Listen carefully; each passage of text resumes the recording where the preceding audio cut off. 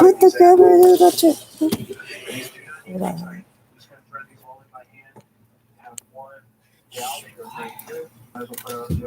it like this. Like so. And go around. Watch this. After we get the case portion, we'll put in our main shaft. Tops in place like so. Now we've got our bearing clips. Make sure these are in place. Put our counter shaft in. Again, make sure shift forks line up. No wonder my dogs were upset. I couldn't figure out that you guys were upset. And then we'll take our crank. Oh my god. Make sure everything's lined up. And its respective groove. Looks good. You can see our casting material is still nice and tacky. So we have plenty of time here. My heart over it. Go. Now I'll prop this up so that we can get this case to drop down. Because our studs come out the bottom. Now put the top bolts in place. And there's really no special technique that I use for finding which one of these go where. Basically, I just place them all in and want them all sticking out about the same amount. And that's how you know you got them in the right holes. If the cases are not coming down nice and evenly, you want to stop because that means you can be forcing something. Alright, now we can put these nuts on the bottom. And just like with the bolts on top, we're going to crisscross pattern. When it comes time to actually tightening these, I'm going to start in the middle, work right out. That's not bad.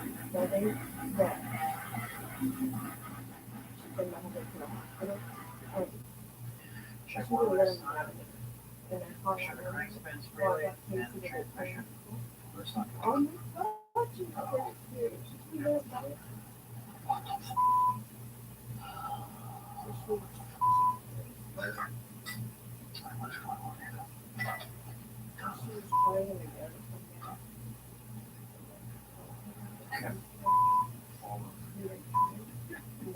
Man, I always get mad at myself watching myself get angry, but because Brownlee knows it's like, man, it doesn't always go smooth for me either. Sometimes you just want to take a hammer and throw it across the room, but that's just how you feel in the moment. But what ended up happening is those little half moon crescent bearing snake pieces, one of them somehow popped out of the groove and it was holding the cases apart, and I just didn't see it. Now at this point, my gasket material was starting to lose its tack, so I reapplied the gasket material, put the cases together, and with that bearing retainer in place, everything dropped in nice and easy. Prime example of why you got to take your time and try not to get frustrated. It's usually something stupid. If you can continue along with your engine build ASAP, working with a rag and some lavender thinner will wipe away the gasket material, but it's kind of messy and it can smear and stuff, a little time consuming. If you have time to wait a couple hours for the stuff to cure, you can kind of scratch away really with your fingernail, and it comes off really clean and easy.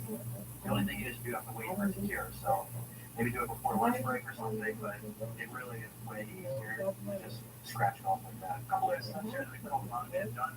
We're going to put on our bearing stopper plate. This goes right here. I like to do this, and the next piece we're going to do right now because it's easy to forget this stuff. The engine can actually run just fine with it, but it's not going to be optimal. So first thing is the stopper plate. We've got 2 screws.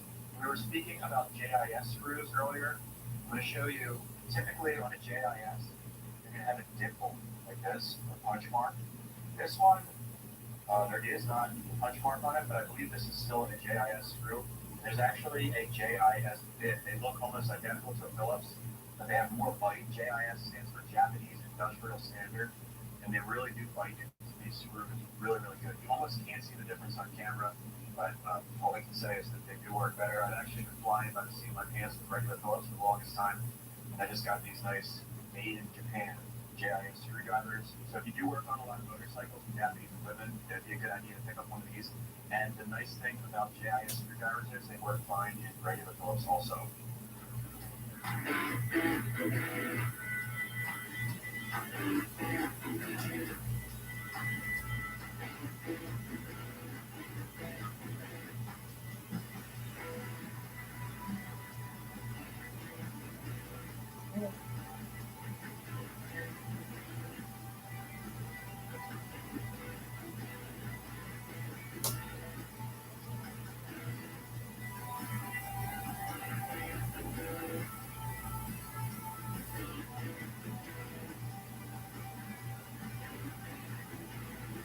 She won't leave.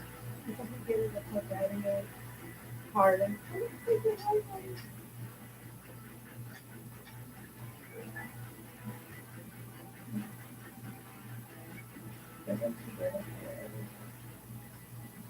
going to be doing some staggered springs here.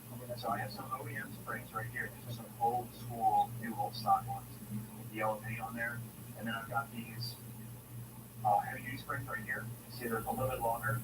These are about 10% heavier than stock. So I'm going to mix them by staggering them.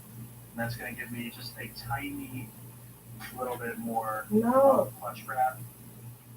We might be able to get away with doing all OEM here, but this is going to be fine. We'll still have a fairly easy clutch pull. Then we have our direct drive lockup.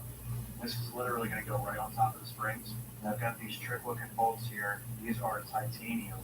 So we're going to have a little bit less rotational mass. Now the trick to getting this in place without damaging anything is by getting them all started and then bringing them down little by little and crisscross pattern. And then you want to make sure if you're doing a lockup, you have these folded in as you're coming down, because what will happen is they'll get locked in this position, like that. They need to be held up.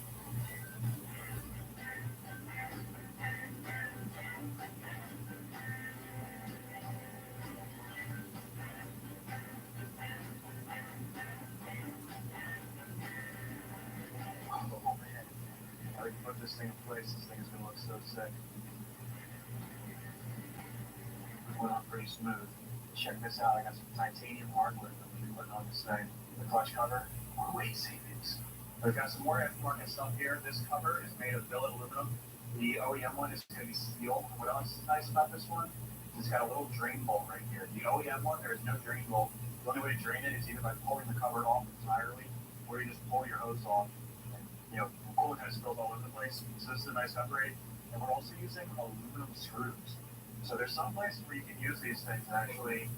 These are plenty strong. This is one of them. And we've got our water pump cover. Let's hold this up. All right, well, check this out. This custom drain right here actually sticks out just a little bit further than the other bolts. And it's preventing me from getting this cover to seat 100%. I mean, you could probably just put it on there like that, but we don't want that. So this is pretty thin. I don't know that I can really grind a little portion for that to fit into. See if I can find an even more low profile bolt to fit here. It's such a small valve. I think you can see here exactly where it sits. I think if this whole thing is this thick, then in this portion, we'll be able to take just enough out.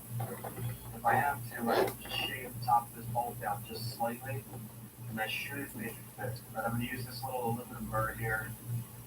And I'm just going to go very, very gently.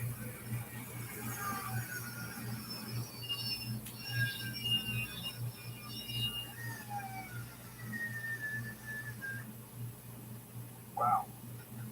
Just that little bit did a pretty good deal. I'll take a little bit more off, but that definitely helped big time. All right, check it out, guys. I found two things that might work. I found these ultra low profile bolts. These have a head that is 1.75 millimeters thick. So I measured this bolt right here, and it is 2.5 millimeters.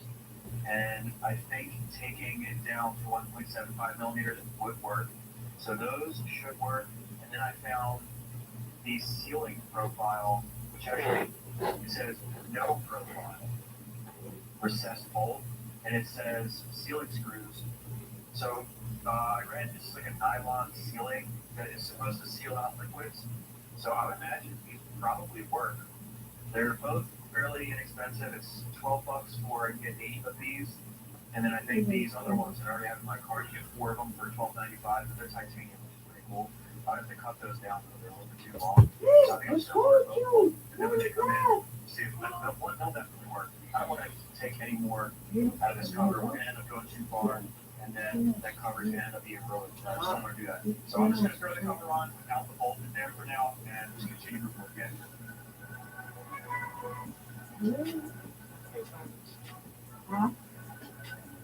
I can't read it because this board is always breaking in.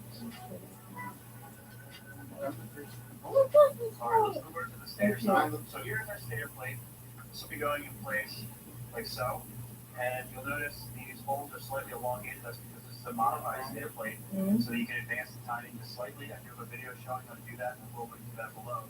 However, we're not going to be using this stator plate. I just wanted to show this for reference. That is an OEM stator plate. We're actually going to use this Swiss cheese one right here. You can see I did quite a bit of weight reduction for this thing. And what you can see on this one too is these have very elongated holes. Screw up to plus 10 degrees of timing. The first thing I want to do is feed the wires to this little hole right here. It's easy enough to do. Usually put one plug through, and then the other two will follow. I'll just pull this up on through. And the grommet will usually just pop into place, no problem. You want to make sure it's seated in there real good so you don't get water into your stator housing. And now, here, you get the stator in place. You take the slack out of that grommet. There it is, man. It fits right into place like so. As you can see, this is how you would adjust the timing by spinning it like this. Now these fasteners, I like to put just a dot and Loctite on them. And now your amount of degrees would be the equivalent to where the case would be. So you can see that would be 0. You can go all the way down to -10, or you can go, in this case, this will go to about +14. And I'm just going to snug these down. And now we're going to the flywheel key in place. I like to put a little bit of anti-seize on these, because sometimes they like to get seized in place. When it comes time to take off, it'll be a real pain in the ass. Place our key in our keyway. And we'll slide our flywheel in place. I'll put a little red Loctite on here. And we're going to put our nut on here. This one might look a little bit crazy because this is a titanium lightweight nut. Now sometimes I'll just blast this on with an impact gun, but since we've got the tools, we'll put our clutch holder in place, or a flywheel holder actually. It's a multi-use tool. There we go. Now we can adjust the gap between our pickup. You can see here's the pickup on the flywheel, and then as it passes through here, that tiny little gap there is what we want to adjust. This can move forward and backward. Now an old school trick is making it about the thickness of a business card. So before we put our stator cover on, we're going to do our sprocket and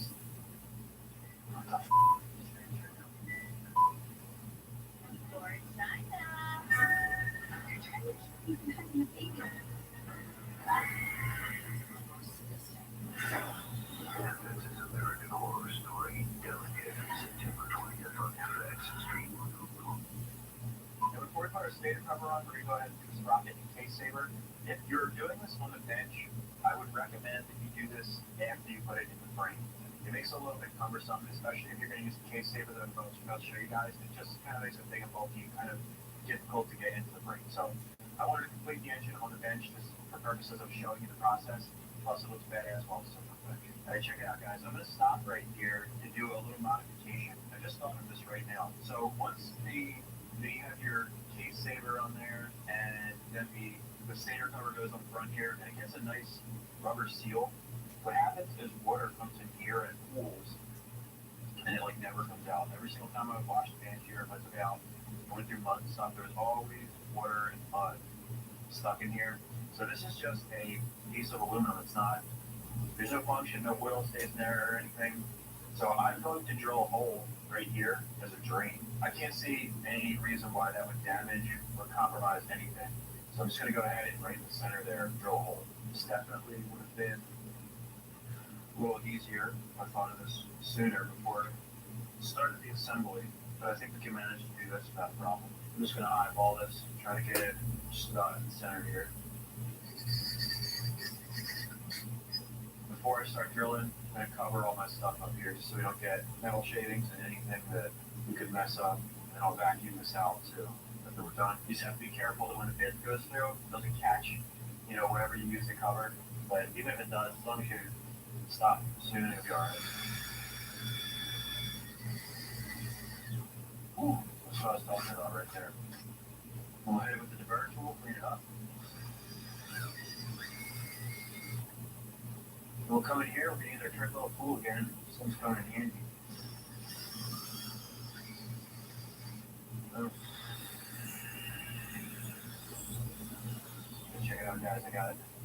these holes in here. I ended up coming back in, putting this extra one in place because there's another tiny little place right there where water just ends up piling up the safe. So I didn't see any harm in drilling a hole right there. I tried to put it as big as I could. I mean, not going to make this one huge if I really wanted to. The reason I did that is in case like pebbles or anything gets in there, it's just less likely that those things are going to get clogged up. You guys let me know in the comment section below. Do other people do this? I feel like somebody else has to have done it because even if you have the stock set up on a Banshee, those things always fill with water. You can't drain them out. So if you haven't seen one of these before, it's probably looking pretty crazy. This is a DRW case saver. I run these on every single machine. If it's available for the machine I'm doing, get a DRW. These things are notorious for stopping case failures. The way that they fit on here, it fits the form of the case. So even if it's not bolted in place, it doesn't want to go anyplace, and that's what really prevents it from damaging the case if you break a chain.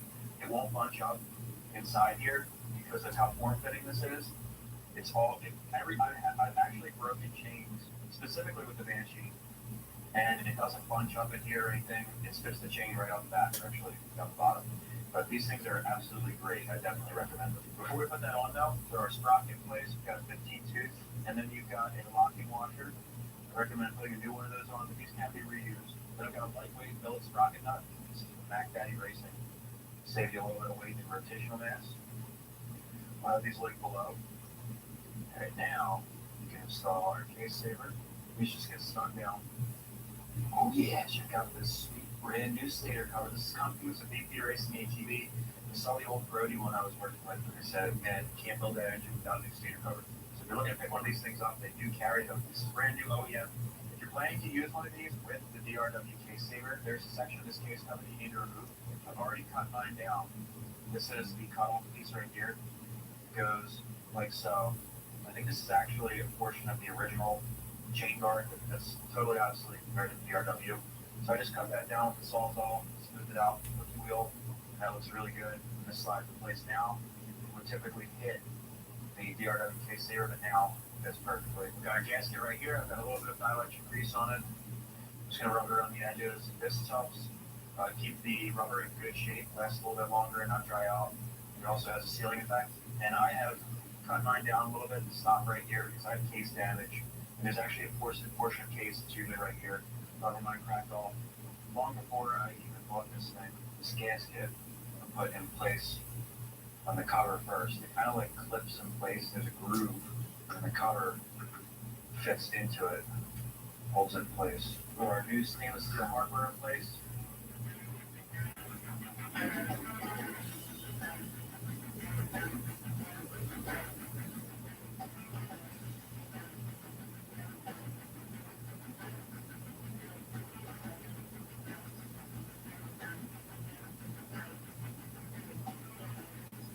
This thing is looking absolutely sweet. Check this thing out.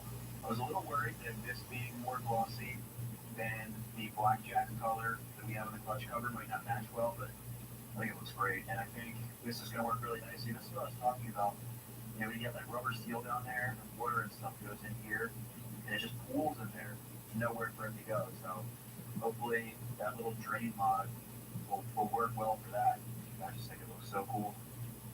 All right, I'm ready to hit the top end. I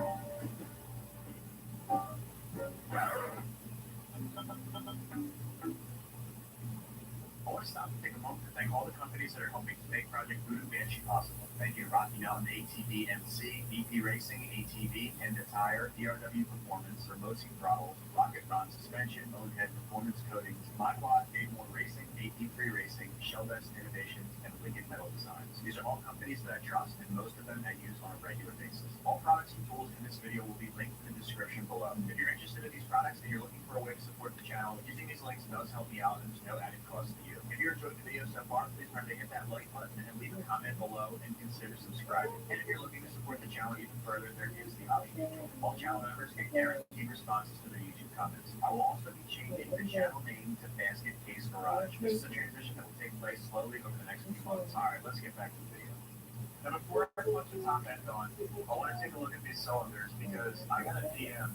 Somebody was like, dude, those Alpha Cup cylinders look sick, but they look like they're heavy as a. And I agree, especially holding in your hand. I mean, this is This is a solid piece right here, man. That's nice and heavy, but realistically, I've got 3 sets of cylinders here, and I mean, if you pair these up, they're pretty much the same size. In fact, I believe to make these, where they're, some people call them wampus cylinders, it's like a stealth cylinder where it looks very OEM. So it's like a sleeper, I guess you could say. I'm pretty sure they just take 2 factory cylinders and cast them together. They make a mold, 2 cylinders, and then 1 casting so that they're bonded. So I don't really think it should be much heavier than I've got a set of stock cylinders right here. We're going to find out in a second. These are the Assassin 421 cylinders. And I know these are studded up and the other ones aren't. So what I've done is I've got a bag of studs right here. I'm just going to throw those on the scale with it. These are 421 pistons. These are OEM pistons. The OEM pistons should fit in our OEM cylinders as well as the alpha codes. The alpha codes are regular OEM pistons. The wrist pins, and we'll get to the so these should weigh exactly the same. The only thing that these won't have is on one side, they have a little circlip. So these won't have that. But I mean, do you guys know, I'm not mad about weight, please. So we'll go ahead, measure these up, and we're just going to see what they weigh, difference-wise, as an assembly, whole top end assembly. So I've got the scale of Duke here. It's just waiting to take this next victim and bestow the harsh realities of gravity upon it. And we're going to go ahead, and we will start with 421. We're stuck here. All right, we got the cylinder centipede going on. I'll throw this, well, I guess we'll put this one right in the center. Cylinders themselves, studs, 6 pounds. Let me put this in something that's 6.346 pounds. Throw the piston and rings in place. Can that get in there? 7.448 pounds. So that is the Assassin. Next up, your stockers. These things feel super heavy. My God. You know what it is? It's the sleeve. So both of these are nickel coated. You guys don't know what that is? Basically, a cylinder typically has a steel sleeve pressed in, and that steel sleeve is heavy. These just have a nickel coating, much lighter. I mean, look, 7.480. So without the pistons or studs, that's heavier, I believe, but it's very close. So let's put the pistons and stuff in there and see what the difference is. I bet you these things are probably considerably heavier. Oh, you're tagging on the weight. Got these heavy ass wrist pins and wrist pin bearings, probably like 16 pounds a piece. Get up there, and then these studs. Oh wow, 9.036 pounds. What a difference! Pound and a half. And you're going stock 4 as opposed to a 421. I mean, do I need to say any more? Why would you not get these Assassin cylinders? All right, let's take these jumpers off. So just the piston, wrist pin, and the studs alone weigh 1.556 pounds. Let's go ahead and throw these cylinders in place. Oh, can we beat the Assassin?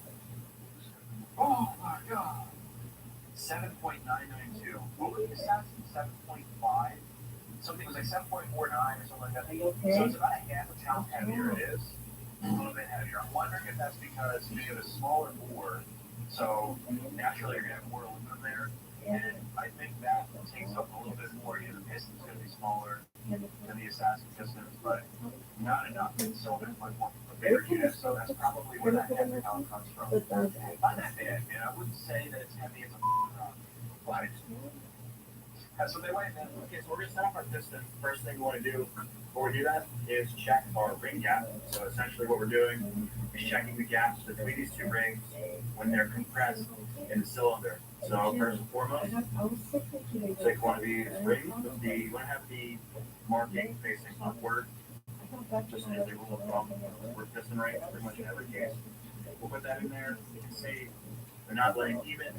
You can just like press it down with your finger and stuff. But the right way to do it is to take your piston, because you want that ring to be nice and even when you take your measurements.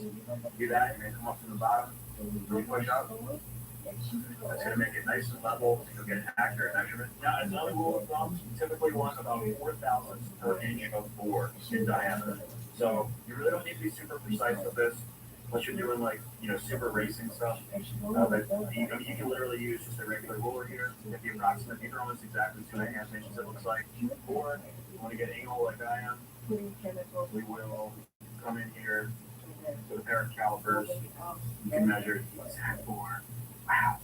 It really is exactly almost 2.5 inches. So we have, if it was 2-inch bore, that'd be 8 thousandths. So 3-inch bore would be 12 thousandths. We'll come back down to 2.5 inches, that's 10 thousandths. What we're looking for in this tiny little gap right here. So we're going to take our feeler gauge. We'll find 10 thousandths. And this is really, you just want to make sure you have at least 10 thousandths. If it's tighter than this 10 thousandths or whatever it is for your bore size, you're going to want to shave a little bit out. We're good to go. That fits nice. That fits in between there, also with no drag. So it's probably got like 11 or 12 thousandths. Perfectly okay. The important thing is that it's not too tight, because with these ring ends, what's happening when the engine heats up, they're gonna expand and they're gonna get tighter and tighter. And if your ring gap isn't large enough, they'll butt up against each other and start to deform. And that can cause premature engine wear, and it can actually cause catastrophic engine failure. It's a super easy step. Definitely want to do this before you put pistons in. Make sure you check all of your rings. Now we'll bring up our pistons. So these are wide scope pistons, and you've got 2 pins. They're called locating pins, 1 and 2. And that is where the ring end will go. And again, you want to make sure that marking is facing upward. For these pistons, the top and lower ring are both the same, so you can't mix them up. What I would do is get that one end started and just kind of walk them into place. And then try not to scratch up the top of your piston. If you do, it's not the end of the world. Just kind of slowly get her in there. Nice and easy. And you just line up with that locating pin. Same thing with the top. Ensure that logo is up top. Walk it in place. So the other thing I do with my piston before I put them on the connecting rod is I take one of these circlips and I'll put it on the inside. What I mean by the inside is, so your piston arrow is here, so the piston's going to be facing this way. Now take the other piston and put it next to it. Since this is a twin, both of these are going to be inside, these ones are going to be outside. So these inside ones are going to be a little bit more difficult to get to. So I'll do these on the bench, and then you can slide your wrist in from this side, we'll up against that. You only have to do the outside. It just makes it a little bit easier. You don't have to do this. The other thing, it's another rule of thumb kind of deal, is you want the opening of your wrist pin clip facing either upwards or completely downwards. You don't want it sideways. In smaller bore stuff that reaches really high RPMs, believe it or not, it's super rare. I don't know that I've ever seen it happen, but apparently, especially with like 85, 65, really small engines get super high RPMs. From the force of the engine rotates so fast, these can actually compress and fall out. A shitty not, man. So, just as a rule of thumb, you want to start opening space upward or downward, and then that won't happen. So we'll go ahead. Oh, jeez. And I'm never going to find this. It's going to be a little difficult doing it in front of the camera. Usually I have this resting up against the bench. You might want to put on some safety goggles if you're doing this, because I've had these things literally fly out and hit me right in the eye. It's just not good. So, eye protection is a good thing. There we go. Just make sure that is nice and seated. The last thing you want is for that thing to pop out. See, I've got it. It's all in fine condition, so it's good to go. Alright, let's get our pistons in place here. It's a good idea to stuff your cylinders so that if you drop that wrist pin clip, you're not digging through the engine, because, you have to tear this thing down just for that clip. So we'll go ahead and put our wrist pin bearing in place, but this is just toothsome oil. I like to use this as my assembly loop for the top end. Just fit that in the rod, roll it around, roll a hole in the top, rotation hole, make sure you've got plenty of lube in there. You can't use too much. I guess you could dump the tires like filled with oil and that would probably too much. Now, with our piston in place, I have to say this, there's the arrow that is faced forward. You've seen people put them in the wrong way. There's no arrow. Usually, these little piston ports are going to be facing towards the intake, or the back of the engine. So we'll just place this right here. You want to make sure that you grab your piston with the clip on the inside. Just line that up. Slide your piston pin in. Bam. easy. All right, let's see if we can get this ring in. See, that will hit the line right into the crank. If you can't get it out of the magnet, could be a problem. All right, clip in place. And for whatever reason you're not at, just the top or bottom of that opening, you can take the screwdriver and push it. Sometimes it's really tight and you can slip. These piston clips are one of those items that you don't want to reuse. If for some reason you're tearing your top end down and you're going to reuse your pistons, at least replace these clips. All right, almost time to put our cylinders on. Go ahead and put the base gasket in place. Just like with my other gaskets, I like to grease these up. Again, this is not a 100% necessary step. It's just something that's going to make it easier when it comes time to rebuild. All right, we're ready to put our cylinders in place. You want to make sure that your ring end gaps are lined up on the piston pins. If they're a little bit too short of oil on both of the pistons. Now we're going to do the same thing with our cylinders. Get a nice thin film of oil all over the board. All right, let's see how we do here. It's not obvious. These all sports go forward. I don't even know what happened if you try to put this on in reverse. These monoblocks definitely take a little bit more finesse than doing two separate cylinders. You just want to make sure you're taking your time with them.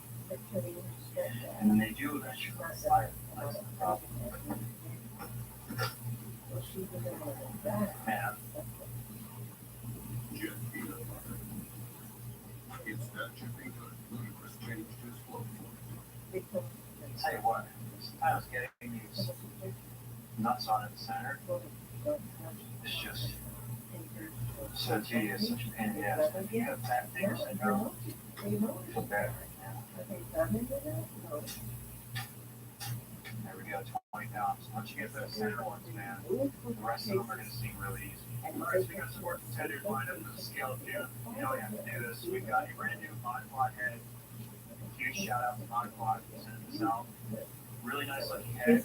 Here is the chariot that came off. The overall design is not quite as low profile as the chariot. The chariot's definitely very sleek looking. I think the cool head of monoclod holds a little bit more volume. So it should actually keep it a little bit cooler. It may equal heavier. I don't know. I'll find out in a second. When you get these things, you'll get your water fitting for your overflow. You can do that separately. I put a little bit of Teflon tape on there. Put that on. Get her nice and snug. Alright, here we go. Try the chariot first. 2.5 cents for solid billet. This already has snow in it. Now we'll throw the monoclod on here. 2.288 for the domes in place here. Oh boy, 2.842. Now we can go ahead and put our cylinder setup in place. I've got these really nice ones from AP Racing. They've got an Allen head at the top. So they're really easy to install and remove. I've got a little bit of anti-seize on all of these. Just makes it easier for when it comes time to pull them out of here. It won't be seized. And these just get stuck up. You do not need to be super ultra tight. We're going to load up our cool head with our domes and our O-rings. These will go in place. Notice there is a little divot right here. Most cool heads are going to be the same with domes. So this is a monoclod. We've got a pro design. The chariot is the same. Boss is the same. DOS as well. They all have the same style. Trinity style heads is a little bit different. If you got the old school one or whatever. But anyways, you want to line that little thing up. The little locating pin. I guess you can call it a pin anyways. Right there. So that will line up. Right like that. Just like so. Before you put this in place though, there are two O-rings that go in here. To keep these in place, see a little bit of grease and just dab it in a couple places. We'll just put this down here. The grease holds it in place. There's a lot of these. It's a really snug fit. And they actually need to be pressed in place. You can do it as bench vise. Just want to make sure you have something soft in there so they don't damage anything. Make sure it's lined up, and then it's really something you want to be careful with. If you don't want to force anything, cause any damage to your stuff. Just come in nice and easy. You can see it's pressing right into place. You don't want to force it. If for some reason it doesn't want to go in, you may not have your locator lined up. But Get Ashley Right Brownlee there. out of 5791 Oak Ridge Avenue. That looks I'd good. take her And we'll do the 2 same feet thing away for our other O-ring. from the CP number. And she really wants to take her off of that. Alright, we're gonna put this in place. We're gonna keep an eye on So your have O-rings. they done it? Make sure They, they I don't could pop tell out they of were, place. they did it. Alright, for safety. Yeah, I'm gonna do it. Don't worry about it. If they're ever see that. Have they see you all the time? Dude, this thing All of it looks is freaking crazy. Just look at that. She's interested It's in like real gold. this is Except not it's her titanium. business. It's not gold. It's like mine is But it's not fucking gold. business. It looks awesome. You always tell I'm me really, really and happy with everybody that. else, We're gonna take a look to see if I can get an accurate switch rating here on the bench. Normally I like to do this when it's in the frame because it's just way easier. You can actually kick it and everything's being held in place. So I have the engine clamped to the front here to the bench.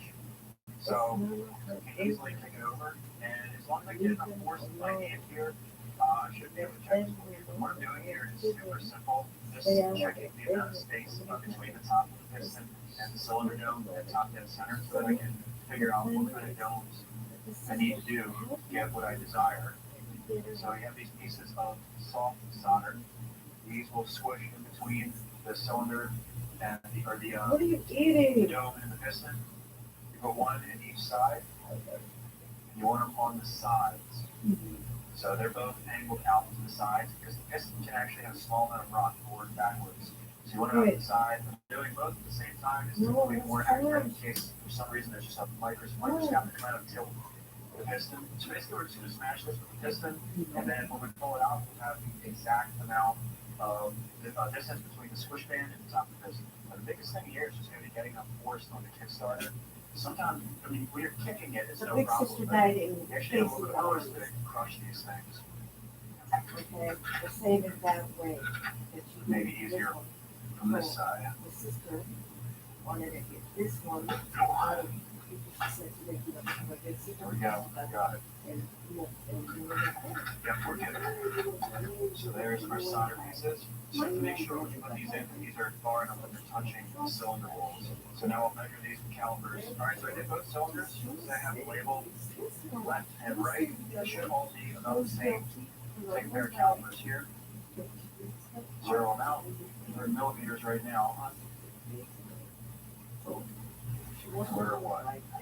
1.97, just about 2 millimeters. So we're 2 millimeters. Tighten this down so it doesn't move. And if we switch this to standard, got 0.079 inches. That's a pretty big switch.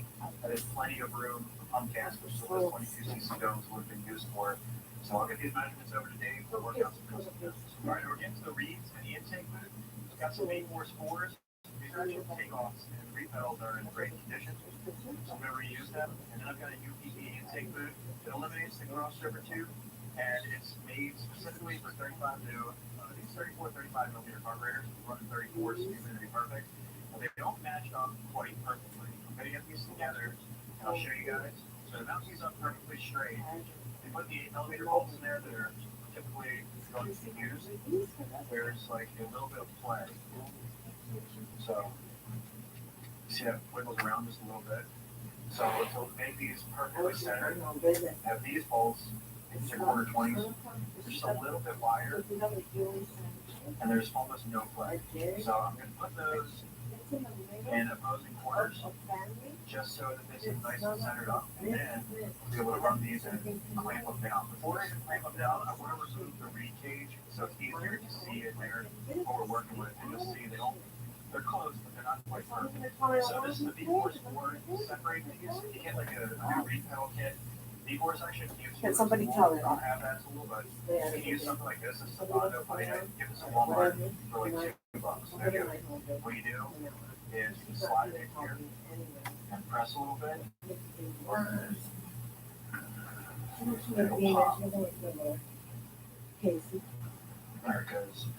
You can see it's starting to Yeah, separate. and And then that's what enables it to pop open. One of our reed pedals put my hand on the fell off bike. right here.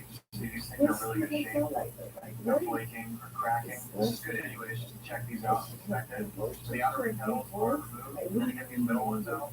It's It's a little rotating pin in here. Bob me like a But we get that out with a flathead screwdriver or pick. We come in here with the pick, put it careful on down the reeds, get in there, and then just push these out really smooth. You take a pair of pliers, pull these out. You'll notice the ends of these are a little bit different. This side is a little bit sharper. This side, the sharper side goes inward to create solid these. And now the center reeds can come out as well.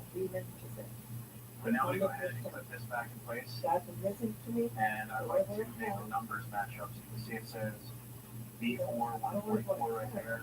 I just like to put the text both at one side and then just clip it in place like so. And now we can get a much better view of what we're working with. Alright, so now you can see in here, you guys see the lip in here doesn't quite made up perfect. It's close. We can get some better performance out of this. Look at this side. There's a lip down the bottom here. Up top, the lip is on the plastic portion on this side. And down here, it's just slightly off, by like 2 millimeters. So I can keep this all together like this, get in there with a burr and smooth that all out. And I'm going to try to do this so that you guys can see this. It's kind of difficult to get the tool in there and show it on camera. I've done a lot more accomplishments for the Lord. So you know, Figure it out. But I studied as fast as possible. It's not that tough. Let it stand up. Going through the flow. So nothing. that'll work in. It's right. It's down Up perfectly. at the top of my nose and down and Not down. that difficult to do. You want to take your That's time. enough of them. Before then, nothing got The done. weight of the tool is Why? zero I was off. quiet. Not pressing down or And it's anything. like they even don't know If it. I have to heat up really quick too, it'll start to You kind know, of it's fall hard to more. play like you could speak up. Yeah. No idea what you're talking about. So I'll work on one area at a time, kind of keep the You tool know moving. something. You know, Slowly just do it take good the to whole me. area down. Right through the window. Got it. Yeah. With the eyes open. Long.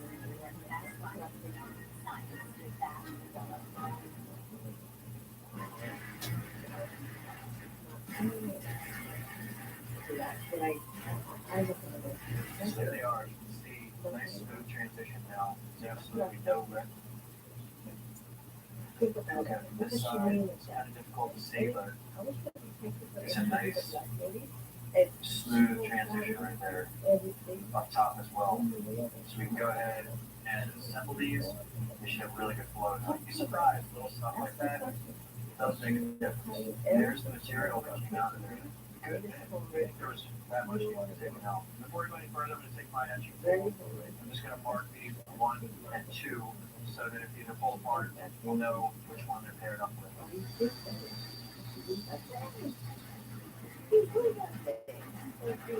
So here we go. I'm going to put these together. Gasket in front of the ring cage, gasket behind the ring cage, and then the intake boot on top. And we can put this in place. We can get these 8 millimeter bolts tightened up. I'm just snugging these down. They really don't need to be too tight.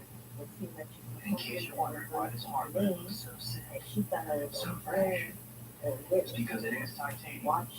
I had a whole bunch of these M6 titanium bolts because I was going to put them in those real heavy GPS rims on the B-block to save a little bit of weight. And see, that's nice and smooth now. Man, this engine is looking pretty sweet. Check this out. I actually did the cards on there. Couldn't wait. I really wanted to see if this clutch, the clutch actuation arm would clear the bottom of these Macounies, because that is an issue that happens, especially now that we have this really short intake right here. So you always have that big billet block. Everything is much closer, so the card bolts kind of hang down low, and they're right on top of that clutch actuation arm. Luckily, I got everything to work. I have the cable hooked up, and then I just went ahead and threw a clutch lever on here. And actually, it's kind of cool. You can see the clutch actuated as I squeeze this thing. check it out. Everything does clear, nice and easy. What I had to do is bend the arm down just slightly. That clutch actuation arm, it's very easy to bend down. And it shaved 1 millimeter off the bottom of this car drain bolt. And now with plenty of clearance. It's not even, I mean, it's close, but it's not like so close that it just barely makes it. There's a little bit of breathing room in between there. Clutch feels really good, by the way. So we're good to go with carburetors. Now, I've already had a couple people ask me why with the 34 millimeter TMs. So I had the 35 millimeter TMs on there. You know, they were great carburetors too. I've never actually run these ones. Now, a lot of people were like, dude, you gotta get 28 millimeter PWTs. A lot of guys really like to run those for low end torque and for wood machines and stuff. And since this is gonna be, you know, like a play, fun bike, and a lot of trail riding and stuff, you know, I guess it would make sense to do those 28s. I don't know that the 28s would be bad, but the reason I specifically chose these is because I've been working with Dave more with this, and I've been using his recommendation. He told me that these 34 millimeter TMs were like his favorite cars back in the day, which don't tons of fancies. He said he'd make the most power with these.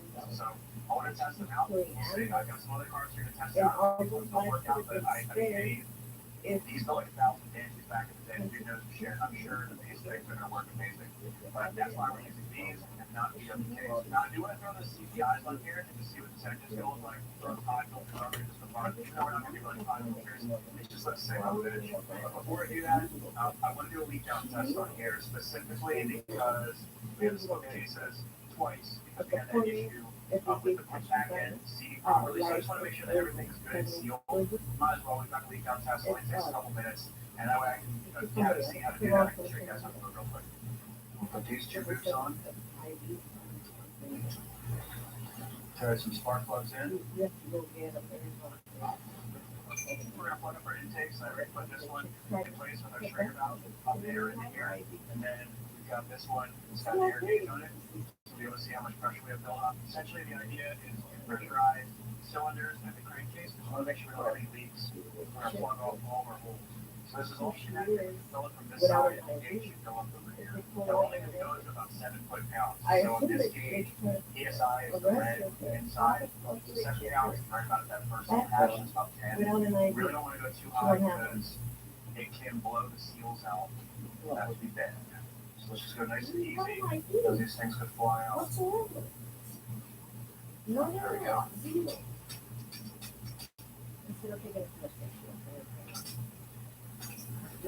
All right, that's a little bit of 6-7 pounds right there. So we'll leave it. I'm back in a minute, and as long as it's holding pressure, we're good to go. I don't see the needle moving at all, so chances are it's going to.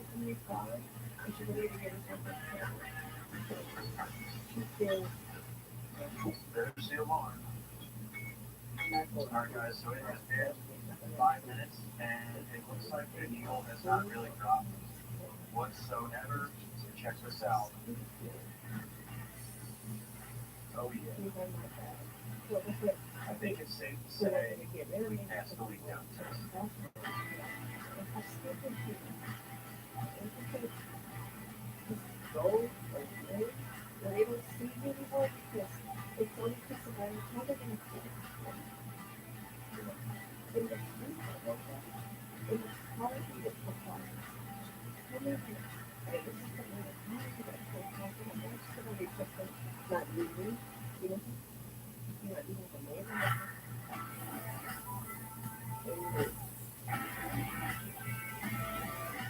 I don't know if Casey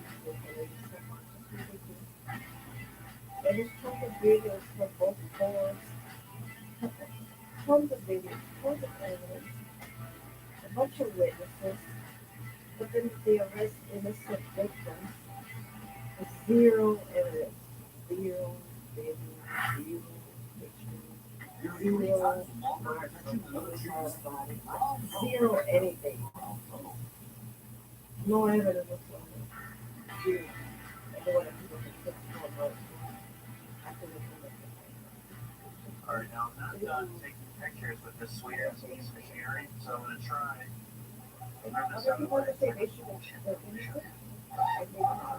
So we have some super simple stuff here and some super complex stuff. But nevertheless, these are two really tricky parts. We've got a skid plate right here. This is like case plates. So they make a number of different types of skid plates. This is their specifically low profile, weight one. So this is only 3 millimeters thick, but apparently this thing is pretty damn strong. It's supposed to be good for most riders. It's some light racing, you shall see. Anyways, we've also got this GPR steering stabilizer. Dude, this thing is freaking bad ass, but it is solid and it's like and it is heavy too, man. So we're gonna do some modifications on this thing real quick. But before we do the modifications, we need to pull out the scale too, because this is supposed to be an ultralight skid plate. We have to test it against the takeoff. But I did want to show you this thing because it's pretty nice. You know, it's very thin. It really is. This is their 3 millimeter version. But this material apparently, yeah, forget exactly what it's made from. I don't think it's a UHMW, but the DRW skid plates. It's made of a different material, but I think it's comparable. The reason I didn't go with DRW, you guys know I love DRW, is because the DRW skid plates are like literally half an inch thick. They're very, very heavy duty. They are great, but they don't currently make one for the Yamaha Banshee right now because I wanted to go super low profile, extra lightweight. So I went with Casey plates. Plus, I like to check out and see what other people are running also. So right off the bat, we got the sign of a great company because they make amazing. Out the door, this thing was $90. It does come with mounting hardware. Very basic stuff. If you guys have ever run a GT Thunder skid plate, it reminds me a lot of those. However, they're a little bit different. I like that they have, and this is just electric tape, that kind of runs down the frame rail, just like one little bumper. And then in the front, they have this tongue.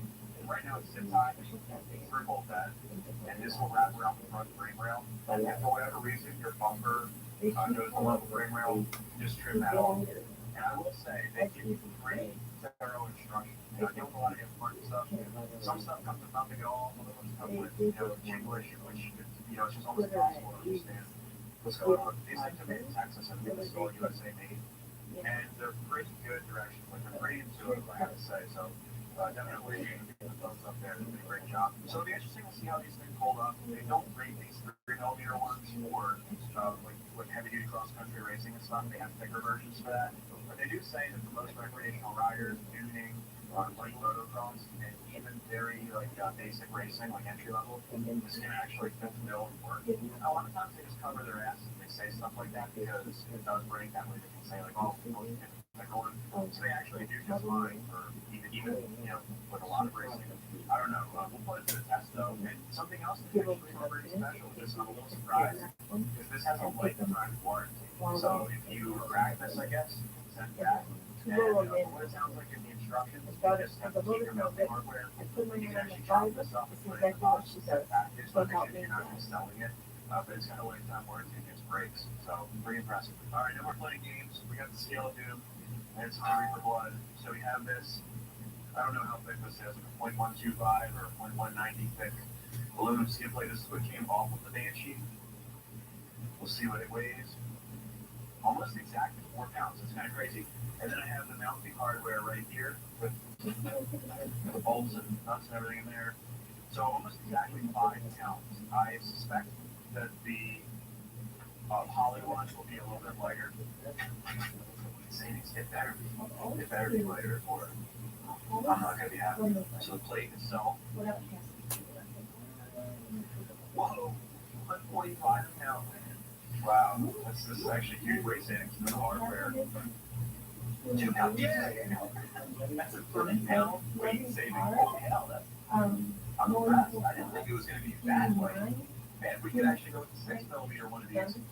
I would imagine that, the 6 millimeter is probably twice as heavy as this.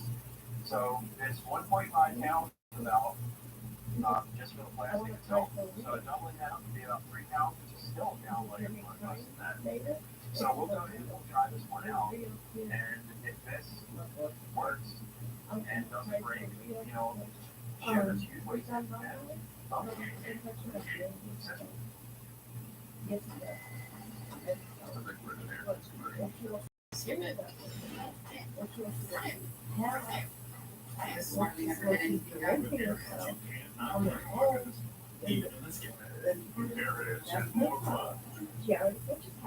skid plates. I think I might as well talk about what's going on in the rear end too. So we'll go with the RW performance there.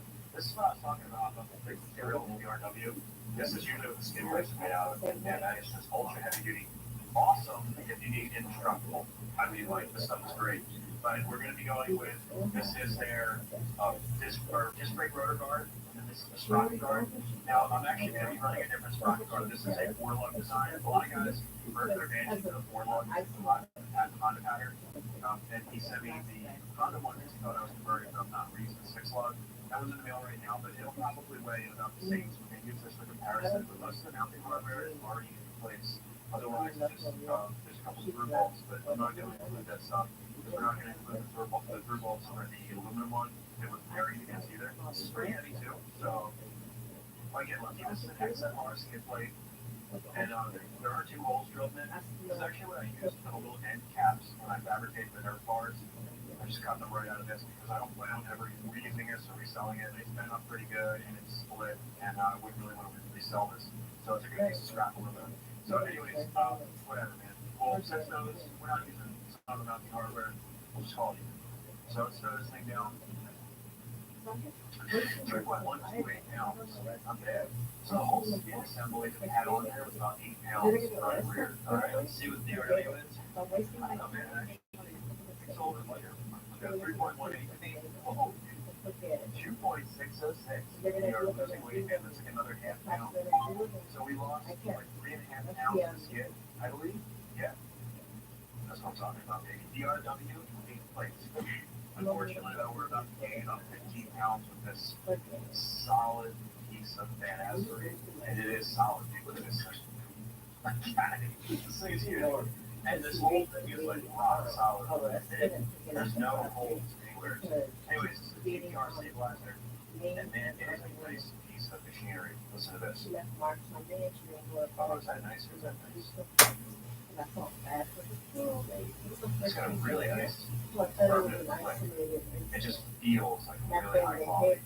GPR is a really well-known brand. I believe they're pretty big in like the sport bike industry and street. So they've been around for a long time. And they have this one that's called the Low Boy. And it gets into the Banshee brake. Now, it can be kind of difficult finding a style stabilizer for the Yamaha Banshee because of like radius and everything. There's not much room. Precision doesn't make one. And this was one of the few ones that I could find that's actually made for the Yamaha Banshee. See, it's got an adjustable link right here. Really, really sweet. And this had about $2 too. Going with black because I figured that would match the build. It's always hard for me not to get like cool colors and stuff in parts like this, especially man. This is pricing. This is $550. But it is definitely well worth it. You know, to get something like Precision, it's going to be a comparable price. But a stabilizer really saves your arms. It can even help you with controllability of the bike. So I definitely felt like it was worth it there. I have the take on here. It's an old school Denton Racing stick style. There's really just no comparison. If you run a stick style, you have a tripod, you have a tripod style out, you can make a comparison. There's just night and day difference. I mean, this one, surprisingly, still works. It does have some resistance. It's actually really tight though. The steering was very tight with this. This thing probably needs to be rebuilt. But this is the take-off, so there is a little bit of comparison there. Muscle node on the scale again, see what we're doing weight-wise. Alright, now there's no survival here. This thing, you could literally club somebody with this and it'd be a good night. This one is pretty lightweight. It's not exactly like your own thing, but you know, I can tell there's no comparison. We're going to have to do some odds here. I'm not going to be able to sleep at night. We have the mounting hardware in there and everything. 1.478 pounds, basically 1.5. And then this heavy ass money, 2.774. So it's like 1.3 pounds heavier. Considerable. But, you know, this is one of those areas, like suspension and brakes and stuff, that, you know, it's worth it to add a little bit of weight. We might be able to bring it down to match the weight that takeoff. That's what I'd like to do. And I legitimately feel like this is way over-engineered in terms of structure. I mean, the puck itself and everything, that's a different story. But this base piece is ridiculously clunky. We can take a lot of weight off of this thing safely. I don't think it's going to compromise the structure at all. If you look at the dent, this thing has got to be from the 90s, like over 20 years old, and you can see how thin some of these pieces are. And it has never failed me. So, and I've never serviced this thing either. So I just don't think it's necessary. So I'll get Paul, I'm going to pull the actual stabilizer part off, and really we're just going to be working with the aluminum chunk, like the bracket And that is made for why attaching it did to we the have engine. to So this thing sits in the frame, goes this way. So it sits in the frame like that. they were It's a big chunky thing right there. I think ideally the best way to address this would be to make a steel bracket and actually weld it into the frame. But we've already powder coated the frame and stuff. I don't want to go welding on this. I have to re-powder coat it. So for now we'll light up this bracket, and then if it comes to another time when powder coating frame, that's something that I can do as an addition. All right, well, just gonna start marking holes here and start drilling away.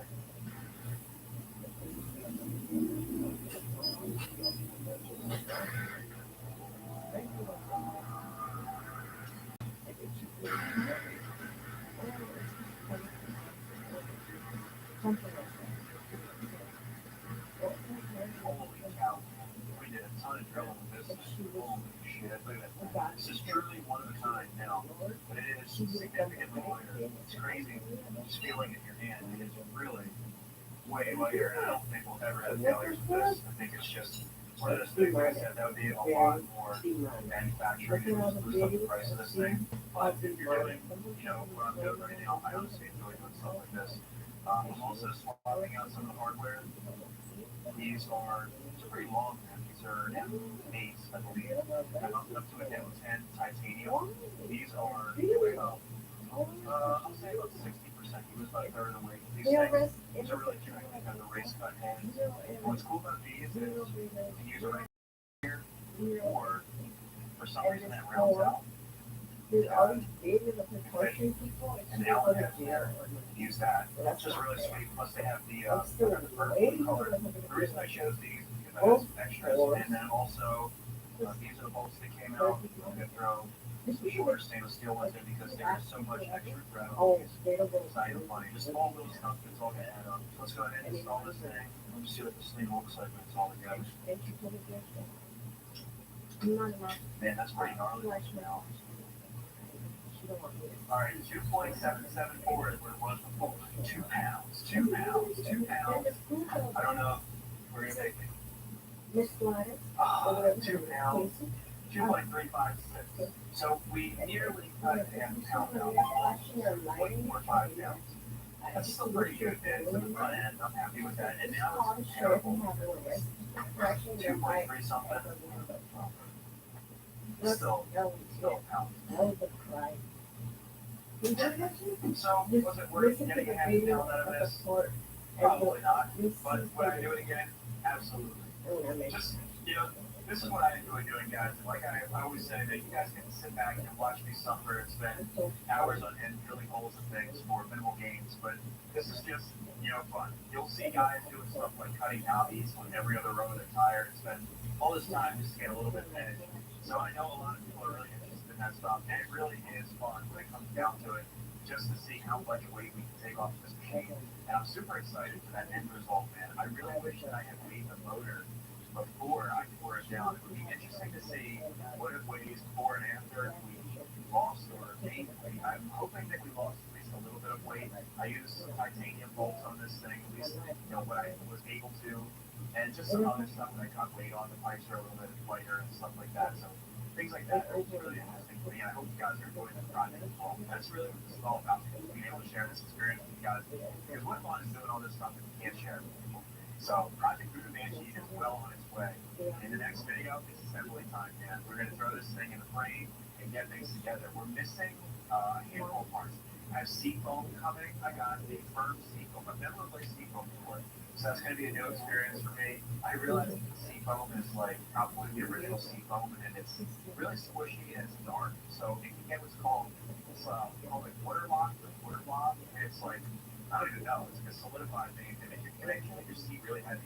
So we may actually get some weight savings in that foam seat coming in. That's a big heavy thing, you know what I mean? So we have that working on. I have the graphics there in the mail. I got tracking number for them, so they are on the way. My suspension, I've got some Elko linkage coming for this thing. Really excited about the suspension. And Rocket Ron did that up and colored it and everything. What's up, guys? Mike from the future here. I'm editing this video. I'm about to be finished. I got it down on the door today. And check it out, man. My game on came in the mail. If you guys don't know what that means, that's Rocky Ron's thing, man. When the suspension comes in the mail, that's your game on, bro. It's time to bring it with the competition because you got the best suspension out there. So I want to open this up so bad. I figured I would include it in this video. Since we're doing weight saving stuff at the end of this thing, it's always good to end on a positive note. And I know we got good things in that box. Also, look at these things, dude. Holy crap. So the Lexus pieces came. They look absolutely, they look stellar. I mean, I don't think it could have come out any better.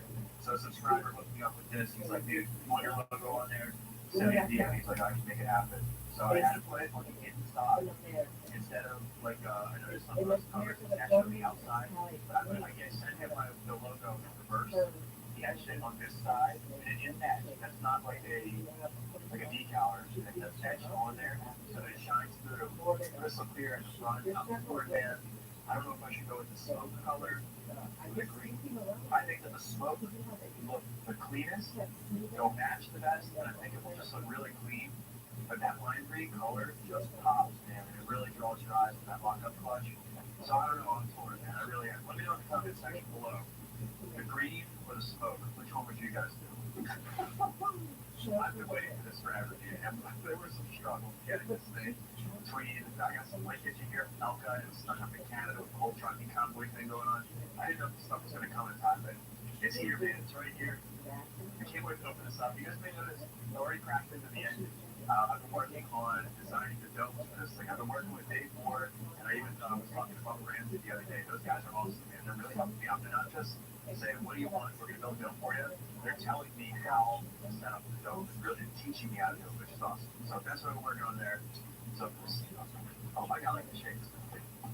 It's 2 o'clock in the morning right now, and I can't wait for this. Oh, dude. Oh, I know what's in here. Elka. And we got our box floats. Dude.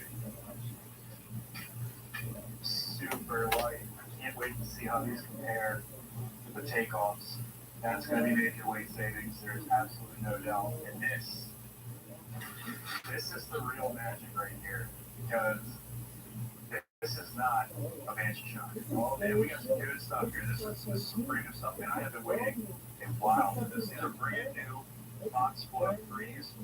I was back and forth between the RC2s with the reservoirs and stuff, but apparently these are actually very good.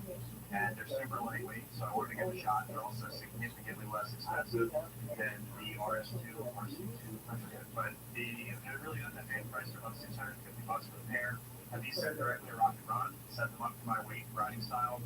These should be perfect. I can't wait to weigh these things.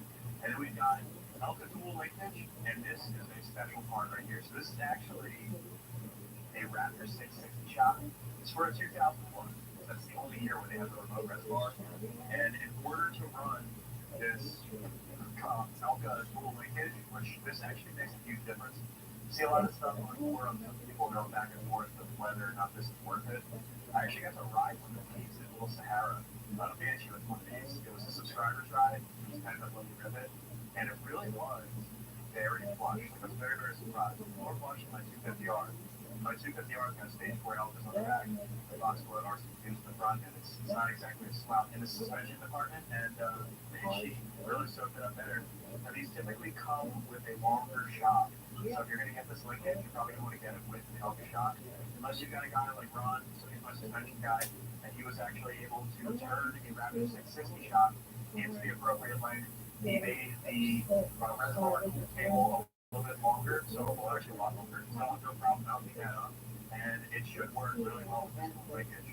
So I'm hoping that this will save me in that rear end with that -1 swing arm because it's going to be tough, delivering the power throughout the uplink between wheels and stuff. And I think this could actually help with that. Plus, good suspension is just always going to help out. This appears to be all made of aluminum, and it's actually pretty lightweight.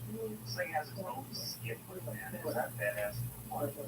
So this is pretty lightweight, and then this is kind of heavy. This is actually made, it looks like it's made of billet steel. It is magnetic instead of steel. So I imagine this piece takes a lot of stress. And now, what have you all been waiting for? Let's weight these things. Now, in terms of lifting, I think we're pretty much screwed because this, the link is just, this factory link is almost like half this deep. It's crazy. It's got a little bit of weight to it, but there's just no way this is 3.72, basically exactly 3 pounds. I'm gonna say this one's like at least a pound heavier. I'm gonna say it's 4.5. 3.7. That's really not that bad. 0.7 pounds heavier. I can live with that for the game. Alright, I'm gonna lose my mind if there's significant weight loss here. Now I will say these shots don't feel as heavy as I remember them. I think it's possible that there's no fluid in these things. The performance on the sun's pretty bad. You know, these are great shots for the new. The number is awesome, but you can see the leaking down there. I think these are full blown. These shots are full blown, so that's definitely going to take it. That's going to cover some weight. If there's no oil in these things, I think it's still heavier. But let's just find out, man. I'm just going to find out. Oh my gosh. 10.270, 10.272 is what they weigh. So, let's see. These are definitely lighter, dude. There's no doubt. Yeah. 6.076. I think I was getting in my head a little bit there. That's 4 pounds, dude. 4 pounds.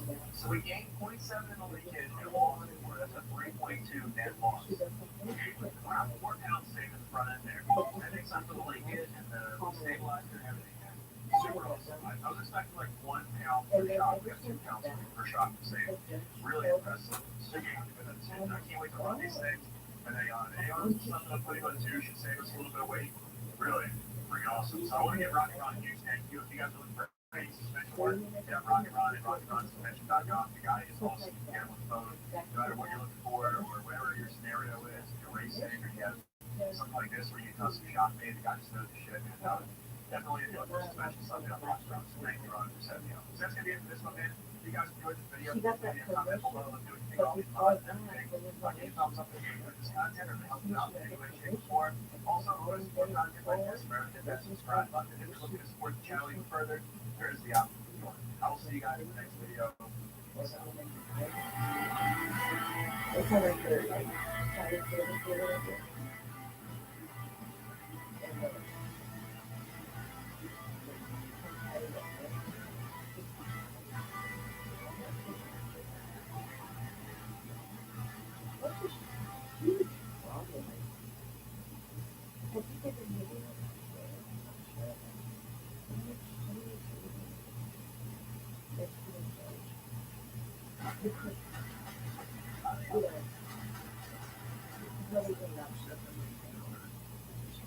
Poor vehicle maintenance can cause wildfires. Before you hit the road, check your tire pressure and secure trailer chains off the ground. Flat tires and dragging chains can cause sparks. Spark safety, not wildfires. Learn more at NevadaFireInfo.org. Man, I'm glad you're here. But where were you this weekend, dude? I can't believe you're late. It's alright though, man. Don't worry about it. I came in yesterday and I spent 15 hours pre-fitting parts from the rest of my bench. So I'll show you guys exactly what I did, man. It is no word of a lie. It was 15 hours yesterday. Just a ton of work, man. If you're ever building a machine and you're struggling putting something together and just nothing seems to want to go together, dude, just hang in there.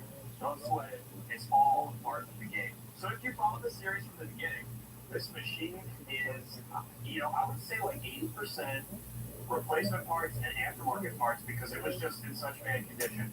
So when you have a lot of new parts, whether or not they're high quality or economy parts, aftermarket stuff it just usually doesn't fit right out of the box. Even has to be tweaked just a little bit. And, some of this stuff, almost all of this stuff, has needed a little bit of tweaking. So a part that might take 10 or 15 minutes to put on, or even less, maybe just a minute to bolt something in place. Sometimes it ends up taking like an hour. So you do 8 parts. That's 8 hours of work, and you can see that's very time consuming. So just know that that's part of the game. So I'll go over some of this stuff here. Probably the biggest time-consuming pieces were these freaking heel guards, man. So I don't know if I mentioned, but these are aftermarket heel guards. You can get just about everything for Yamaha Banshee aftermarket. You can get eBay, Amazon. They've got cheap stuff. They've got expensive stuff. And these were like middle of the road, I guess you would say. I think they were $100, if I remember correctly, for both sides. So it's $100, and the construction is good. They're nice and solid, but I'll tell you what, it was not easy getting them to fit, man. They didn't match up at all. This pole back here needed to be dead straight. And just other stuff too. Man, you can see I ended up drilling another hole, mounting hole underneath there. It really doesn't look too bad. Just two different mounting holes.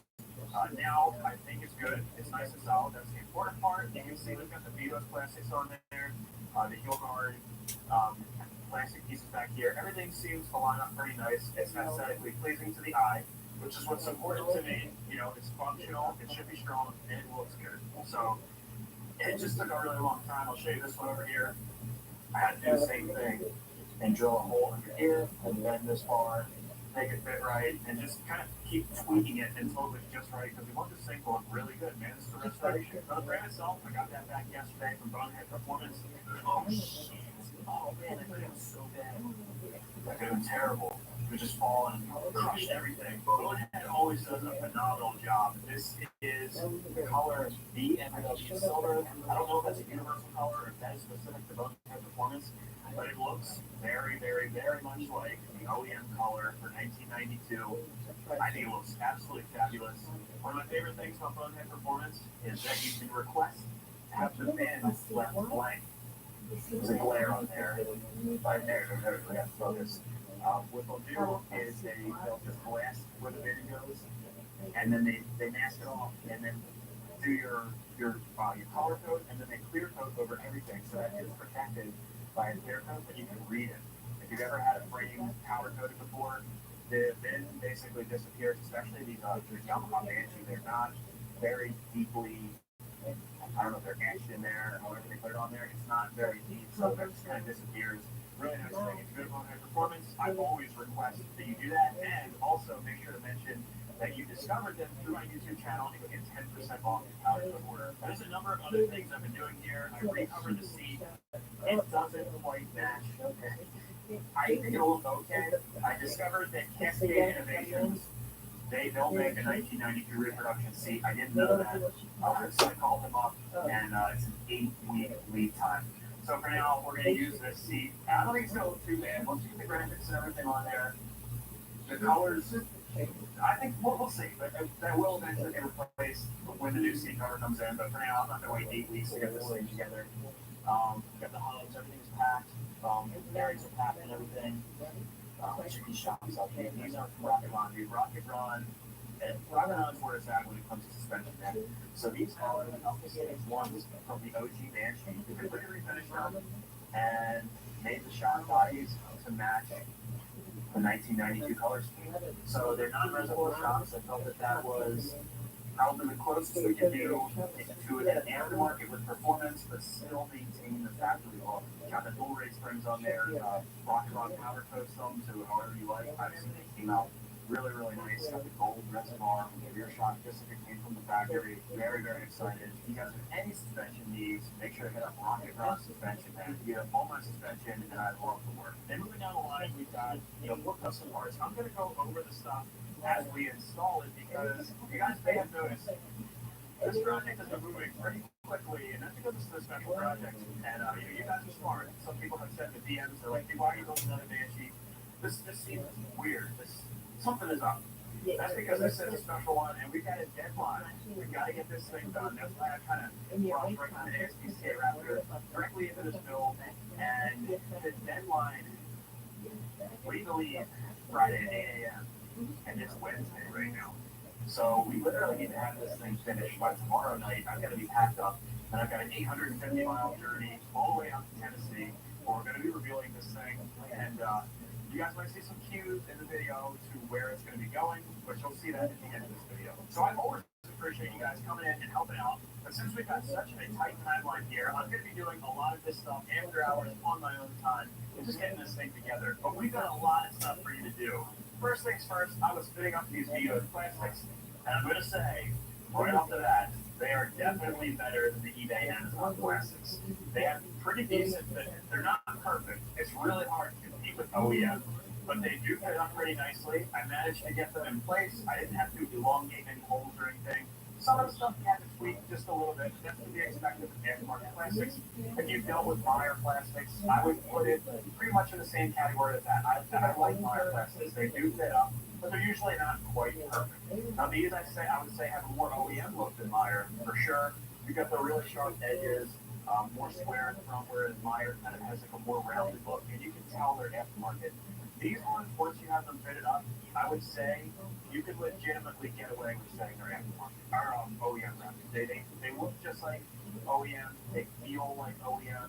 Out of the box, they come out of the box nice and square. Like some of the aftermarket ones, they come out and they're kind of warped, like just the way they're sitting. These ones sit nicely.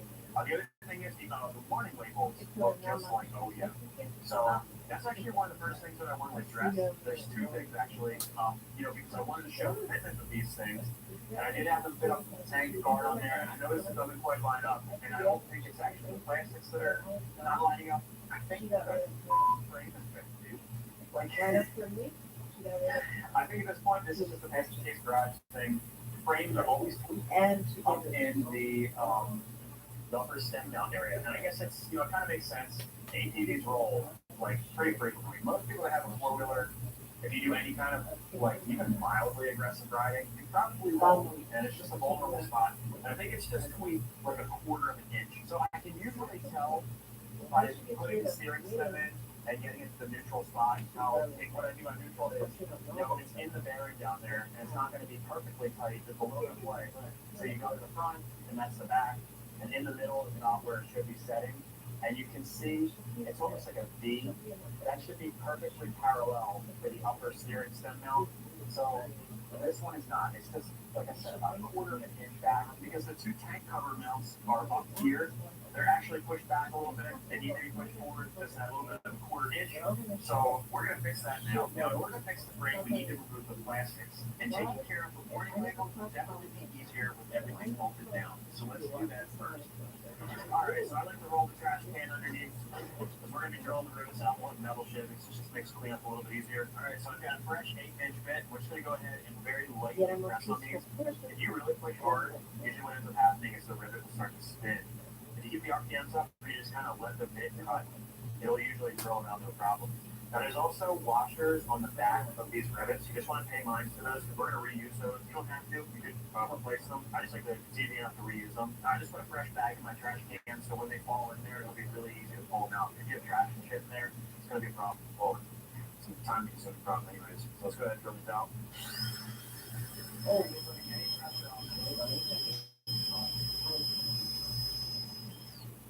Go. And I got hot. Being stubborn, you can't hold it with a pair of pliers on the back. The thing is, it's just a good habit to not press hard on these because if you don't have access to the rivet from the back, sometimes they can be a real pain in the ass to get out and start spinning. Ready? 1 in 8 people have worked at a McDonald's. That's a lot of technical skills, people skills, and lifelong skills learned on the job and off that 1 in 8 will always have.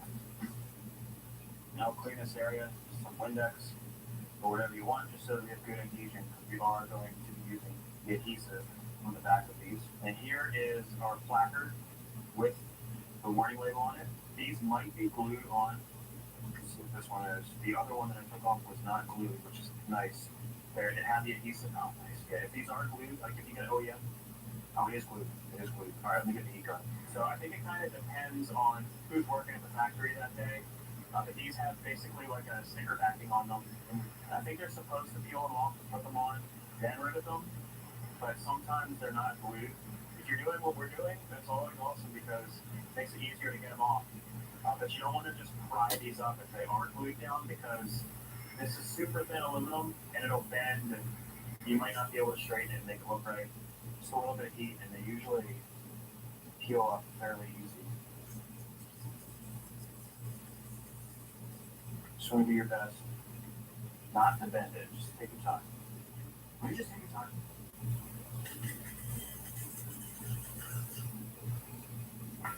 All right, there's our plate. You'll see this is, it's got the glue on the back already. A bend like that is no problem. You just don't want it to crease. When we rivet this down, you can actually pull this to a butter hand right here. These things are very, very easy to bend.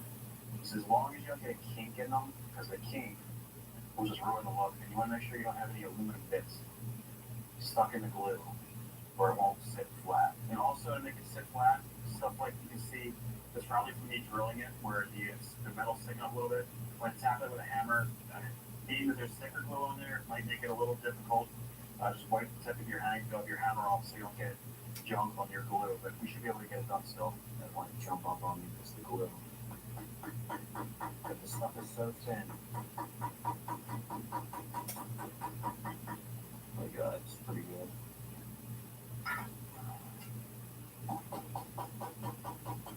Surprised the glue actually wasn't more of a hindrance than that. Now we're going to take the portion that fell off and drill out the rivet. What we want is this little washer. Let's get this in here. So I'm not going to squeeze it, just leave it just slightly open. I'll take a little hammer. And these just kind of tap through. Some are more difficult than others. Try not to take it with your finger like I just did. Just get it right to the edge there. Okay. And there's your washer. All right, now we're going to put this back on. We're going to skip out on the placard. And there is a thin laminate that I think is supposed to come off. Kind of like one of those factory things. It comes off way too easy to be a protective coating for it. And then I'm going to throw 2 rivets in.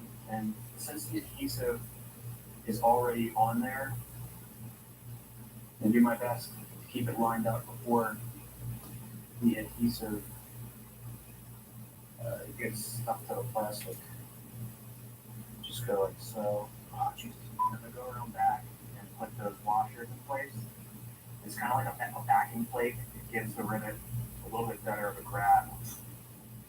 And we have it. That one's good to go. These rivets are 1/8 inch thick by 5/16 inches long. And one last thing I want to do is just heat this up, see if we can get that glue activated on the back, and press out any raised up sections just to make it as flush as possible. And there you have it. Now we have a little bit more of an OEM look for the time period on our warning labels. Now I've already taken care of the other warning labels, so I've also got a custom one on the one on the rear fender. I've got a custom stack plate. It's going to be called the Wildcat 421. Let's go ahead and get the plastics and the hang off so we can straighten the Oh, there it is. Well, I said that Casey Yes, it Reeves does. sells her behind. Absolutely. So I've got a series of 3x4s basically utilizing the cross brace for the rear shock and the grab bar all the way in the back. I've got a steel plate on the shoulder lock thing up front here. The jack won't crush the board. It'll push the whole frame forward. So let's give it a shot. Hopefully nobody Or something like that. gets hurt. But they might. So right here is the gap that we're going to be closing up. Right about here is where the steering step should sit with our And I'm like, what's going on here? bushing up top. Should probably be right about there. So it looks like we got about 1/4 of an inch to New go. homework. You can see it. It's moving right away. So I'll probably go Like like she a would 1/2 do an inch something because it's bad. going to go back when I take the pressure off. This is jack, I think, because it's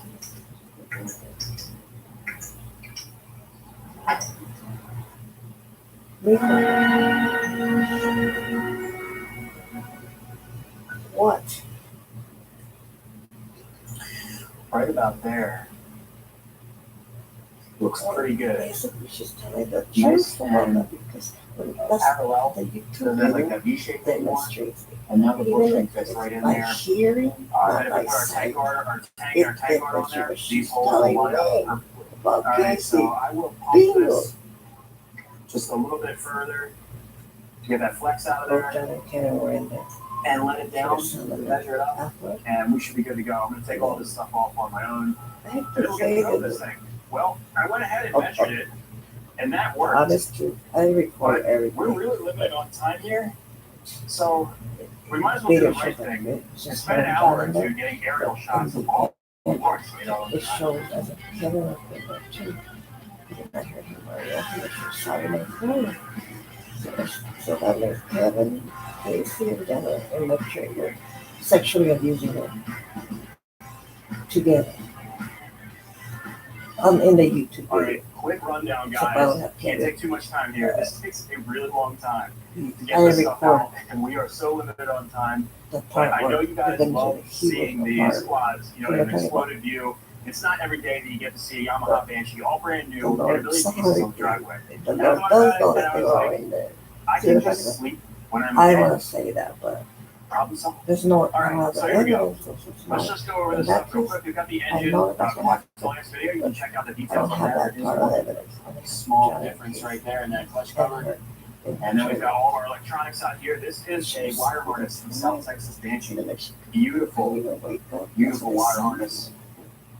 One of those things that There's horrible. you might have to be I was having a cry because but the craftsmanship on that. Ooh, have Lord.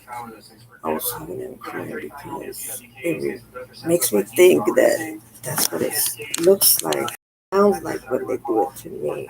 That's what I was concerned about. Reminds me of when they do it to me. I only woke up one time. It was too late to say anything. You know, somebody was already coming for me.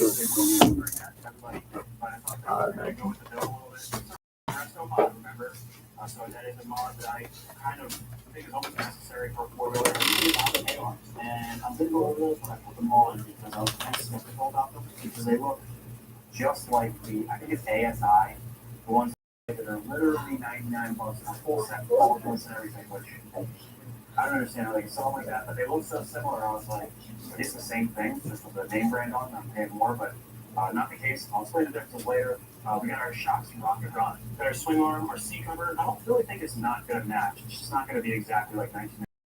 We'll just say that that's a mod for the rest of the mod. Then, of course, we've got our Vito's plastics. There's our Wildcat 421 custom tag on there that was made by Danny Stock, one of my subscribers.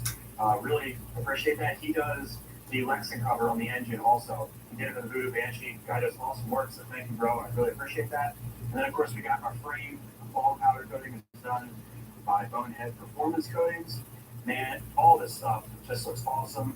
We've got the V-block rims in the back, the OEM, technically OEM style, but they basically are the same as the OEM. They're just made by Doro and not Dunlop. We've got our Tusk extended axle, compliments of Rocky Mountain ATV. And then we've got dual piston brakes in the front and rear, so we're going to upgrade all that stuff. All our controls and everything. We've got our mostly foam throttle, can't do without that. And we've got our cables here, and that's pretty much it, man. All right, enough talking. Let's get this stuff in the garage and start building. You know, I even put my gear on for those shots because I felt like it matched, and it just really completed the look of the whole action figure thing. By the way, that's all NSR gear from RockyMountainATV.com. Now, I hate to do this to you guys, but I'm going to have to put you on a time lapse. I'm going to take care of this work on my own. We got to get moving on this thing. But don't worry, guys. I will be stopping along the way. If there's anything I need to show you, let's get into it. Astro Allergy starts working in 30 minutes. While other allergy sprays take hours.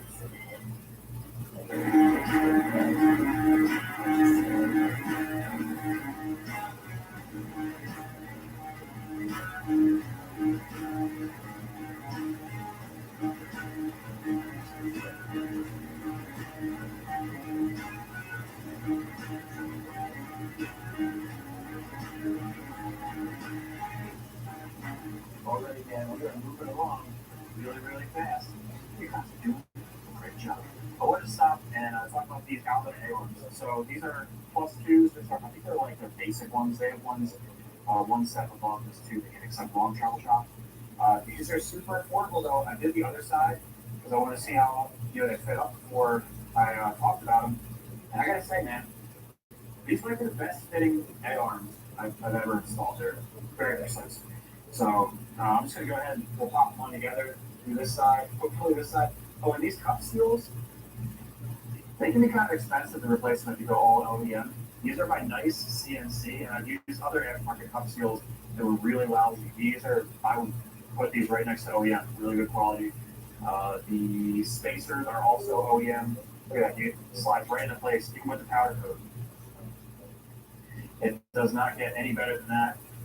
And we've got our brand new hardware, got some NICs on there. And these are all the original bolts and stuff that I took out. I had them refinished, re-zinc coated by Moto Blast. Did all the bolts, these look like brand new. Definitely awesome resource if you're looking to restore anything. Pop these in place. Look at that, dude. It's rare. I mean, I did pre-fitting. Basically, the only thing I did was open up these holes because powder coating, sometimes bolts don't want to pop through. That has nothing to do with the fitment of the A-arms. These are great fitment. Put a little blue Loctite on both of these, even though they do have locking nuts on them. I still like to add a little bit of safety with these. Doesn't hurt to put some blue Loctite. Just like with any suspension stuff, none of this stuff gets tightened down until there's weight on the machine. It's actually on the ground, but I still put Loctite on there. I had time. Man, it's just butter, man. Really. Top one goes with these. This portion, the slant, goes forwards. There are grease zerks on these. They don't come with the cup seals. You have to order them separate. That's how I got them. Nice CNC.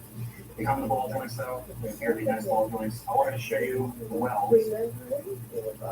You see, hopefully you guys can see that. The welds are really nice. I was just weird with these because you guys have seen those ASI ones. They look identical. Like I said before the video, they're literally $99 shipped. So what happened, or how I figured it out, is a bunch of subscribers messaged me when I had talked about the ASI ones. I want to know if people use them. There's some people that use them. They work. They do work. But almost everybody said they had fitment issues. And a bunch of people sent me pictures of the welds. They're super sloppy. And like this lower mount where the shot goes, the tabs are crooked. I think it looks like they use a thinner gauge steel and stuff. These are made of chromoly. So all A-arms are not created equal. Even though they look just the same, spend an extra $200 to get the Apple one. They're still incredibly affordable. $300 shipped for A-arms. That's a steal, man. If you guys do go there and get something from Alba, please let them know that you heard about this from me. That helps me out a ton. Same thing on this side, man. Really nice fitment. We've got our Rocket Run shocks. These colors look awesome, dude. I never thought I'd be a pink guy, but honestly, man, this is a freaking sweet looking machine. I'll pop the spindle in place so you guys can get an idea what these look like. If they put NICs in these, it's just a good idea because these things can get stuck when it comes time to take them off. And then you're going to get stainless steel tie rods with this kit as well. Really nice solid tie rods. My favorite thing about these is they have the notch so you can grip them with a wrench when you're adjusting your tie rods. Some A-arms don't have them, believe it or not. And you can the answer. So how the A-arms get the things up.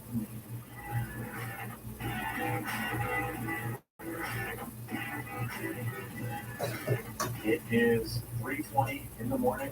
Been going since 7 a.m. this morning, and not even Domino's Pizza can keep me awake right now. So got to that point where productivity is really starting to dip, and it would be better to take a couple hours of sleep, get up at 7 a.m. and continue trudging forward.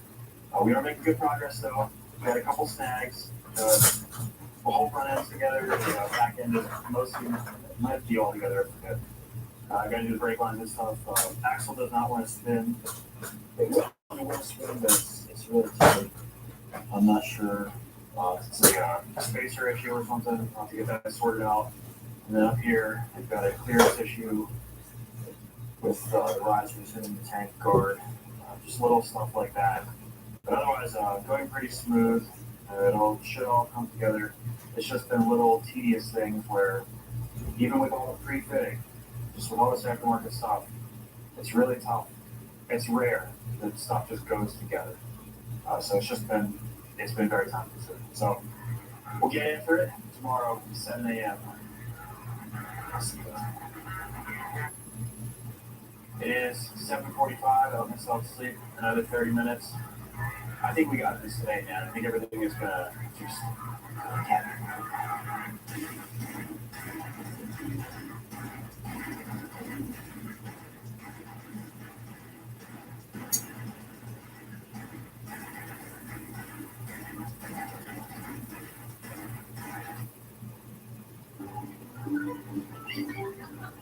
Alright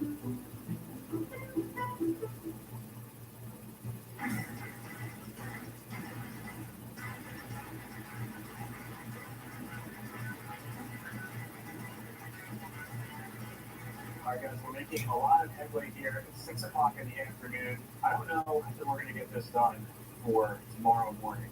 So possibly have a change of plans. I want to get this thing as far along as possible, and we're just going to have to see what happens. Let's just keep soldiering along here. Show you guys the progress. I've got the controls all done up here, the clutches. I guess adjusted. I'm gonna have to try it. It's actually running. The clutch feels really good though. It's a really easy pull. The thumb throttle by Hermosi is on there and adjusted. This ended up taking me an hour and a half to install because I couldn't get it adjusted right to where both of the slides were opening all the way up. They were only opening to like here. We're good to go now. And also, I discovered that I ordered the incorrect throttle cable. I ordered the one that is for like the Taurus system, which is a different, it looks the same all the way up to here, but it can't hook up to the F1 carburetors. Luckily, I had this one. It's actually from the OG Banshee, but it's fairly new cable. Well, new old stock, I guess. It was only on there for a short period of time. I lived it up. It's in really good shape. Stuff like that, though, has just been adding to the time consumption. All of the bolts are torqued on the front end. I've got the alignment and everything almost completely dialed in. That's pretty close. That's probably going to be like one of the finalizing things. The pipes are on there. That's like one of the only things that went on there easily. Yeah, for the FMS, that's one of the reasons I chose the FMS is because fitting it on them is just great, and you can put the airbox in between them. But the airbox isn't fitting either, so we're probably just going to run pod filters for right now. And we're going to end up having an air filter extravaganza like we did with the Voodoo Banshee. It seems like a lot of times in order to get the OEM airbox on there, you really gotta do some custom work. The exhaust is really, really good though. I love these shorties. All the colors look really good. It's definitely gonna look awesome. Almost everything is adjusted in the back. My dad stepped in, he's been helping out, he's been torquing bolts down and stuff, and just kind of chipping away. And we're making progress, moving slowly though. Like, for instance, this brake pedal, it hits this clutch cover.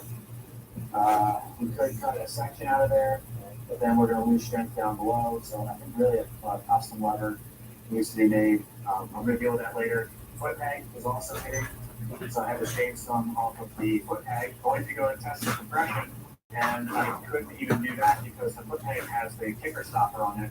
And I don't like taking it over without the kicker stopper because you can actually crack the case if you kick it a little too hard. So I discovered, just take a little bit of love, shaving, rounding the back off, and then I put some coating, some matte black coating on there to match it. So that's good to go. Like I said, just chipping away, it's just moving really slow. Nothing wants to just go in place. It seems like everything just needs a little bit of encouragement. Anyways, we need to put the wire harness on before we get started. And the reason I stopped right now talking to you guys is because we've got a really special wire harness. Check this thing out. This is from South Texas Banshee. This is the best wire harness you can get in Yamaha Banshee. So if you guys aren't familiar, South Texas Banshee is probably the go-to guy. I would say for wiring on any Yamaha Banshee. Dude was a huge inspiration to me when I started this YouTube channel. His name is Kevin Galindo. He's got a how-to video. Just about anything you can think of when it comes to Yamaha Banshee. I have a huge respect for any kind of meticulous wiring. So if the emergency service industry, working on ambulances and emergency services vehicles, police cars, stuff like that. So wiring is like really, really critical on those things. There's a pretty good here, and why I find it's really important because if you type in Banshee wire harness on Amazon or eBay, you can get one of these bad boys for $19.98 shipped to your door. The one in front of me is about $125. Aftermarket reproduction stuff. It might look good in the pictures, but like things don't fit up right. They break sooner. Electrical stuff, especially, things are just not right. So I have not opened this yet. This is exactly how it comes. $20. This one does not come as straight as this. It will come curled up as well. Kevin, wanted you guys to see what it looks like right when it leaves his bench. You can also custom order them. So whatever you want, he will make it to your liking. Whatever kind of connectors you want, year specific, if you want to mix match and stuff like that. We've also done the Taurus delete, parking brake delete, a couple other things. I want to really simplify the works. So he'll make it any which way you want. You're not going to get an eBay harness custom made. Now this one does have the torch lead. You can't get torch lead ones. And it's not just the way they look that makes them different. It's really like the quality of the item. You can see this one has wire loop as opposed to sheathing. And even compared to an OEM harness, the South Texas Banshee one is going to be better. You've got better wiring, and he also uses a wire with a heat-resistant wire sheathing, which is not on the OEM or the Chinese ones. He told me to take a heat gun to these Chinese ones, which I've actually done before, it will melt through the sheath very quickly, whereas these are super heat-resistant. So take a closer look at these connectors. They don't look terrible on the Chinese one, but Kevin uses very high quality connectors. I can see the plugs on the Chinese ones are different, and there's holes in them, whereas Kevin actually uses plugs. These are like true OEM quality. So if you have an issue with this one, even if there's nothing wrong with the harness, but you just don't know how to wire it up, you can call Kevin in South Texas Banshee. He will walk you through exactly what to do. He told me that guys have even called him with the cheapy harnesses, and he even helped them fix those. These are made-to-order harnesses, and there's usually going to be people in front of you when you order, so you have to expect a lead time. I don't know exactly what the lead time is, depending on how busy it is. Just keep that in mind. If you're waiting on your harness and you get antsy, there's a lead time. You gotta give him this time, let him do his craft, and he's going to make a really nice harness. So you guys have seen me struggle with wire harnesses in the past. It is worth it to get a good harness. Like I said before, this is the best harness you can get from Yamaha Banshee. Not talking. Let's throw it on the machine and get this thing started.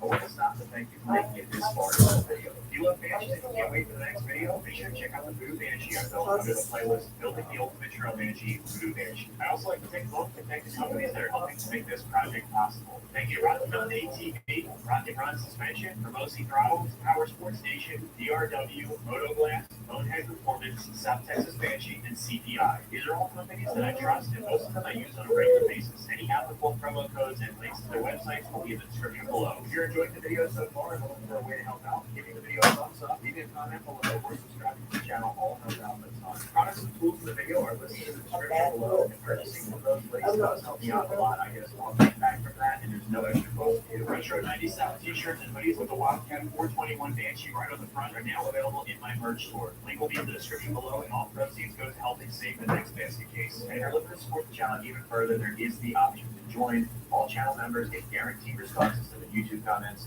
Alright guys, I am done talking. Let's get back to the video. Well, I must say that wire harness fits up really nicely, falls right into place, but what else would you expect? Then I went inside to eat dinner, and I fell asleep for like 3 hours while eating. Anyways, I've got fuel in there, I've got oil in there, I've got probably about, I'd say 25 to 1. It was a little bit heavy. I wanted to do 28, and I went just a little bit heavier, just for extra measure for first start. And we're running 93 men, pump gas. So happen, man. I'm sure we're not in here. All right, here we go.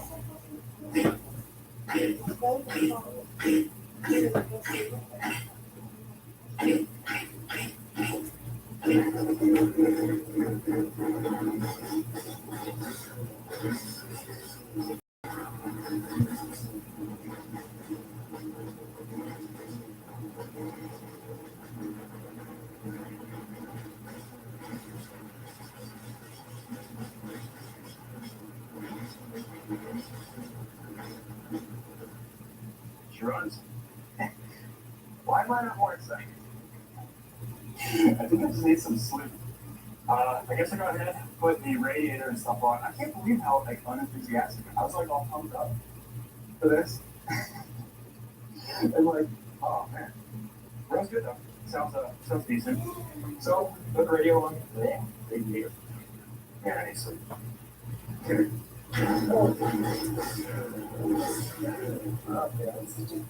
That's better.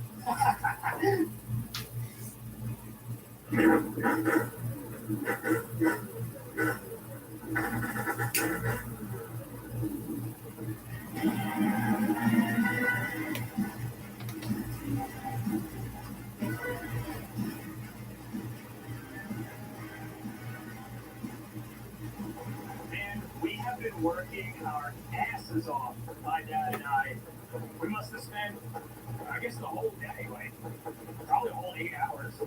I don't know, we haven't even keeping track of time today, just moving as fast as we can. Oh man, but we got her dialed. Listen to that.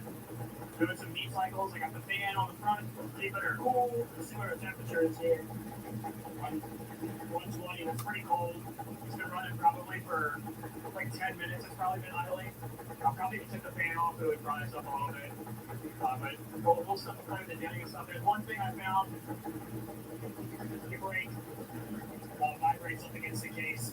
So I just stuck a paper towel in there for right now. And I think what I'll do is I'll put like a little piece of rubber, like a sticky rubber on the underside to kind of prevent vibration. I remember I had the same setup on my OG Banshee, and that had a nice kind of like wear mark where the brake pedal had just vibrated away. I think really a custom brake pedal is in order. But for now, it's rideable, and I can brake. We'll see. They're blending everything. My pop bled the brakes. Pop helped me out a ton today. The plastics are right here. Basically, the plastics go on. The skid plate goes on. I always do skid plate like dead last because I've been checking for leaks and stuff. We had a radiator leak. I think all that stuff is fixed now. And with the skid plate on there, to make it a pain in the ass to get in there and fix stuff. So I usually don't put that on until usually like a couple days after, because I like to cruise around and work the kinks out and stuff. But it sure looks great, man. Their bars and everything are fitted up. Everything is rock solid, dude. Oh, All that, like the controls and everything, the wheels, which is awesome. But it's about 6:30 right now on Friday, way behind schedule. So I'm finna hop on this thing, take her for a rip. I haven't run it yet. We'll make sure the gears work and everything. Maybe get just a taste of the power. I'm not gonna go crazy because we, warming this thing up. And then we're gonna hop in the truck and we're gonna head to Nashville.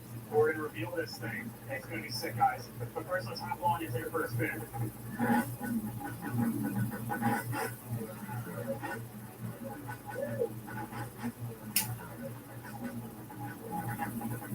Dude, I don't know why people bash FMFs. They say they don't sound good and they say they don't perform good. Both of those are wrong.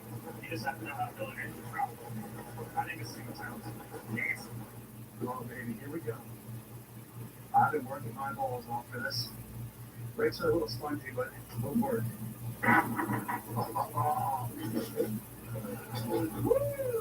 Oh, man. I'm not gonna lie. I'm a little bit nervous here. It's been a minute since I've ridden my 421. I've really ridden it all. Oh, man. And I know these things have it's hard in power. Plus, the other one that I did was like my first fancy build. This one should be better. Let's hope. Oh, dude, it just sounds so good.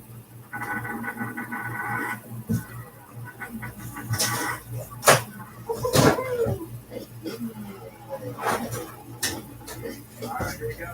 Must feel good. Oh man, nice and smooth.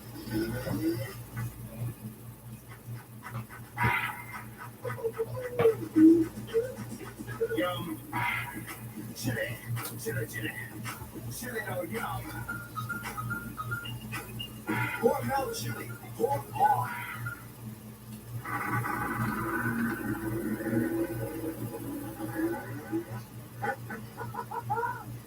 Oh, that's down healthy.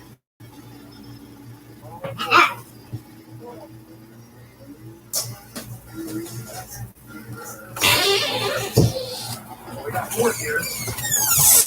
No. Huh? I was sleeping.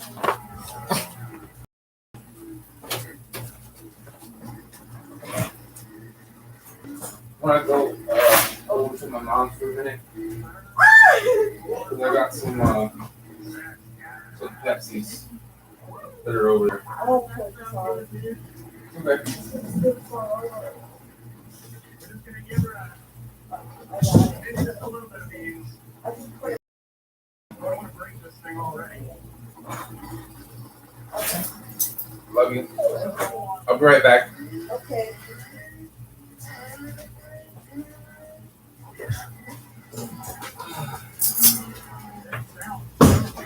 You big dog.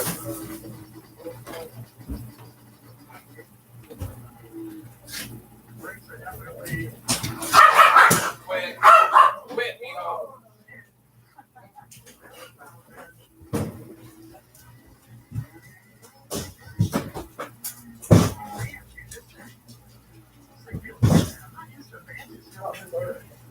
I just want to forget it.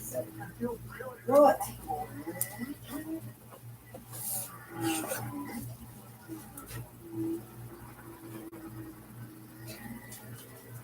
Gotta remember to chill.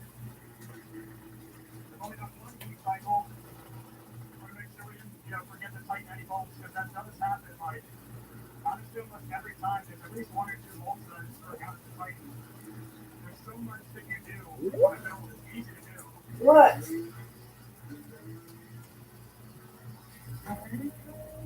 You okay? I think here, I can hear the tires doing turning out. It's,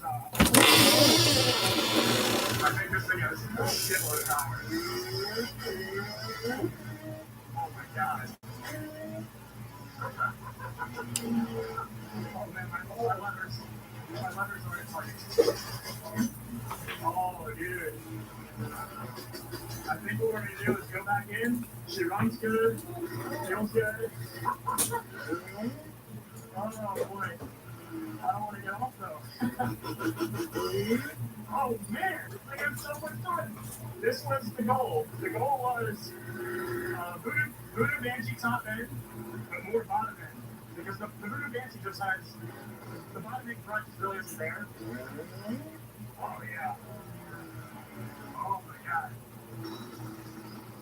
This is definitely a success. I can't wait to get on this. I know it might sound like I'm getting on it, but dude, we're like touching the tip of the iceberg here. This thing is gonna rip.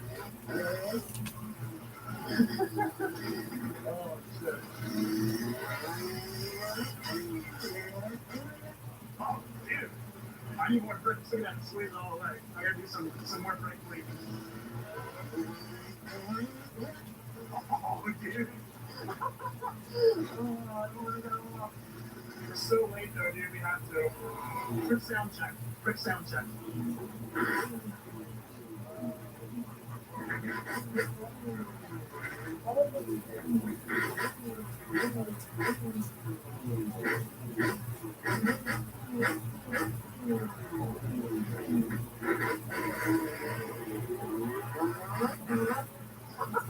Oh, I don't know if you guys can hear that. That's the tires burning out. It's burning out and it's doing a really good. Oh, that sounds so good. Yes. Oh, man. Oh, yes, dude. Oh, yeah. Dude, that is some solid work, bro. That's 16-hour days. 5 days in a row, baby.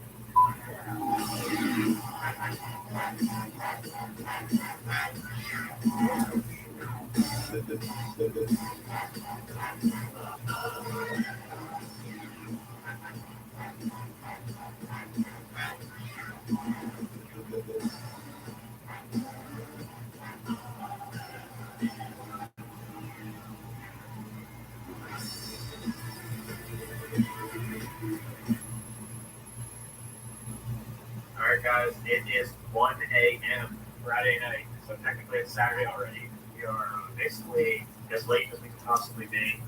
We've got 13 and a half hours to go, 850 miles all the way out to Nashville.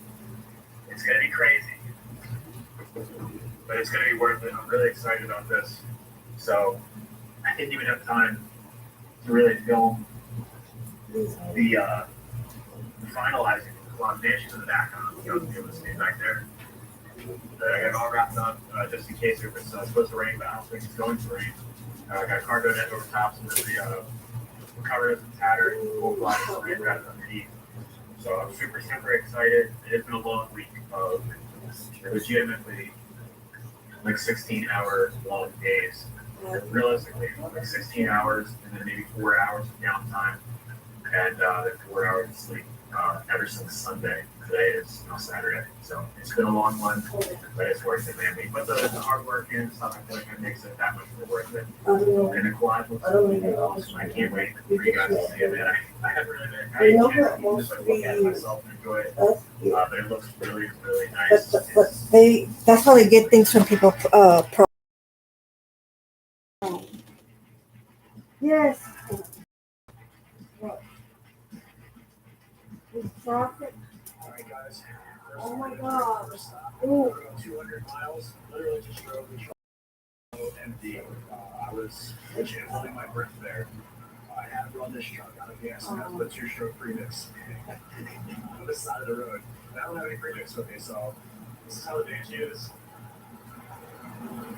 Got us saran wrap all around the quad, we cover, and then this cargo net. It usually works pretty well. Yeah, so I run in, head to head, then we grab a snack and get back on the road. See you guys there. We're about 10 minutes out. We're out here in Tennessee. Look at it's beautiful. Open country. I really like it out here. We're about to get to my buddy's mom's house. We'll show him the quad first, then we're going to take it someplace else. And I'm actually not sure exactly what the plan is for this reveal, so this is going to be a surprise for both of us. Just take a look at some of this scenery out here.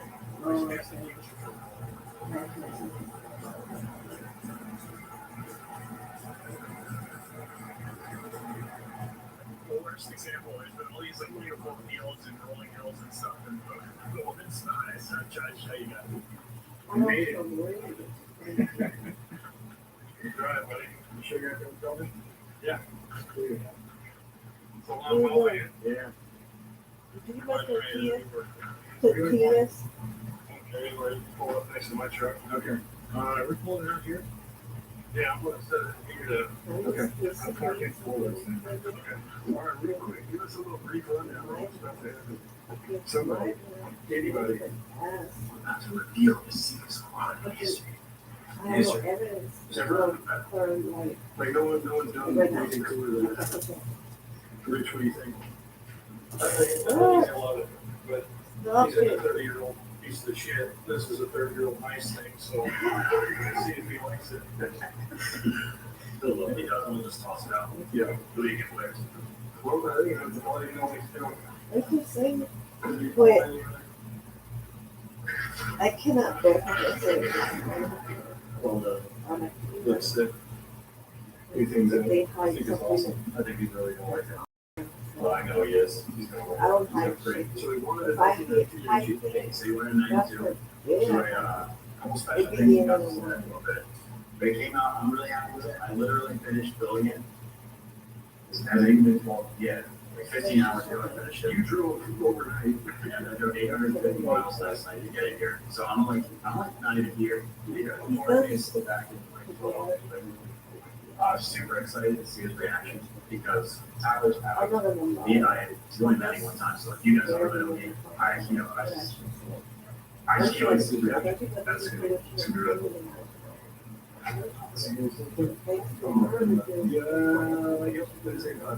That's how I get my story. Oh, never mind. That's all I had like. Or, is that the GMC? Like GMC? Yeah, that's it. Tyler is pulling it. All right, Tyler's pulling it. You mentioned working on this. Oh, yeah. So this is like all the pieces. You literally finishing the next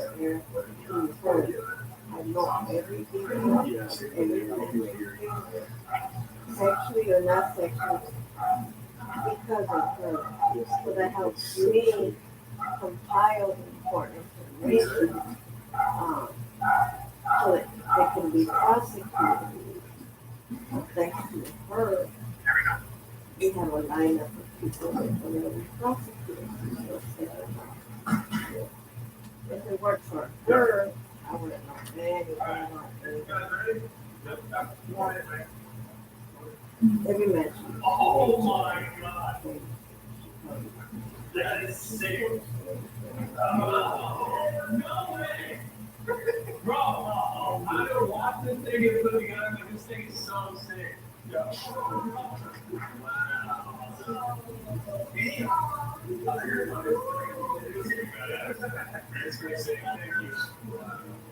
you know what it is. A lot of other people know what this is, right? But I mean, all this stuff is nothing that they're like to go over.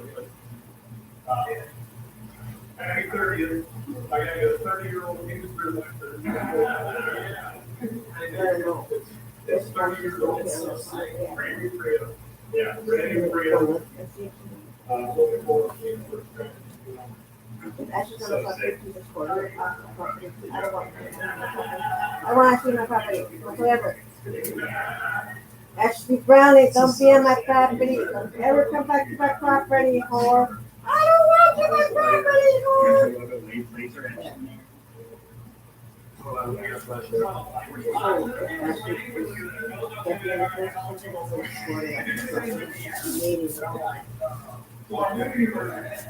So you remember you had money over your house, March? Yeah. Yeah, that's when this started. So I pulled back inside back then and started talking about this, and that's when we kind of started this project back when we first met in March. So I knew you all remember the 1992. They're impossible to come by. You can't hit used plastics. You can't find it anywhere. What are you saying that like that? It's 30 grand all day. So this is a new build. So none of this is already to it.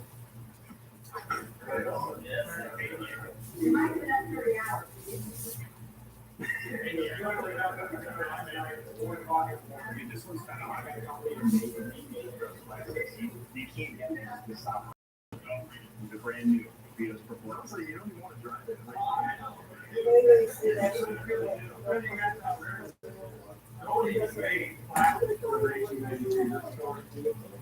We got a company to make them as a prototype, just over the order. This is a one-off order.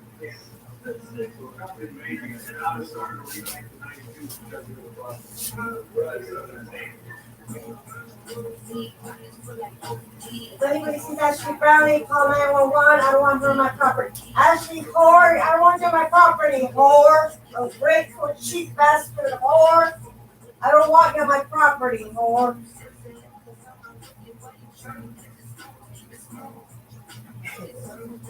Anyways.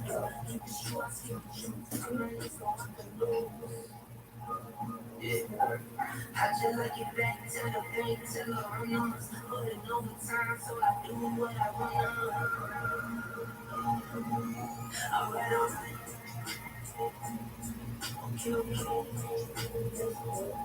Alright,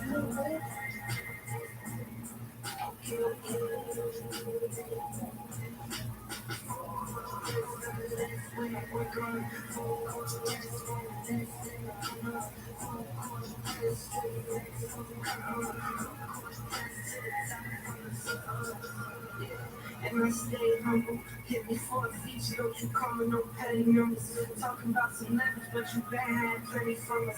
Searching for the low, so I can dump when the enemy coming. You can't take a penny from us.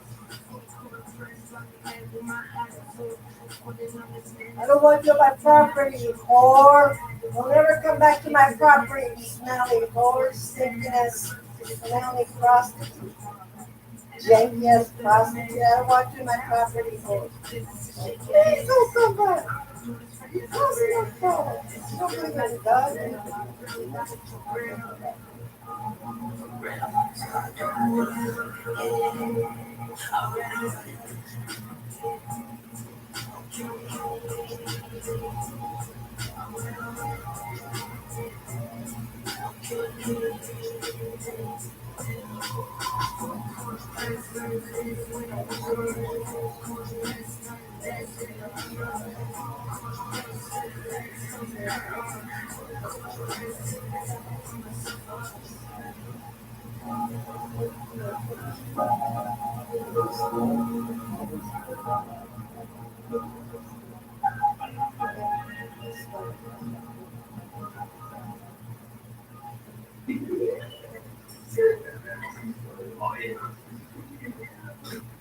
This is sick. We're gonna get it out in, you know, whatever extension Don't come back, smelly whore. Don't ever come back, smelly whore. You stink like donkey dick. You smelly whore.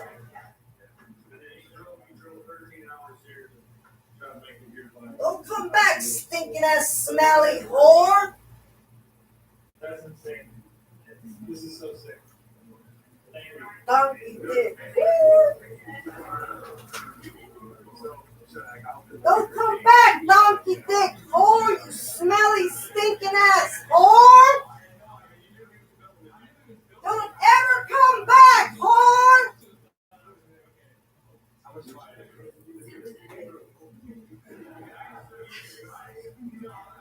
You trust me. It's like, stop. Maybe sentimental. Smelly whore.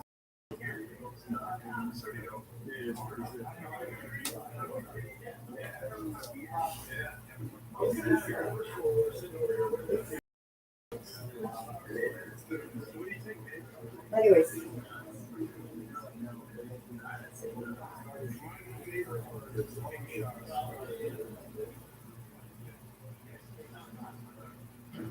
Oh, well, this donkey dick for you know. I've had enough of whatever. Esa puerta estaba cerrada, pero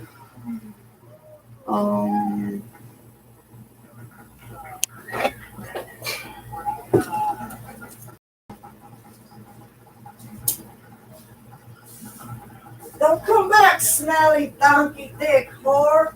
You don't even believe in God. Get out of here, whore. Don't come back, whore. Don't come back, whore. I can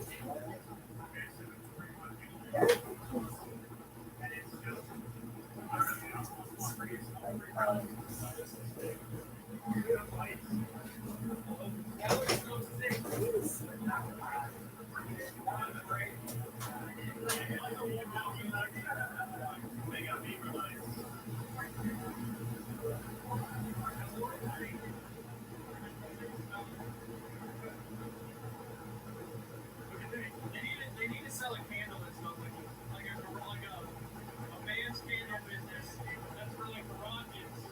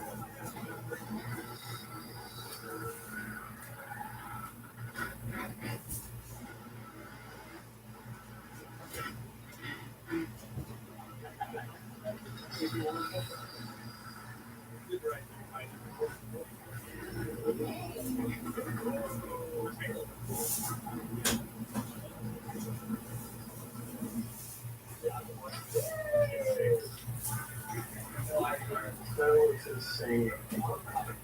Well, guys, because of all the rushing to get this bill done on time for the party, I wasn't quite ready to hand it over to Tyler completely. Just like any bill I do, I like to ride around a little bit and make sure that everything is nice and tight and nothing needs to be adjusted or tightened up. I decided I'm going to haul this bike home to give it another once over and make a few finishing touches to make this thing perfect. But before I left, I wanted to do some quick jetting with Tyler to show him how it's done, and we took it to a field to have a little bit of fun with it.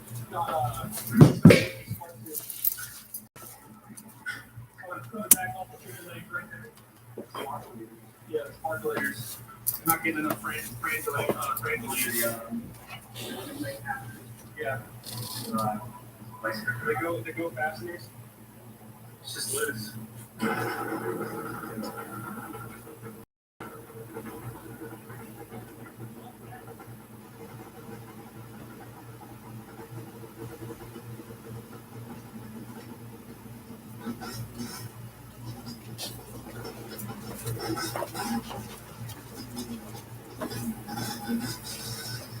Hey, back.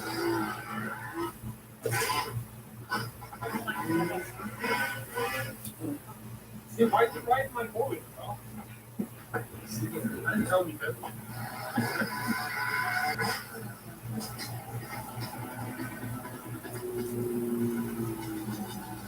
Huh?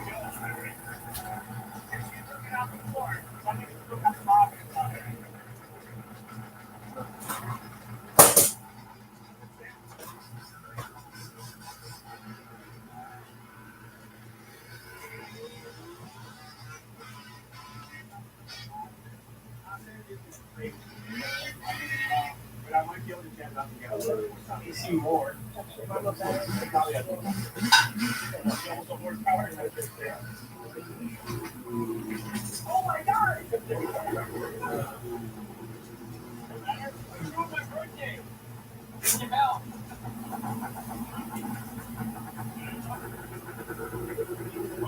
I've been on like 7 sizes. And I think it can still go. The top end falls up a little bit. Can we cut it right here and just put wild dad? And then I'm just gonna keep. It's got no grip. It's hard to stop. I think you ran over the sign. That's the solution to brakes. It's just sign. Right? Stop. Is it okay, all right? Yeah. No, we're safe now. We're in safe side. Yeah. Yeah, before I thought I was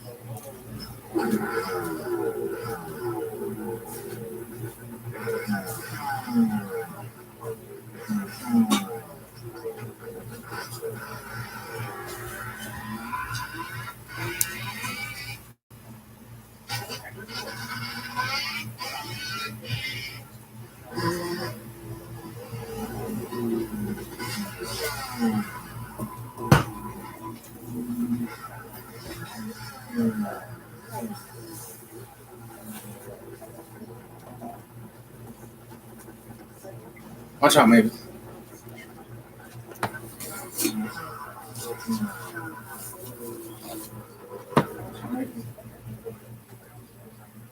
coming up one more guy size. That's good. What do you think otherwise compared to this explanation? Got some shit to it, yeah. Huh? No, but I was remembering in the very beginning, all this paranormal shit, you know, those glass things that I used to cover the entrances with. For some reason, I'll pick up trash on the floor, but I'll give my back towards the glass, you know? Yeah. And seriously, I never took video of all of it, but several times, like, it was literally slammed on my back. Like, right on my back. You know what I'm talking about? And it hurts so bad. I don't know about that broken one hit. Slammed on my back. My back. It's just broken. It cut my back. Not more.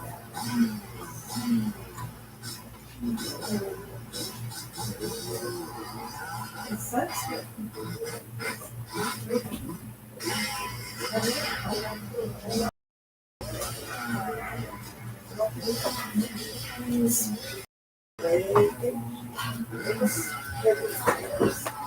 Like, I remember in the beginning, I was cleaning the whole house from one end to the other. And things were just being ejected towards me, but I'm talking like metal objects, things that are metal or glass, like heavy items. Like, I'm talking they could hurt you, like bad. Not no soft teddy bears. They make sure they use the big items. That's what's strange about it.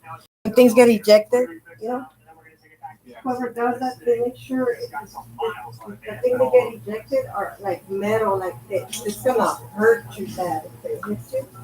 They never use like stuffed animals or things that are gonna hurt you. Yeah.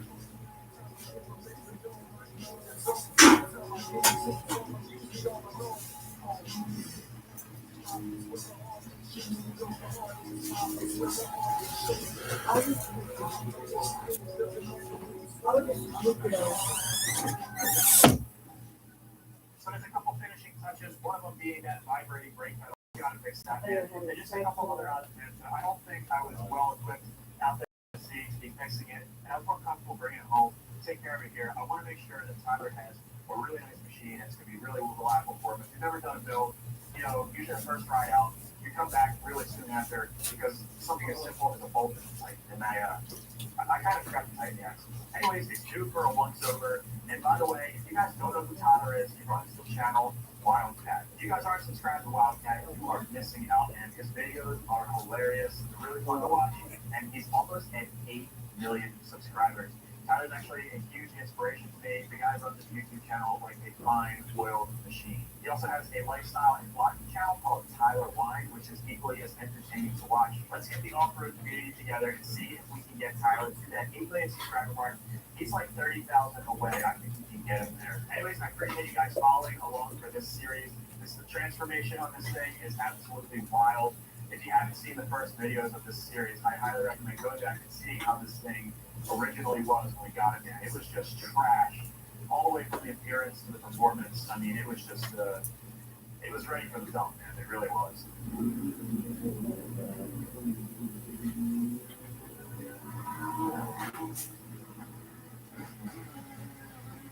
Oh yeah, I'm aggravated. This is If you enjoyed the video, please give it a thumbs up. Also, consider subscribing for more videos like this. And if you're looking for a way to support the channel even further, you can comment and join. All channel members get guaranteed responses to your YouTube comments.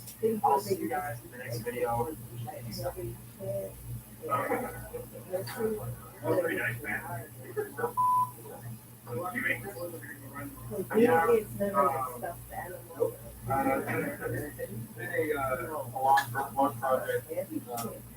Well, we like one of the first things you did. Like, so, state practice was, I filled it up. It's not a stuffed animal, very different. And if it's a binder, it would be like a whole shitload of binders. All together, it's gonna slam you in the mouth.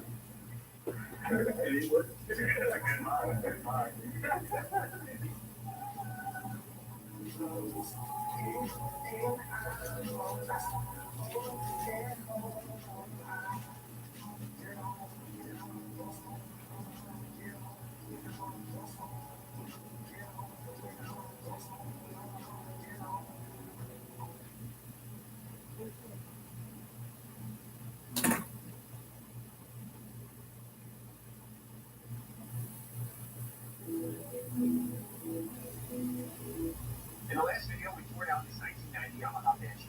We went over the build plans for Banshee 2.0, looked at some.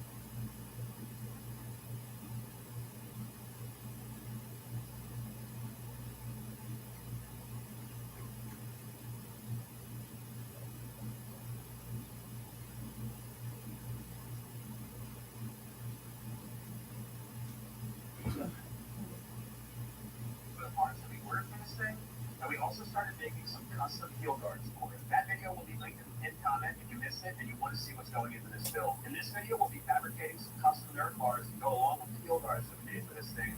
We'll be tearing down the engine to see what it looks like inside, and then we'll be going over some of the parts that already arrived, and we're going to weigh them against the stock parts and the takeoffs to see if we saved any weight. By the way, this frame weighs 44 pounds, 3.5 ounces. Let's get into it. All right, let's pick up where we left off last time. So we tore the machine down, but we have been working on these custom heel guards. Really happy with the way that these turned out. I got this netting for them. So the only thing I have to do is make the custom netting. So there's the existing netting, and I have someplace in this box. Here it is. This is a heavy-duty webbing. I forget what it's actually called. It's like a special type of webbing, but it's like the same, I guess, gauge you would call. I don't know. It's like real heavy-duty. And I'll be able to stitch in what I need with that stuff. Heck, I could even make an entirely new net if I really wanted to, but I'm not really thrilled about sewing. But at least we'll be able to make that custom net to be able to fit into our custom heel guard, and I think that should look pretty good. So the next part we have to move on to is the actual Nerf bars. So these are Toss Nerf bars. You can see right there. Huge compliments to Rocky Mountain ATV for sending these things out. I kind of already cut them up. Don't be too mad, guys. But what we have to do, in the world of custom fabrication, you have to destroy things in order to create things. So I know some people will be mad, some people may even cry. And I know there's some people that's not going to be happy to cutting a brand new set of Nerf bars, especially in Rocky Mountain. I'm sorry, guys, but I swear it's going to turn out really nice. I already basically have this side done. You can basically get the gist of it. I threaded in to our Witch Metal Design pegs, which are ultra sharp, and basically I couldn't fit these properly without removing this portion of the Nerf bar, but I don't think we're going to lose too much strength there because we've got a nice, solid, thick piece of aluminum that holds these two portions together, but they're pretty solid. I still have yet to mount the frame. We're actually going to be doing it kind of like a pro peg style. So we have this metal post. This is the original Tuscan kit. I've already angled it. I've added the roundness to the frame. And I'll have to take this off and slip the bar in there, and then I'll be able to tack this to the frame, and then I'll pull it apart and make a really nice welder on there. So it'll be like a permanent pro peg setup for Nerf bars. And if these ever have to be replaced, it's not that difficult to fit up another set of Tusk Nerf bars. It's basically two cuts back here, and then there's also a cut up here, a little bit too long. Or yeah. So we'll move around and show you the other side. I actually thought at first that Rocky Mountain had sent me the wrong Nerf bars because when you put these on here, there's a crossbar that goes in across here, and then this portion slips on right there, and then it bolts up to the foot pegs. You can see if I go up here where it's about where it's supposed to be, there's like almost an inch gap between the foot peg and the Nerf bar. And then I discovered these Witch Metal Design pegs are, I guess, what you would call corrected, and they're actually moved back about an inch. And I think that helps with the geometry a little bit, where your weight sits on the machine.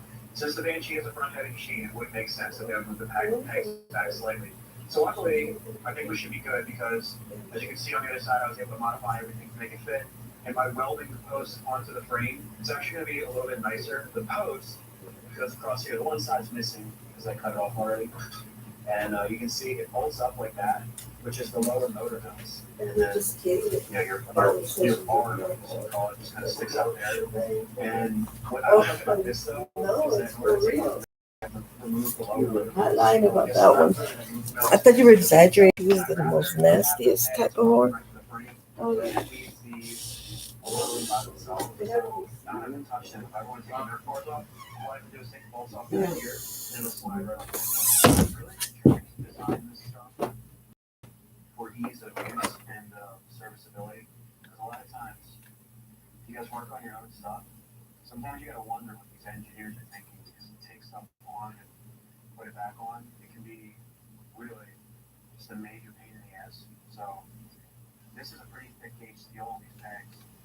I just threaded it in. I put the tap on there, and that way you don't have to get a separate, through bolt on the back end. It just makes it a little bit easier for installing and taking it back off. And if those ever were to strip out, you can just bolt at that point. But that makes it a lot easier. Designed with the customer in mind. Even though I'm a customer.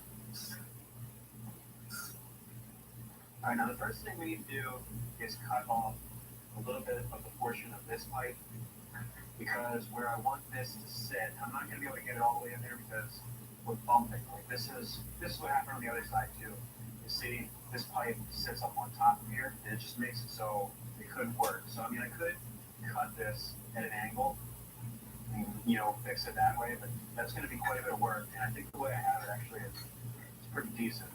So when I come in like this, it butts up against the frame right here, and we're still about an inch out from where I want to be. So what I'll do is just measure how much we need to take off in the easiest way with this little $5 tape measure. And it's almost exactly an inch, and then I'm going to add a quarter of an inch. So I'm going to take an inch and a quarter off of this pipe. I figured I would make this second one with you guys because a lot of you guys make your own stuff too. I've seen a lot of stuff that subscribers send in. And a lot of it is like crazier stuff than even I can make. A lot of you guys are really incredible. So it's not out of the question that somebody will watch this video and decide to make their own heel guards and custom nerf bars for their banshee. So I just figured I'd show you how to make them per inch. We'll make our mark using the simplest of tools, man. We don't have to use expensive tools to do this stuff. Now we're going to use this old Craftsman pipe cutter. Very, very basic tool. Basically how this works, it's got this disc in here. It's like a blade. And you'll see we'll put this on there, crimp it down, and you start rotating it around the pipe. And you just keep crimping it down a little bit more, little by little, and then eventually we'll cut the pipe right in half, and it gives you a nice, perfect, and straight cut. And the best part is, it doesn't make any shading or anything, so there's really no mess. So the biggest thing with this is you want to make sure that your cut is nice and straight when you're getting started, because what can happen is as you're coming around this, it'll start to go to one side or the other, and it'll start to look like it's threaded, and it'll keep moving over and over. It'll look like a big screw. So you just got to make sure you keep that nice and straight. Once you have the whole channel in there, it's unlikely that it'll come back out. You just want to make sure it's good and straight. Once it gets easy to roll around, twist it, tighten it up a little bit, just keep on going.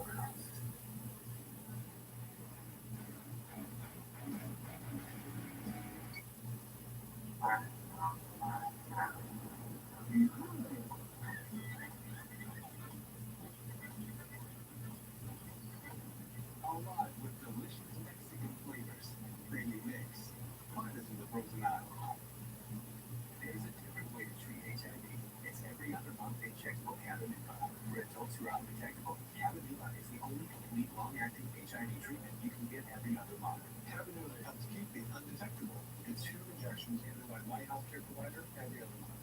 It's one less thing to think about. Watch out. HIV pills aren't on my mind. I would have changed my plans. It's no big deal. Don't receive Cabenuva if you're allergic to its ingredients or anything.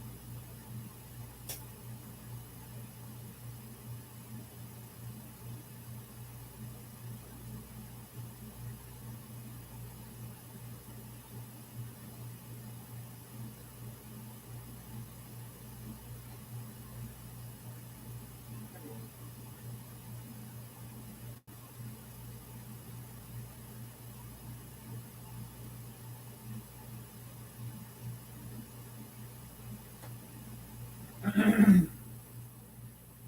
do you spell huevos? Huevos. H what? Huevos. Bigger than bacon or HUE? yes. VOS? Uh-huh.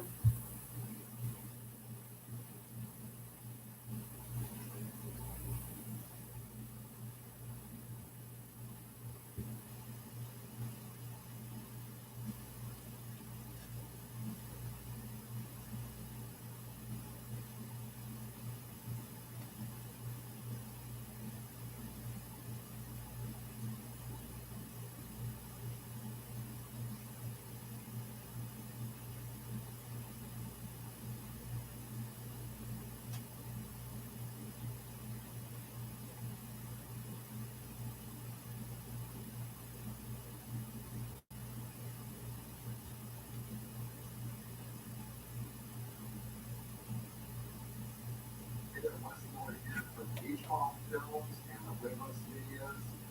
I've got a clip here with Dana Creech. This is the first time we went out and filmed with him for our video series. And what I've done is been going through a bunch of old tapes. I have all the old stock footage. And I wanted to leave it kind of raw to give you a really behind the scenes type of look to show you what it was like back in the day.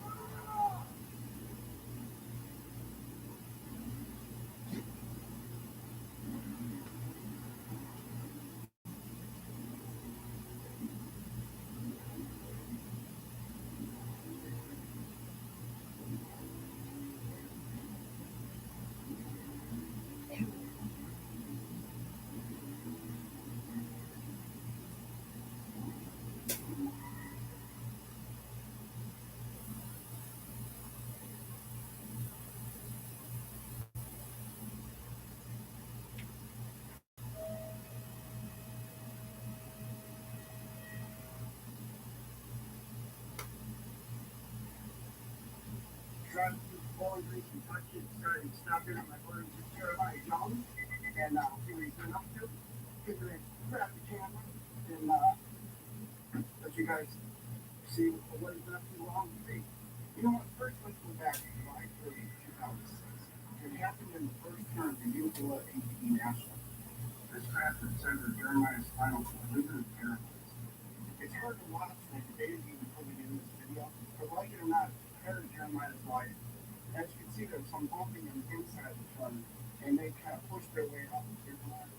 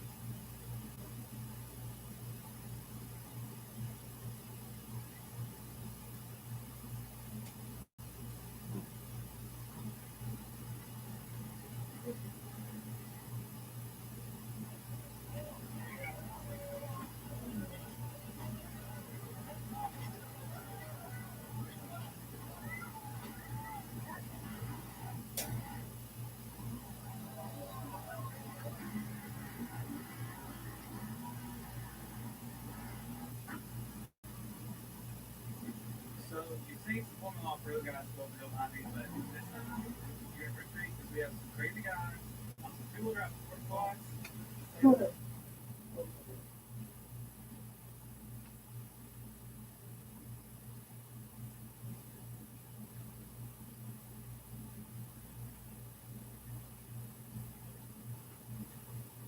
Over 13 million children are fed and died. Sign up for that.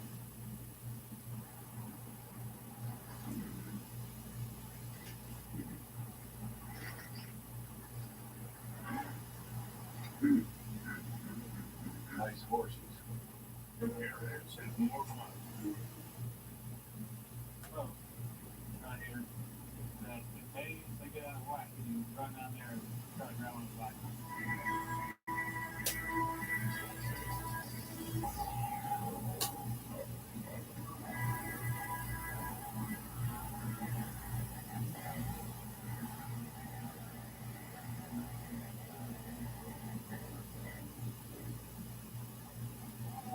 You got two trains on the hill, and this one is got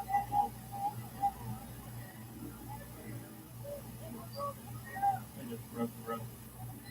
Two guys with ropes and bits, so when they don't make it, they just look at the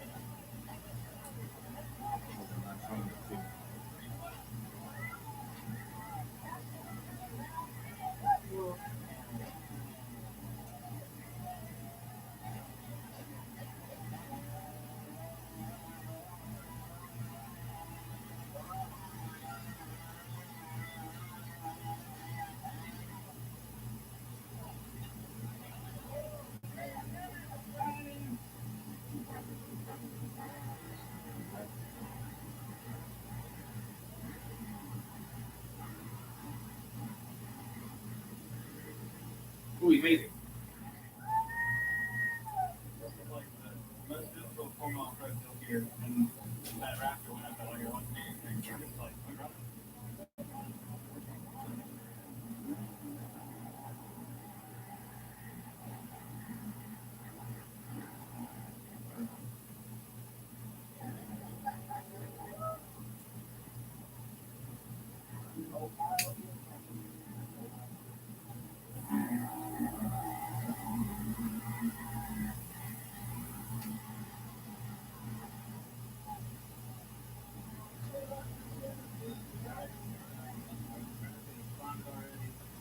These raptor right here are both 780 filters.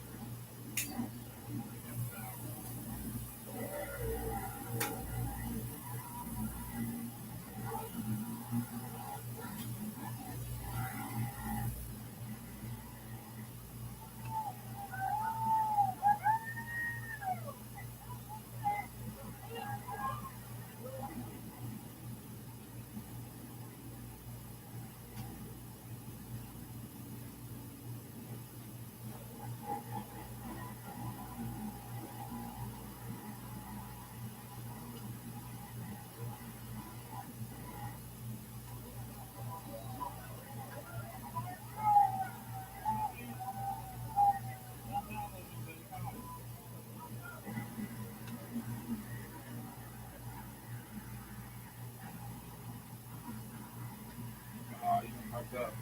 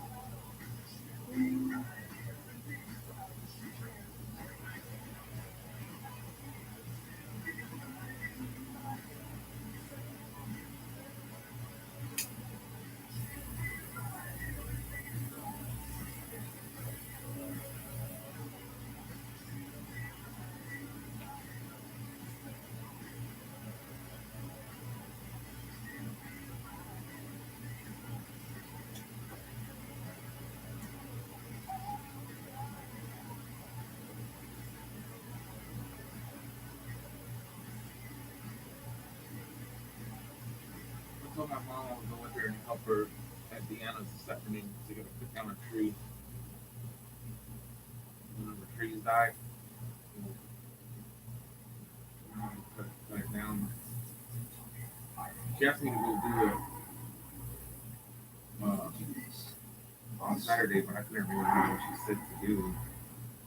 I didn't really feel like it, so it's okay.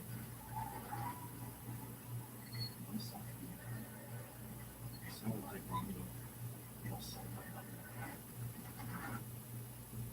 me.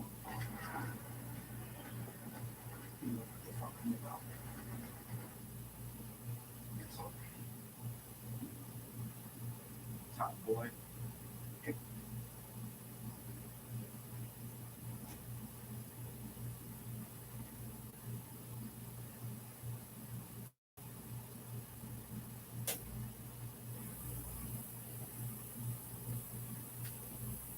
There's a guy down the road. Built this track down there. It's dirt. We went to get her to get us a pizza. Track on it. Go. From Little Caesars.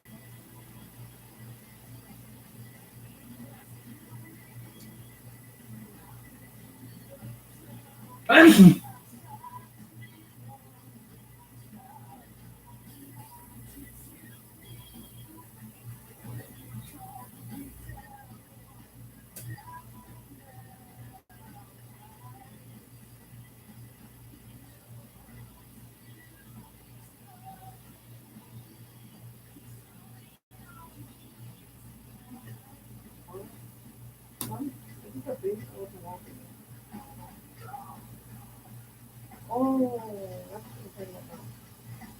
Oh, I remember that. I used to love it too. Always together.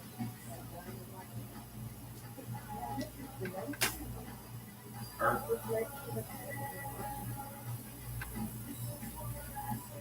Yeah, that's one of my favorite things.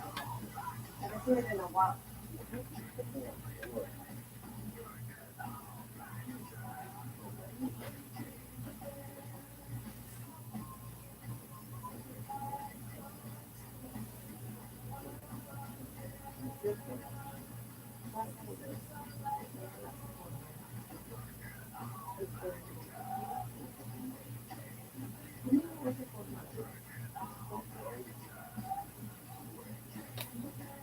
I like that as I was that's when you can do it. That's when Huh?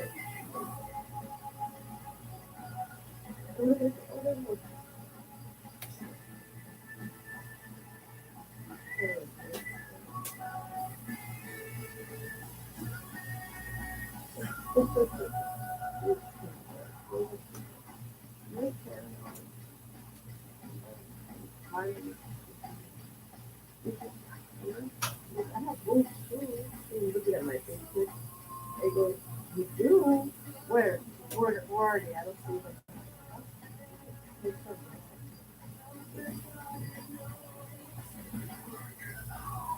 I don't see them.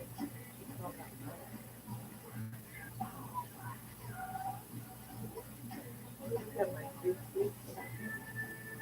What if we never learn? I'm gonna do that. You know, I'm just thinking I could do that. It's like the human norm. Nothing like you.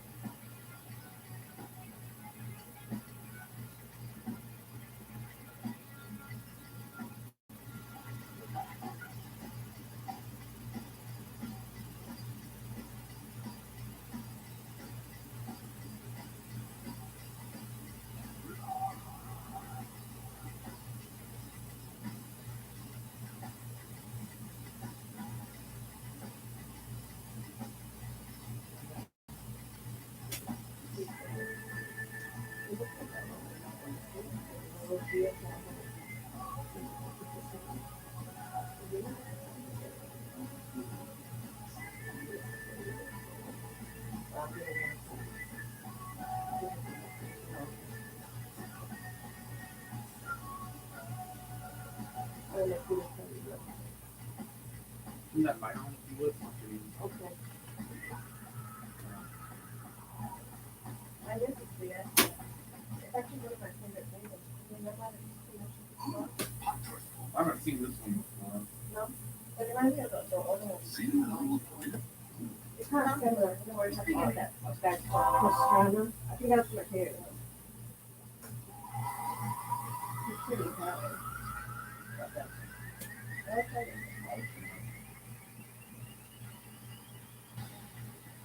I just want to see that part, yeah.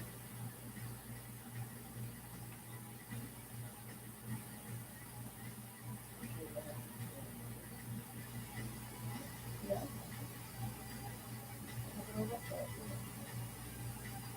Well, maybe that's how it is.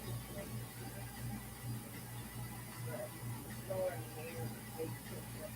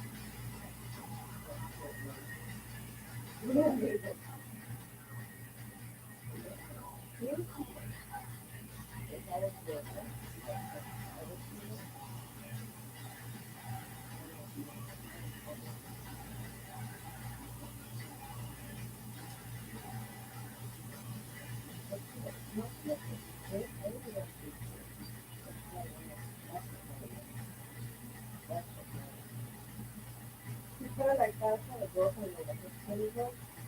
That's really body type. I think it's fine. But they took her away and she doesn't tie it up and waste it. Every, I'm so popular, every guy's like, I'm not kidding. Every guy was a cute girl.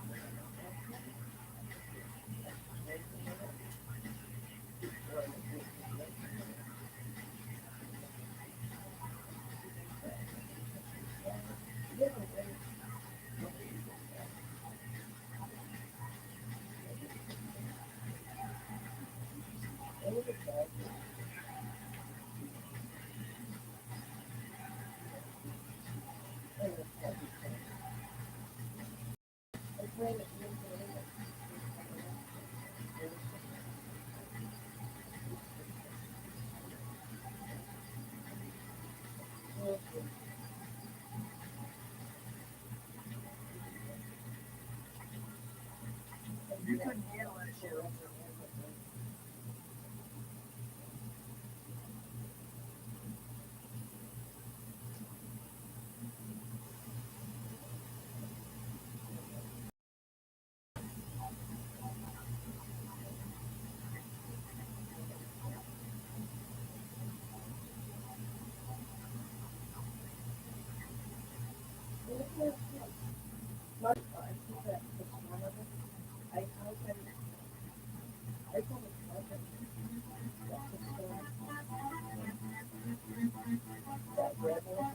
Girl racer. Huh? It was a girl racer. When you said racer, I don't know if it was Persona or I think it was Persona. He's now a racer. Like, for cars. They drive rally now. Yeah. I was hoping, I mean, I didn't go that far. But at the same time, I would not think he would go that far. He was smart, you know. He's always been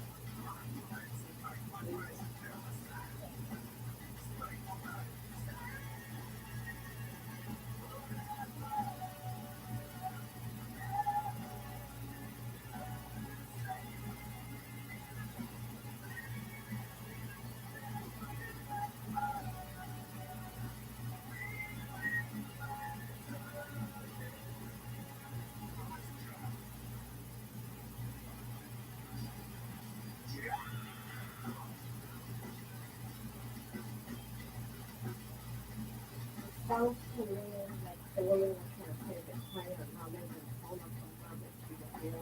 She wasn't in jail. The family was connected to it. Or it was family. Unless you're married that guy.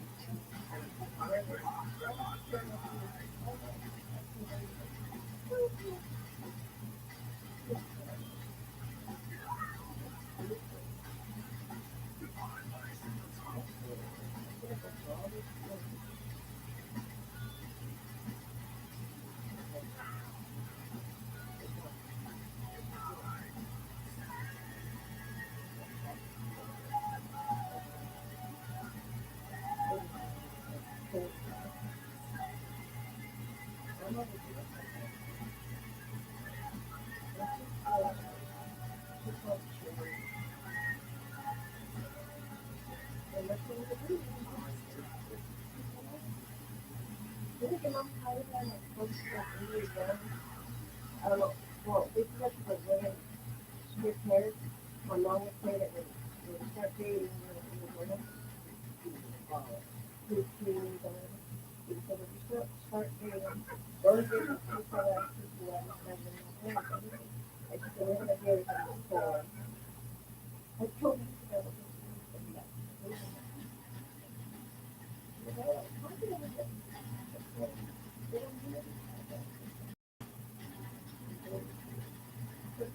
we love to call it charity. We'll be giving everybody their charity. Yeah, you understand that person?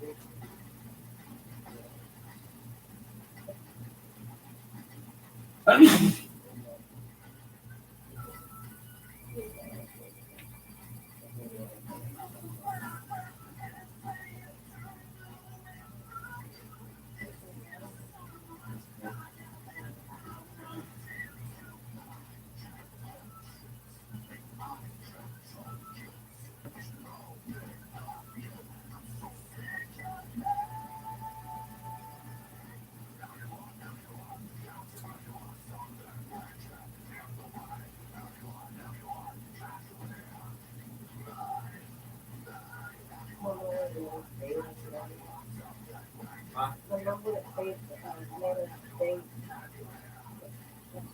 Cooking. It's very good. It's trying to tell you, I don't know what shift.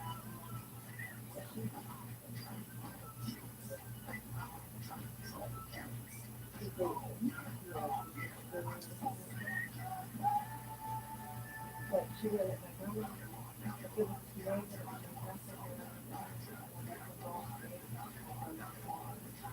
looking at date 27, so my mom, she would not have to have a boyfriend until she was 27.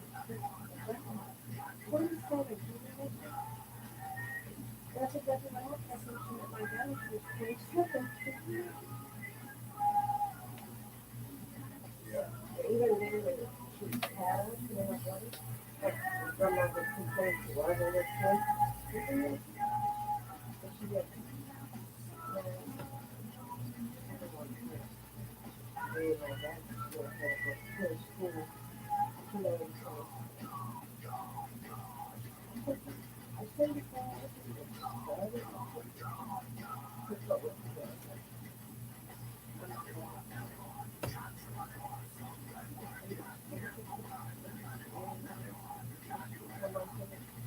she was raising hell, raising my family, they,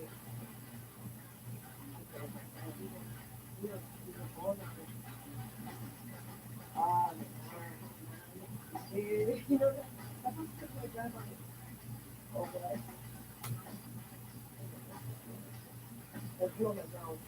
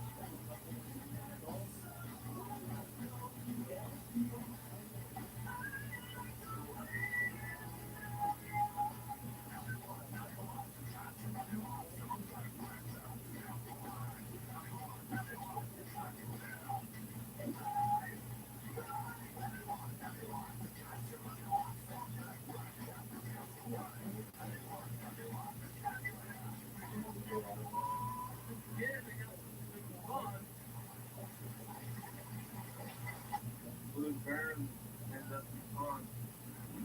Not a big sin of it. 440 oil water. And 3 days.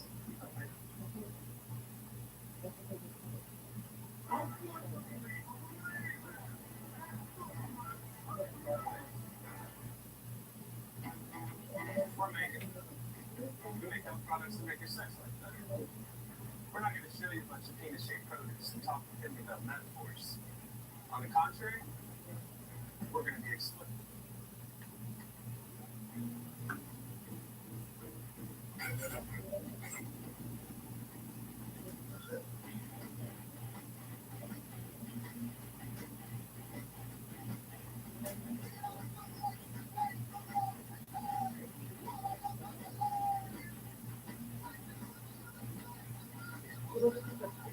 pink coral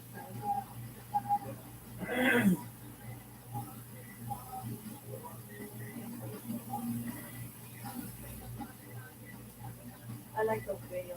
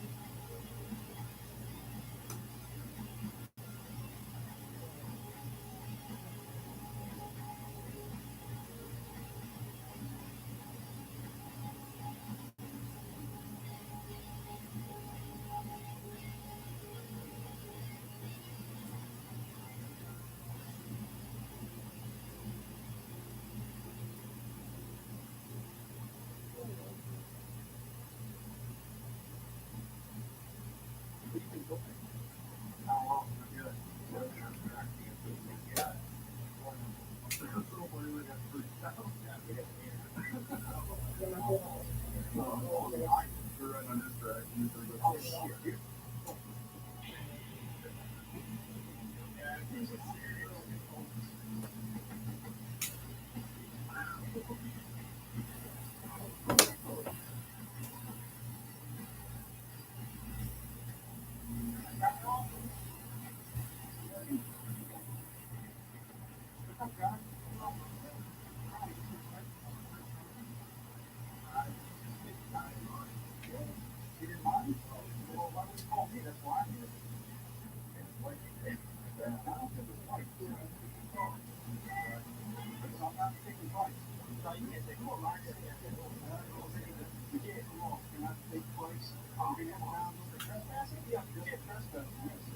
Hey man, I'm not gonna really take my money. Well, actually, I don't know how you feel about that. Well, that's what the record here.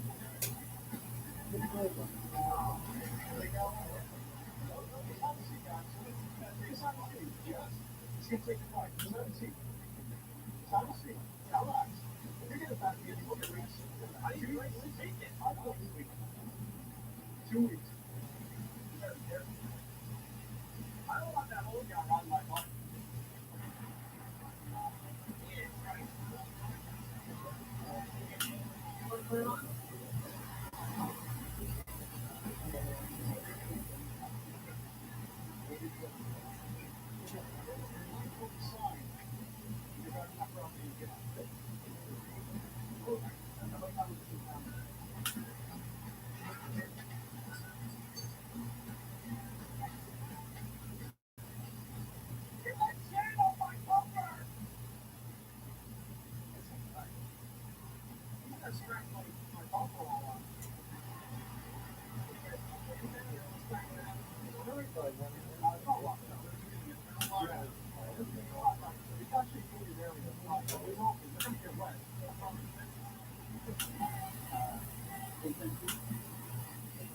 You really have to think about it.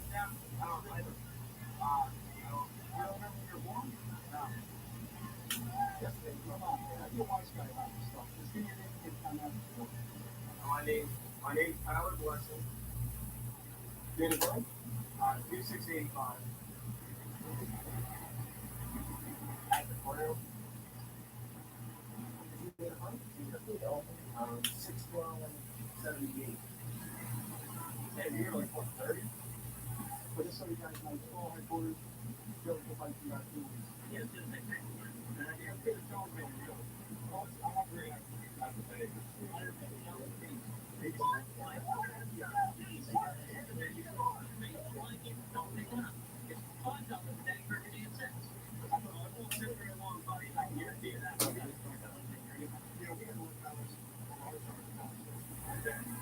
So that is, so you have 14 days times 11. So they figured out a lot of money. You're right.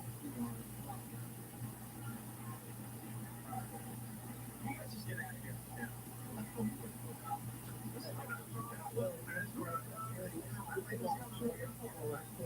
Like that.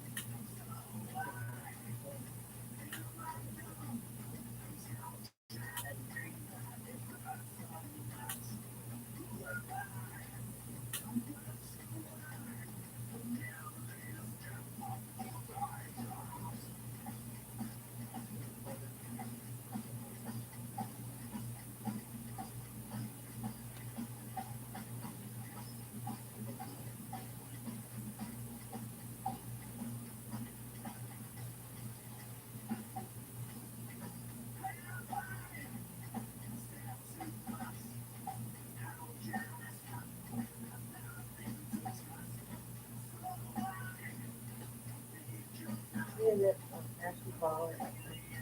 So, okay, what am I saying? Oh,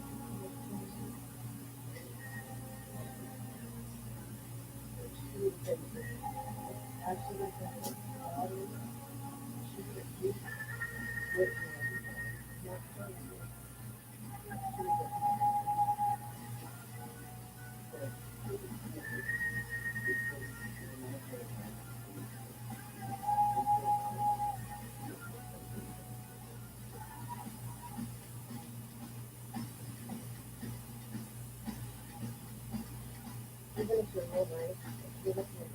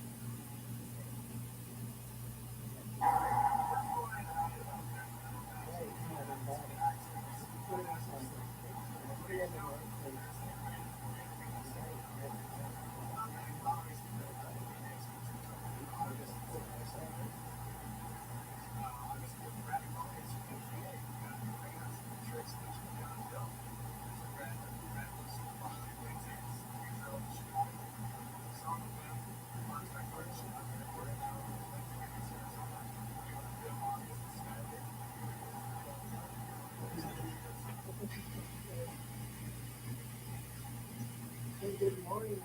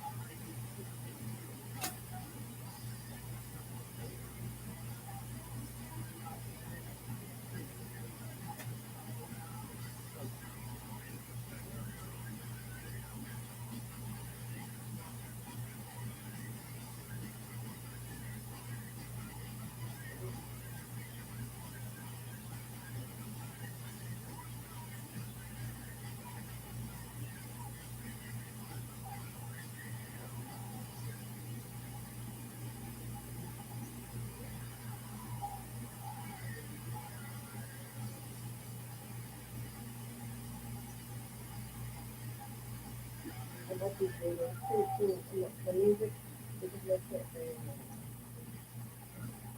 I love to see that happy.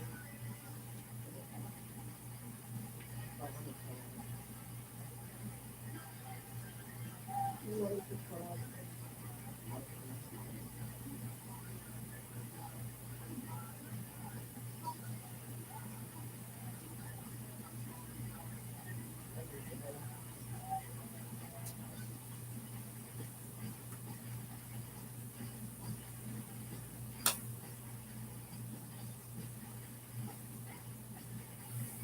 And then message shifting or anything.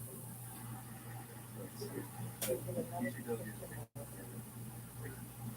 How do you want to mark? They haven't worked in years.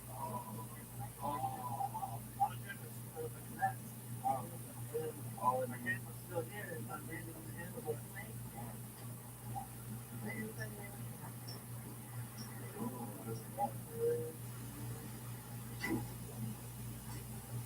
We'll try to make it up again. And 2 weeks. I have no idea what that means. What do you think? You got a possible for this? Probably. It's like how.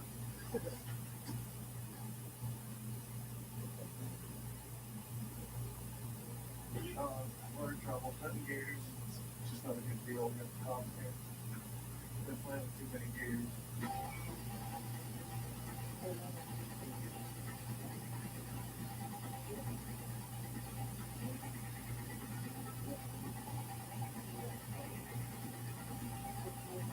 You.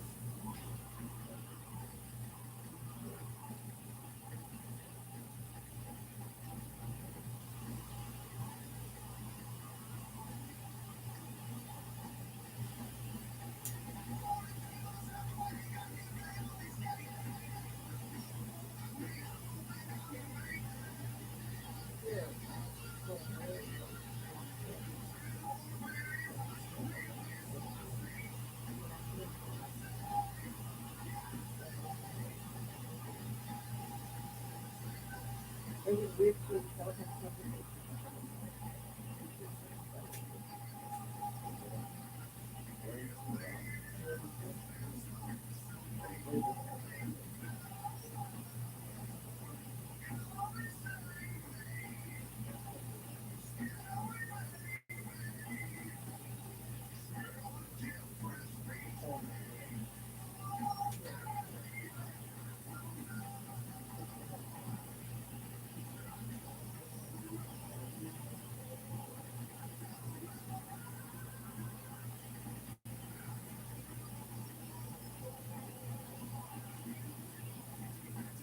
Okay,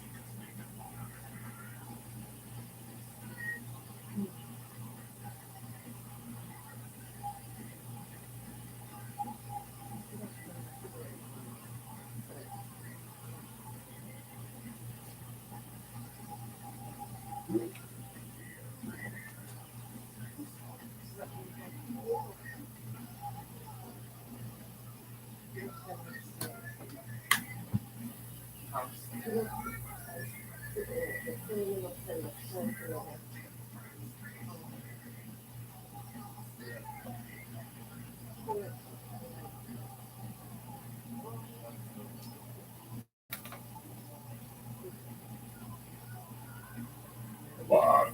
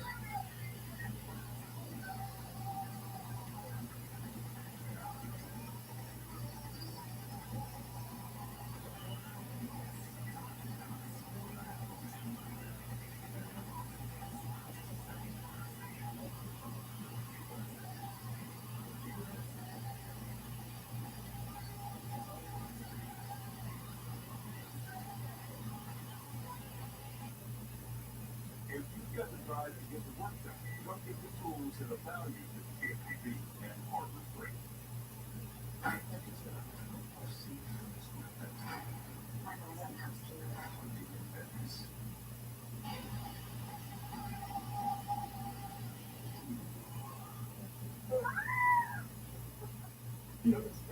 The power lines are connected to our bikes and shocking the hell out of us. Oh, no way, man. Crazy. I'm out of here.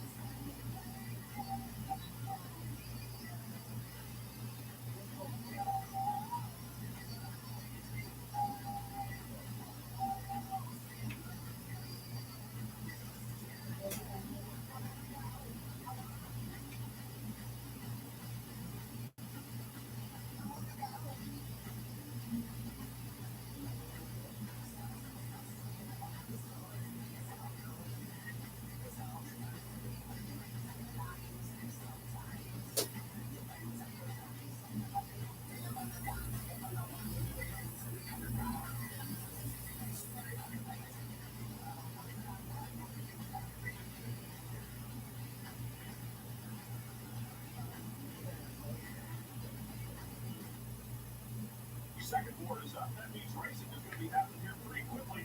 Dead center of the screen, number 4, Ricky Carmichael. Most about all the eyes are focused on him, and he typically gets such great starts. He launches out to the middle of the pack again and takes the whole shot. First man that turned out one is number 4. Carmichael gets the race. Oh, man. And look out. This is a freeway rush hour, and with all the respect everybody has, they don't want to run over Ricky. But now it's going to be Chad Reeves who's the leader on his Yamaha. He's the lowest man on the world right there in the middle of the track with 39 guys like that. And that is not a big deal. He did have a lot of continual stuff for the rest of the pack. That's a little bit more concrete, but he's got a lot of work to do now. So now it is Chad Reed out in front with Ronnie Rayner out of Oklahoma City, Oklahoma on his Honda CRF 450. Here's Ricky Carmichael. We're used to seeing him out front by a margin of this magnitude, but now he's going to be chasing the tail end of the field. Of course, making a lot of passes, and that puts himself at risk. Take another look at what happened here. We saw him in the whole shot of him on the crash. Well, there's a little bit of like they got some drizzle on and off here all the way. You can just see the front end just go down from under it, catches the ball, pops it back over, and that's it. You got to save that. Couldn't quite use Chad Reed for enough of a burn. That's a look there. Robbie Reynard, number 17 Honda out in front. Here comes Reed with Bubba Stewart. James on the number 7 Kawasaki coming inside. Can't make the pass there. In fact, stalled it. Wow, see all kinds of strange things going on here among the best riders in the world. This is Chad Reed's race to lose now. I mean, that how do you get that far back? There's no reason he can't miss Chad. Yeah, this is his race to lose. And trying to get these Kawasaki Cats 450s or any of those big four strokes started again is not as easy as it used to be with the old two-stroke machines. In spite of all the manufacturers' efforts to make them a little bit easier to refire. Here comes James Stewart now trying to make his way through traffic. And of course, the question at this point is where's Ricky Carmichael? He's got to be threading his way about halfway up the field at this point. Yeah, he's tearing out like crazy, man, and working his way up there. You see him, he's running to the back of Stewart. Those two are going to connect here soon, I'm sure, and work their way in front of the back. Here's just Ricky Carmichael off number 4, following James Stewart. Different line right there. A little bit different drive off the corner and up the hill. Stewart with 1 foot, then both off the bags. And he punches the number 144 Partridge kind of out of the way. It goes on by. Let's see if Kyle Partridge hangs on whether Ricky Carmichael gets a clean line around him. But it's got almost your way through when most people come by, one guy bumps into you, pulls you out of a line, the next guy spins you out in a circle. We want to be proud of our team. Well, he's hanging in there pretty well. As both Stewart and Carmichael go past, they're working up behind Robbie Reinhardt now on number 17, our early leader. Nick Roy's in there as well. Top finishing privateer in the Supercross Series. Nick's had a great year with the D team, and we're going to continue that relationship and even continue to grow that team. They've been great. We've done a lot of good things this year. The Nationals, Nick's always been comfortable up outdoors, but we get to see them just keep the results like this. The oil number 27, She's out of Michigan, also riding on. There goes Stewart, there goes Carmichael, both around big ways, so they seem to be like the tide. They're coming, they're heading up towards the front. As we take another look at our Toyota leaderboard, it's changing. Leader is Chad Reed up number 22, but we are watching with more than a little interest now. A battle is developing behind him, and David Millman is coming into the clutches of both James Bubba Stewart and Ricky Carmichael, so we're seeing three of the biggest names in motocross, but they're not the leaders. Looks like Dylan sort of took a glance over and got out of the way a little bit. I don't know if that's being curious or just Afraid? realizing he can't run the pace there. He's got to go on some patches. James get a little further. Ricky got to the inside and take advantage of it. James looking around at Ricky Carmichael. They both came by David Millman like he was a lapper almost. Millman pulled over a little bit, looked at both of them. Now they're looking at each other, and they got a real man-to-man battle going here between the green Kawasaki number 7 and the yellow Suzuki number 4. You got to realize here, too, David Millman is not slow. He's a very, very fast rider. One of the top 5 riders in the world. And these two go around and just absolutely check out. The pace these two have going right now is so ridiculous. It's almost impossible to get noticed. So James Stewart in front right now with Ricky Carmichael right behind him. We would expect this to be a battle for the lead, but instead it is they have come up through the back. Carmichael from dead last. James Stewart with just a spot or two in front of him. They both make mistakes. Carmichael early, Stewart a little bit later, and now they're trying to make up for the mistake that they made. Getting towards the front, they'll never get to Chad Reed. We'll never say never, I would say. Yeah, this is critical for Ricky. You can tell he's trying frantically to get around James. Here it looks like James is trying to be inside. He's doing everything he can. He's got to be down with his last 2 tear-offs. He's eating that roost. Being so close to James, that is not good. I mean, that's flying off the retire so fast. It's muddy, it's sticky to him. He wants to try to get by as quick as he can in front of him. Being in the line of fire and a machine gun test because dirt clods coming off of there, little rocks and everything else. Here's James Stewart throwing some roost up on the crowd now, and Ricky Carmichael getting a little bit of it, reached up there and wiped off his goggles. If he's out of tear-offs, he's going to have to use his glove. Deep brush, look at that, all the way up to the engine pieces. Here's Chad Reed getting one little encouragement from the crowd out in front right now. He should be able to hold those two off with a good, consistent ride. One, well, I would have to say a big mistake, and they'd be on him. Yeah, he's got a pretty huge lead right now. It's looking good for him. But he needs on Ricky and James' lap times, also on Chad's lap times. Let them know the difference. Let them know his lead is probably shrinking a little bit. And he'll be doing the math in his head. Okay, I've got 15 minutes left in the moto or whatever. They're catching me 2 seconds a lap.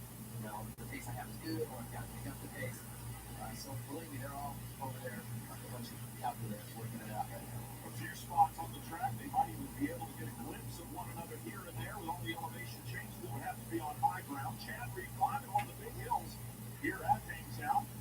And there is the gap between him and Ricky Carmichael. It is significant, but not so bad because the laps are winding down. Chad, when he came down that hill, he straight over to see where those guys were at. So look for this spot every lap and said, all right, we're catching you this much per lap. So that's an advantage he's got. Those guys, I think Ricky's in the worst position here.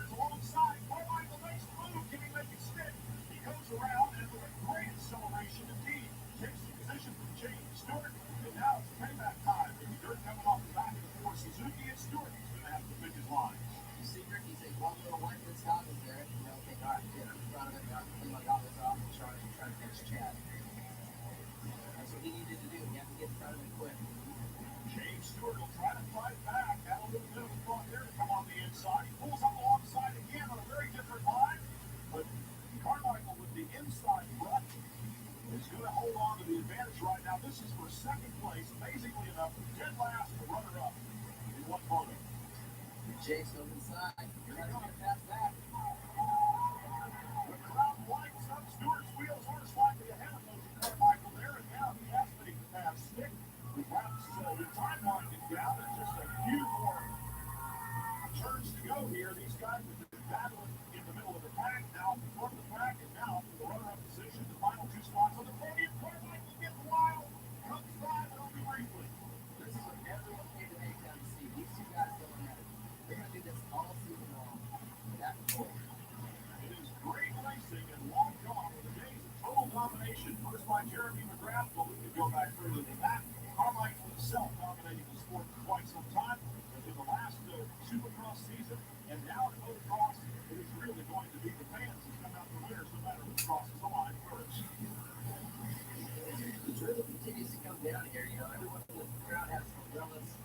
And this track's going to continue to get slimier and slick in the rain continues to out. You know, that is the worst thing you can do is take your goggles off. It's almost like a carnival rule that you don't do. But sometimes when it's cooler like this, the humidity in the air, your body starts to heat up, the fog gets out of your goggles, and there's nothing you can do. You just can't see it. Or you lose your tear off like Ricky, and he had to come through 39 guys. He just ran out of tear off, so eventually they get so dirty you can't see them. So it is definitely a last resort. But last lap, look at this, and it is James Stewart right behind, getting into a little bit of traffic right now. Who would have thought that Stewart or Carmichael would catch Reed with that big of a lead that's happened? These guys are incredible. it's the same movie for Ricky right here. Up inside, makes it work. Reed tries to cross back behind the wheel. Can't do it. They're in the air together. James Stewart has made the pass, and you get the feeling that since he caught it, he'll probably get it. James Stewart not in the podium here, having won motos number one. It's spectacular. It sort of chronicled the main players of this one. Watch for the 4, the 7, and the 22. They are typically the fast starters. There he is. Building on the left side of the racetrack. Out front goes James Thomas Stewart on his Kawasaki number 7. Along with him, number 27, Nick White with a good start. The Stewart's out in front. That spells trouble for everybody else. Carmichael's moved in a second. Stewart in the crowd from spells to the right, almost to the right, and Carmichael gets by.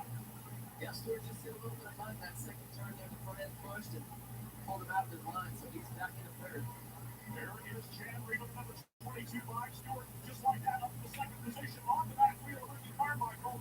And we saw the 12 of Nova there, also very much in evidence.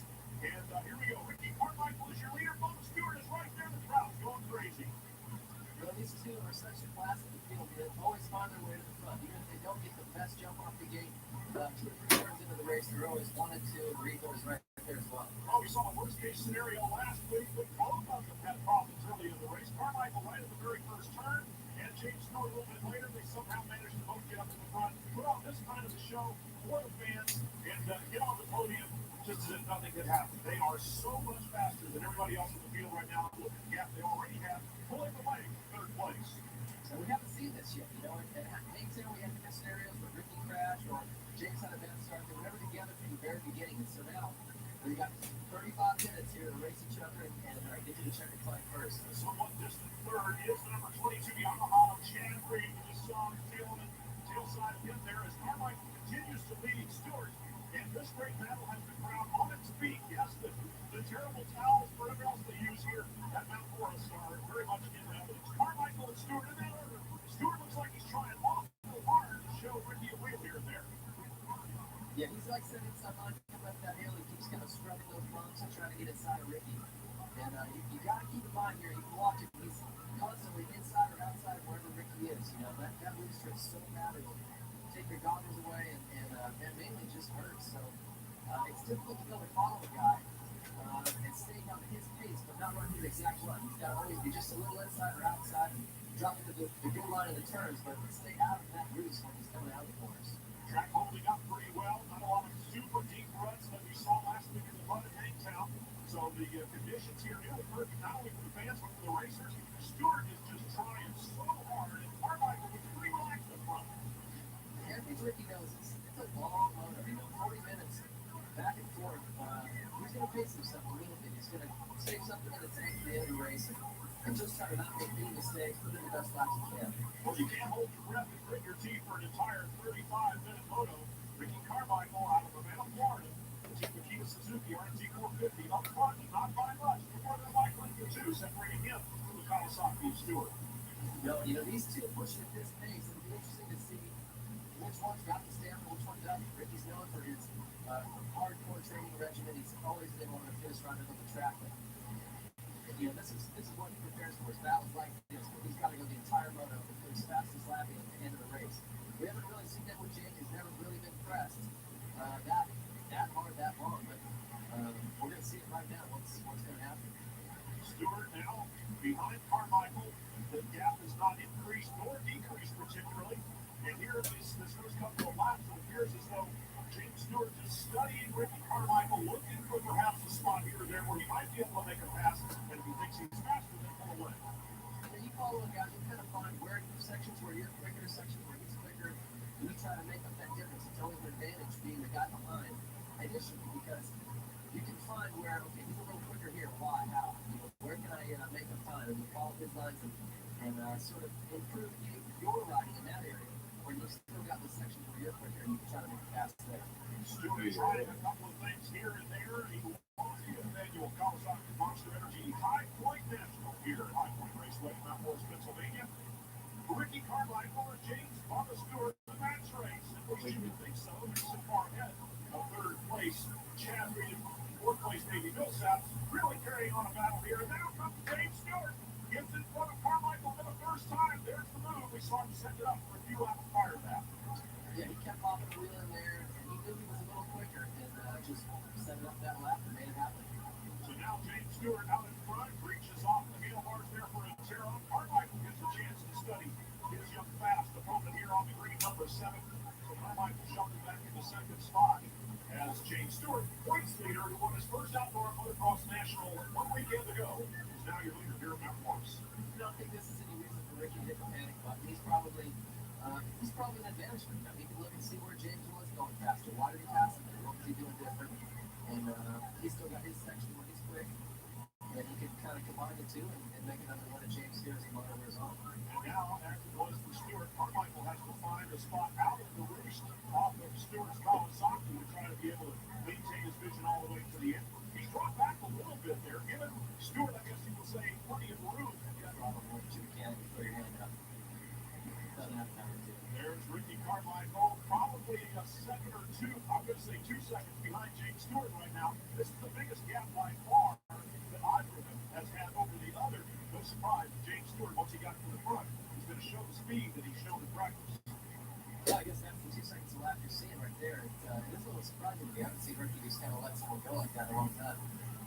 Ricky Carmichael regathering himself perhaps for an attack against the leader James Stewart. Stewart is the points leader, so Carmichael can't afford to sit back and rest on his points lead, which has usually been the case.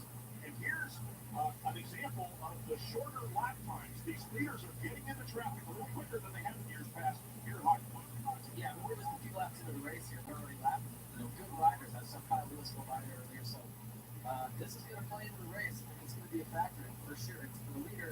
It's definitely tougher to get by. The lapper doesn't know he's being lapped until the leader comes by, and then once he does, if he hears a bike behind him, oh, that must be second, that must be third. So a little easier for Ricky to get by a rider after James has already sort of made the mistake. You can see Kyle Lewis leads Ricky by right there. And Carmichael goes past using the courtesy, and you can see the riders that are being lapped are giving them all the racetrack they possibly can. And here's Goose giving Ricky some lap time signals at this mechanic signal area, which is a new area here at this racetrack as well, along with some tunnels where the fans can get back and forth to different parts of the racetrack. Now, when this track goes back and forth to that valley, as you cheat out at the base of those valleys, it gets very, very rutted. They till this dirt up really deep, and it causes a lot of ruts, even when it's not raining here, which is most every year. But on the occasion you get good weather like this year, it's still very soft soil, very good soil, so they will get rutted, especially when the bikes are pressing down into the dirt. A little bit of a save there by Stewart as he works through traffic, going past the number 38 of Jeff Gannett out of Kingwood, Texas on a Suzuki. And Carmichael has used the traffic to catch up just a little bit. Now they are pretty much together once again. Yeah, a lot of traffic is definitely going to play a part. In fact, a lot of times James will get held up for 1 second behind somebody in a rut. Ricky can sweep right around the outside and get him out. So it'll be interesting to see how they get their way through traffic.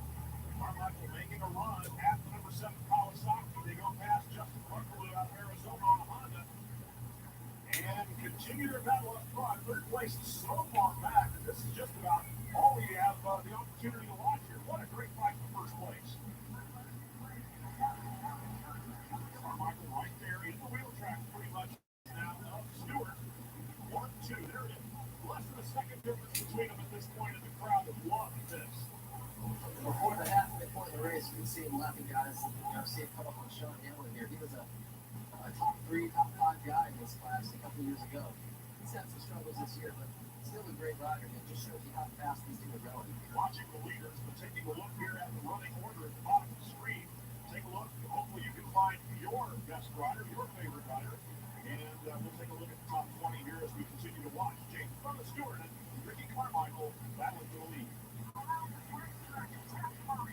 Stewart, Carmichael, a little bit more traffic there.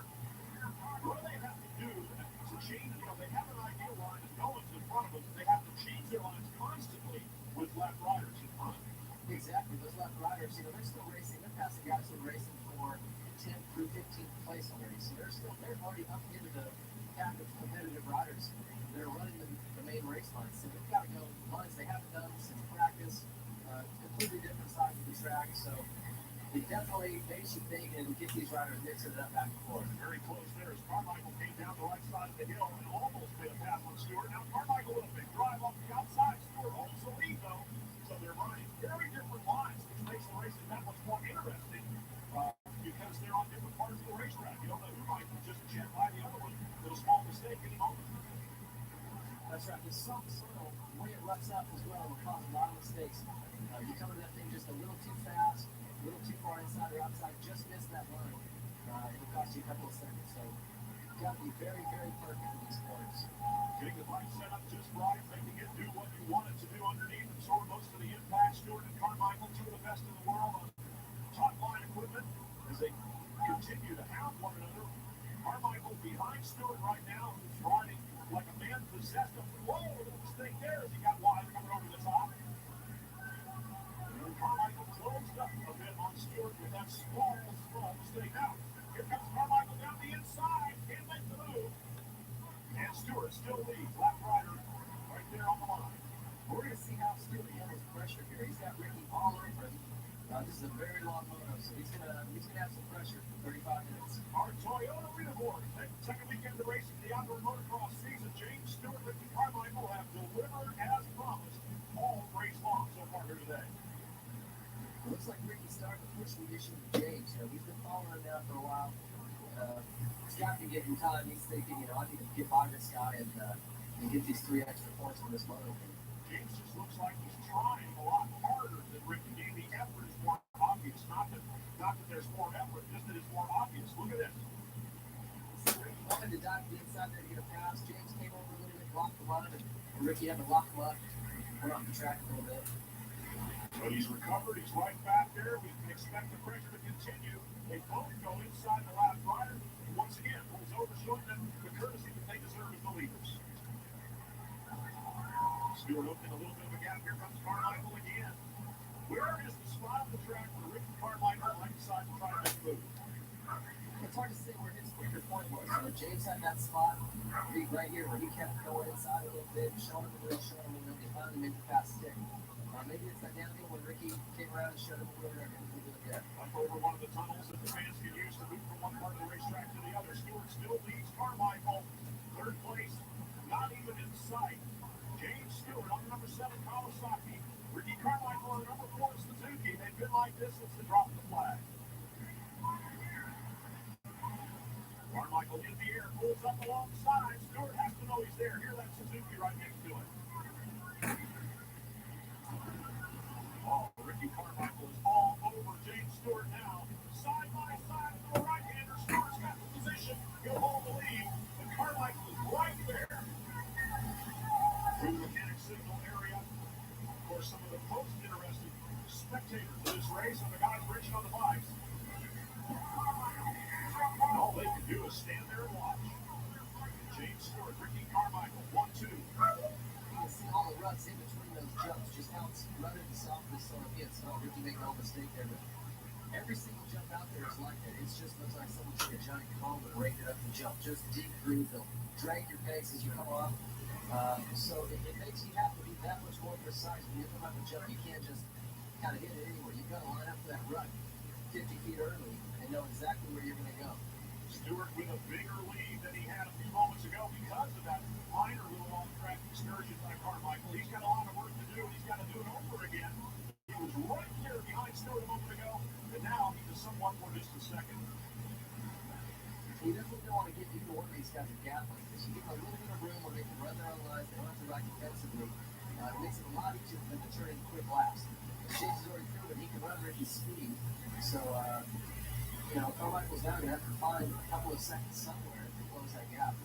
He's working hard, trying to do exactly that. James Stewart out in front right now with only lap riders to worry about as he completes these final laps of the first photo here of the High Point Raceway Mount Morris weekend.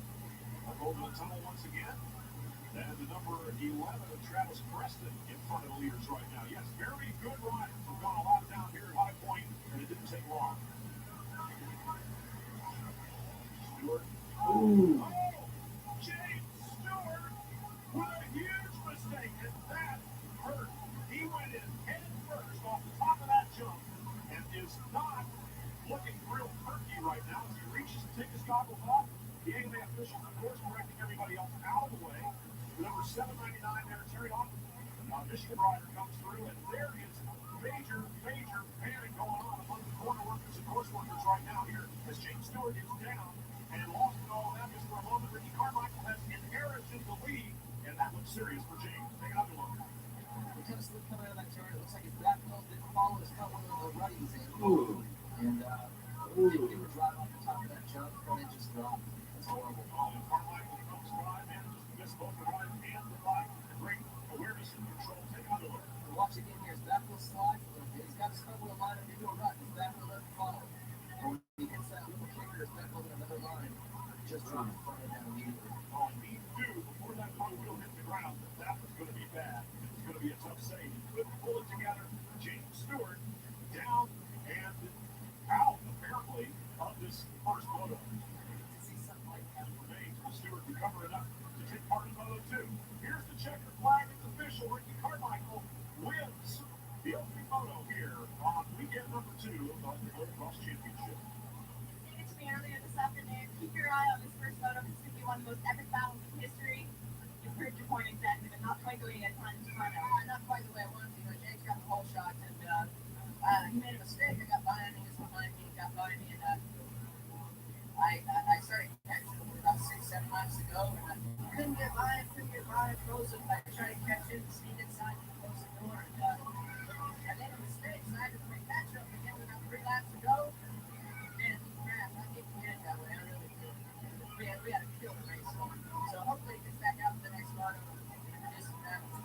Well, the track is ready, and the starting gates are set to draw here. If we take a look, of course, the first order of business is the whole shot. Let's see who gets it.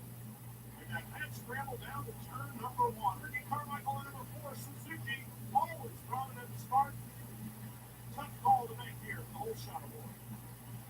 Let's do it out front now. And that's going to be interesting. Ricky's in third, so he's close enough to keep on it. But James gets a little momentum going. He can run away with us. You've already talked about many times how difficult it is to pass here on this track.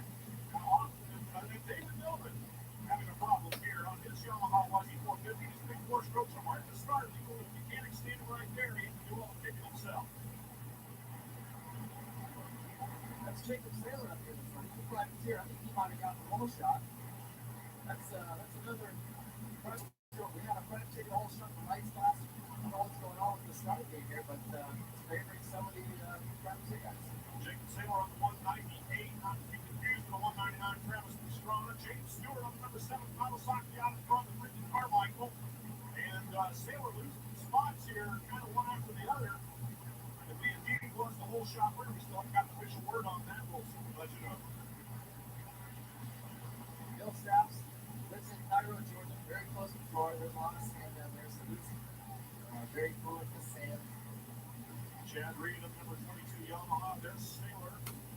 Continue to watch riders streaming through and taking so many different lines around the racetrack. There's John Down. He's sitting inside the top 10. 40 years old. This guy's amazing. Still coming out. does a couple nationals a year, and he just, it's amazing that he can come in and get a top 10. At that age, doing it part-time. Well, Dowdy, one of the great veterans, one of the real Iron Men of the sport, and always a pleasure to watch a race. James Stewart, Ricky Carmichael, though, that's been the headline act all season long. People have to see him come out. It's great to just have to be a part of it. That yellow Suzuki with number 4 on it is now challenging James Stewart for the lead. Stewart's speed, perhaps second to none, but the consistency and the experience of Ricky Carmichael has him once again in the driver's seat for the championship. Not any given weekend, he's already acknowledged that James is hard to keep up with on a given day. But Ricky Carmichael, he's in there for the months that it takes to win a title.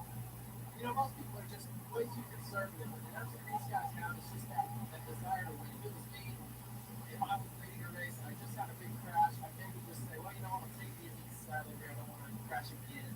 Maybe second's good. James just doesn't settle for that. He wants to win, and he's just going to absolutely do whatever he can do to win.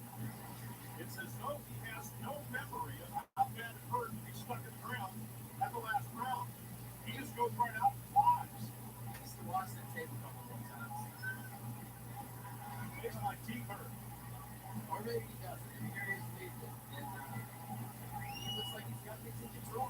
James, if you can hear me, just keep doing what you're doing. It's beyond me to try to tell you how to do this, how to craft your sport. Ricky Carmichael, watching and studying, you know he's being patient and looking for a weakness or even waiting for a mistake. You know, Ricky, see, he's got to stay wide. He's got to try to stay out of James' roots. You know, he's in his lines coming out of those turns. He's just getting face holes in sand. So he's going to stay on his wheel like this the entire road. He's got to stay off to one side or the other to save his goggles. You know, they used to be able to only able to run 5, 6, 7 tear-offs before it started to look like it was the bottom of the football. But now we can run up to 21, 24 tear-offs. He's landed packs and probably 7 or 8 of them look like one. So that does help. Still, you can see it come out, you're breathing it in your lungs, you're coughing it up. You can see it just crisscross back and forth across the roofs. Having to look up the inside there, indeed. Carmichael trying to go left to right, right to left. It's almost like a water skier in the wake of a boat. He's got to go to one side and then the other to try to stay out of that all that turbulent sand in this case. As rough as this track is, I mean, it's hard to appreciate how fast these guys are going. They are absolutely flying. Well, I'm also taking notice of what you talked about and how much faster the two leaders are than anybody behind them. Their aggression and their body language and the pure speed with which they take these turns is visible. It's visible. You can see it. Yeah, it is. It shows up on the stopwatch big time. So behind these two, no disrespect to any of those guys, but we're at the pace. Well, everybody's going as fast as they can. It's just that these two can go a lot faster than everybody else. Yeah, we need to sit their parents down and find out what kind of ridiculous genetic cloning they did to come up with these two. Well, there's a lot of hard work involved in it as well. We know how hard Ricky Carmichael trains. We know how hard James Stewart trains. And that is part of why, along with genetics, they're out in front of everybody else and the class by themselves. Well, a lot of guys train. I don't know, but not a lot of guys can ride with these two. Something special about it, that's for sure. You just gotta enjoy it while they're here, while they're both racing together. Just in the last season, you're going to see it in its entirety. Well, it certainly reminds us of many of the great glory days in the past when there were 2 and 3 riders contesting week in and week out championships. They were hard fought right down to the finish, as we know this outdoor season is going to be in 2006. Working through some traffic right now. Carmichael and Stewart trying to make some room on an already crowded track. Now, the first lights class motor, we had a bunch of mechanical DNFs. The sand is very, very hard on engines. Sand plugs up the radiators, makes the bikes run hot. It's very deep, so it's constantly pulling down the motor, and they're just adding to the temperature, which is a big issue with these 4-strokes. And gets into a lot of parts. Sometimes you can suck sand through your air filter. But here you can see they have the mechanical problems. Side by side, Carmichael and Stewart. Carmichael making his first bid to take the lead here, and he is edged in front just ever so slightly. Stewart with a shorter inside line, though, will be able to fight back. And the lap rider, number 31, that is Jason Thomas, is probably thinking, wow, this is cool. JT Money's a sand rider from Florida. You think he'd have, a little bit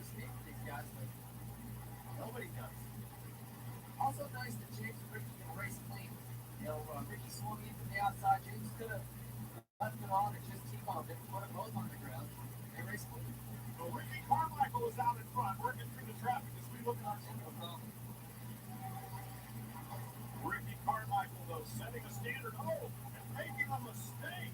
He disappeared out of the shot so quickly, you couldn't tell, but he's down on the racetrack. Picks the bike up. Here's where we're going to figure out who's going to far behind Stewart was. But now James Stewart was flashing by and has become the leader of this one. Carmichael's going to have to try to run it down all over again. We can see Ricky get out of that scooper there. He just got into a bump too deep, and the back end swapped back around. And he was able to get the bike started, but he has lost a bunch of ground. It would have been more, except for the pace that he was setting up front. James Stewart now, white flag waiting on the last lap, has inherited the lead, and if he's able to run an error-free, will pick up a win. That's great for James. I mean, you got to commend him just coming out and racing. Most riders wouldn't do that. He's a tough kid. And he seems to be from another world. Come back from that kind of an accident to even race at all. Never mind pick up a win in the very next photo. In fact, I wonder if Ricky will go off the Vinci code on us and start whipping himself this week. The AMA Toyota Motocross Championship finishes after this. Ricky, deja vu, what took place here at Southwick last year. You're like a predator hunting a stray there for a bit, and then the track came out to fit you. What happened? Yeah, his suspension went down and kind of rebounded me back and fell down. That's a shame, man. I felt good and I kind of got up and caught behind James and was just riding his pace and should have tried to make the move a little earlier. You know what? Hey, hats off to him. They beat me. I can't hand it to you. You're going to be there for a while. Was it sheer adrenaline that you're running on? Yeah, so grateful. Plus, we're not coming to one of the smoothest tracks of the year. Southwick got to stand up a lot, and it's just taking a beating on my knee. But, I felt like I rode good. Ricky got around me and started to actually catch him a little bit, and he made that mistake in the back. But it was fun. I didn't feel like I would even be this close. So, it's just it's an honor to be up here, so I'm happy.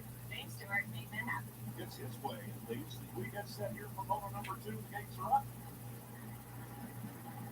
And the gates are down. Ricky Carmichael, center of the screen on number 4, sits back to get some traction. Was he going to get a whole shot number 2? Yes, it appears as though he did. Right behind him, once again, James Bubba Stewart.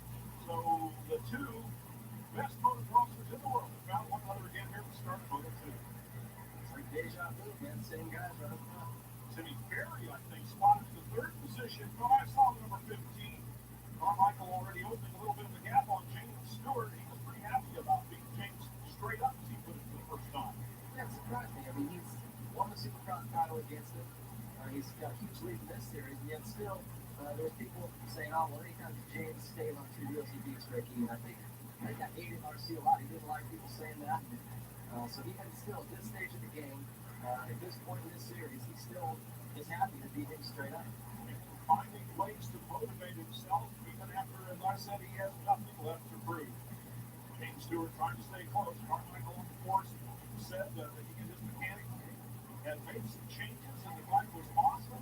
So even though they are virtually perfection personified, they can try to make it better. Yeah, he said after that first moto, he felt like this was the best he's ever had with this bike.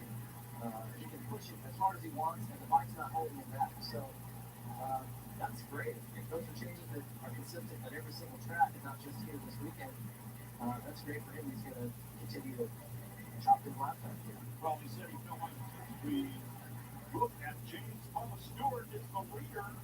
Ricky Carmichael has tipped over, gotten back up, kept it running, and now he's going to have to chase the number 7 here. So we might see some racing between these two, because Carmichael made a mistake, and now Stewart is your leader. It looked like it was going to be an RC runaway, but now these two are going to have to fight it out. Well, James' dad is very interested in how this is going to continue to go. Our Toyota leaderboard tells us the rest of the team here at Monster Energy Kawasaki Red Bud National. And putting some new information on the board for the next time Ricky Carmichael comes around. He's not the leader. Instead of James Stewart, here's Carmichael behind him. And let's watch this. This is what the fans paid their money for. Carmichael versus Stewart. I don't know what happened to Ricky back in that turn, but it couldn't have been that big a deal. He obviously kept the bike going. He didn't lose that much time, but enough to let James Stewart slip by. James Stewart leading. Ricky Carmichael trying to make up some ground here as the two of them battle. Let's go to Aaron Bates know, when you see 450s coming up a little short on it, that it's a big jump. There's always a couple guys in the light class that tried in practice. Michael Leslie tried it this weekend. Blew his rear wheel out and thought better of it doing it again. Michael did it as well in practice. So these guys are well aware of what happens when you come up short. Ricky Carmichael chasing Jacob Stewart right now. In the air. And down the face of the jump now. The fans are going crazy now. The crowd has really come alive here. And Ricky Carmichael, giving their money's worth, probably didn't want to tip over there and have to do this, but the fans are loving it nevertheless. The Caps blue ribbons kicking in right at the right time here. These two are going to get together and race this one out. We could reach critical mass here at Red Bud Track and Trail with the fans going crazy. James Stewart, Ricky Carmichael, 1-2 on the racetrack. Carmichael winner the first photo, and Stewart second. And of course, if Stewart is able to hold on and win this one over Ricky Carmichael, he would be the overall winner as well. That's a little bit of extra wind in his sail. When he saw Ricky down, I'm sure he went, hey, this is my chance. If I can win this one, I'll get the overall. That's got to boost his confidence. He saw Ricky pulling it. He knows his speed maybe wasn't quite there, but I'm sure he's making a run for it now. He's going to lay it all out on the line. Well, he definitely pulled a lot closer there through the loops at the tail end of it. Almost gets up inside. Stewart sauces him off in the front. Here comes Carmichael. Carrying huge speed. Makes the pass. And Stewart trying to come back around the outside. There are two different runs. Stewart crosses back over on the inside. Can't make it happen. Ricky Carmichael takes the lead and holds it. Now he's just cruising all over Jimmy's. And Ricky's just on it. You can tell he feels comfortable. He's cutting inside and running it inside. He's feeling good. You're not going to beat this guy. Well, they said they made changes to the bike, and he felt like it was the best it's ever been. So Ricky Carmichael showing the effects of when man and machine work as one. James Stewart taking the way outside line, trying to stay out of some of that roost. And will he have anything in your RC in the closing laps of this second moto? We'll have to wait and see. You can see it kind of looks like Ricky can square up and pivot any line he wants. He can make that bike go wherever he wants to go. Where some guys are having to swing around the outside and pivot and bank off of a berm. Ricky can just square that thing out the wheel and make a turn. Like it's turning just great. Rotating around the steering head there. He plants the front wheel, the back wheel, digging as hard as he can. James, on the other hand, looks like his Kawasaki trying to push in some of the same turns, and he can't get it to lay down and change direction. Carmichael, oh yeah, he's opening the gap now. Stewart's riding as hard as he can, and Ricky's just riding away from him. I'd be curious to hear what these guys have changed on Ricky's bike, whether it's triple clamps, they can try all kinds of little things, just a millimeter here or there will make a difference that you can feel. And sometimes it's just a matter of getting the rider comfortable. If he likes the triple clamps or bars a little forward or for the back, seat a little higher, a little lower, a little more sag, get by class. But whatever it is, something needs to be done. This cat keeps running away with these races. Well, he has taken a step sort of to do something about it himself, announcing that this is the last season he will run a full championship schedule. Well, Ricky Carmichael is putting on a show perhaps one last time for the fans here at Red Bud. Carmichael will win moto number 2 and take the overall at the same time.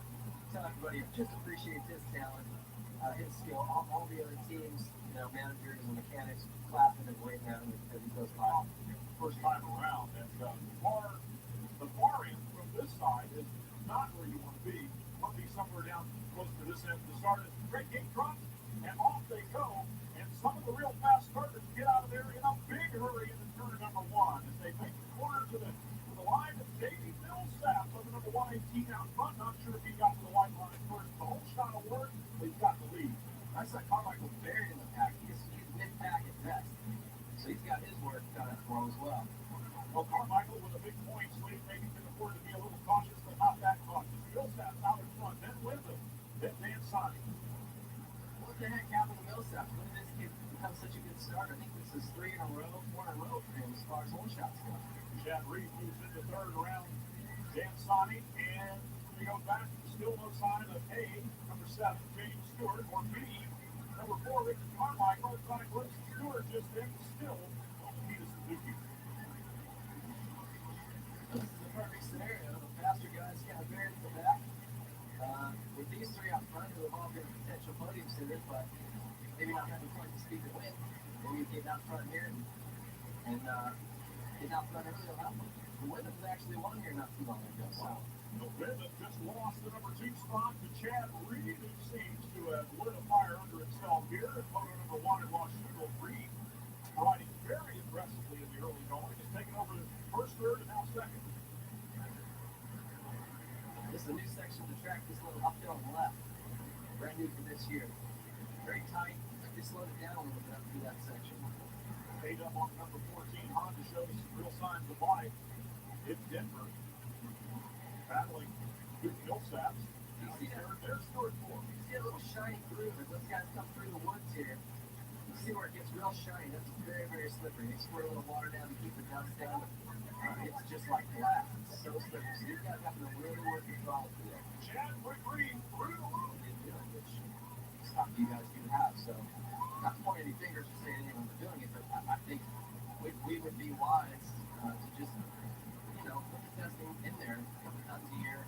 At least let everybody know that, hey, if you're considering it, consider you might get caught.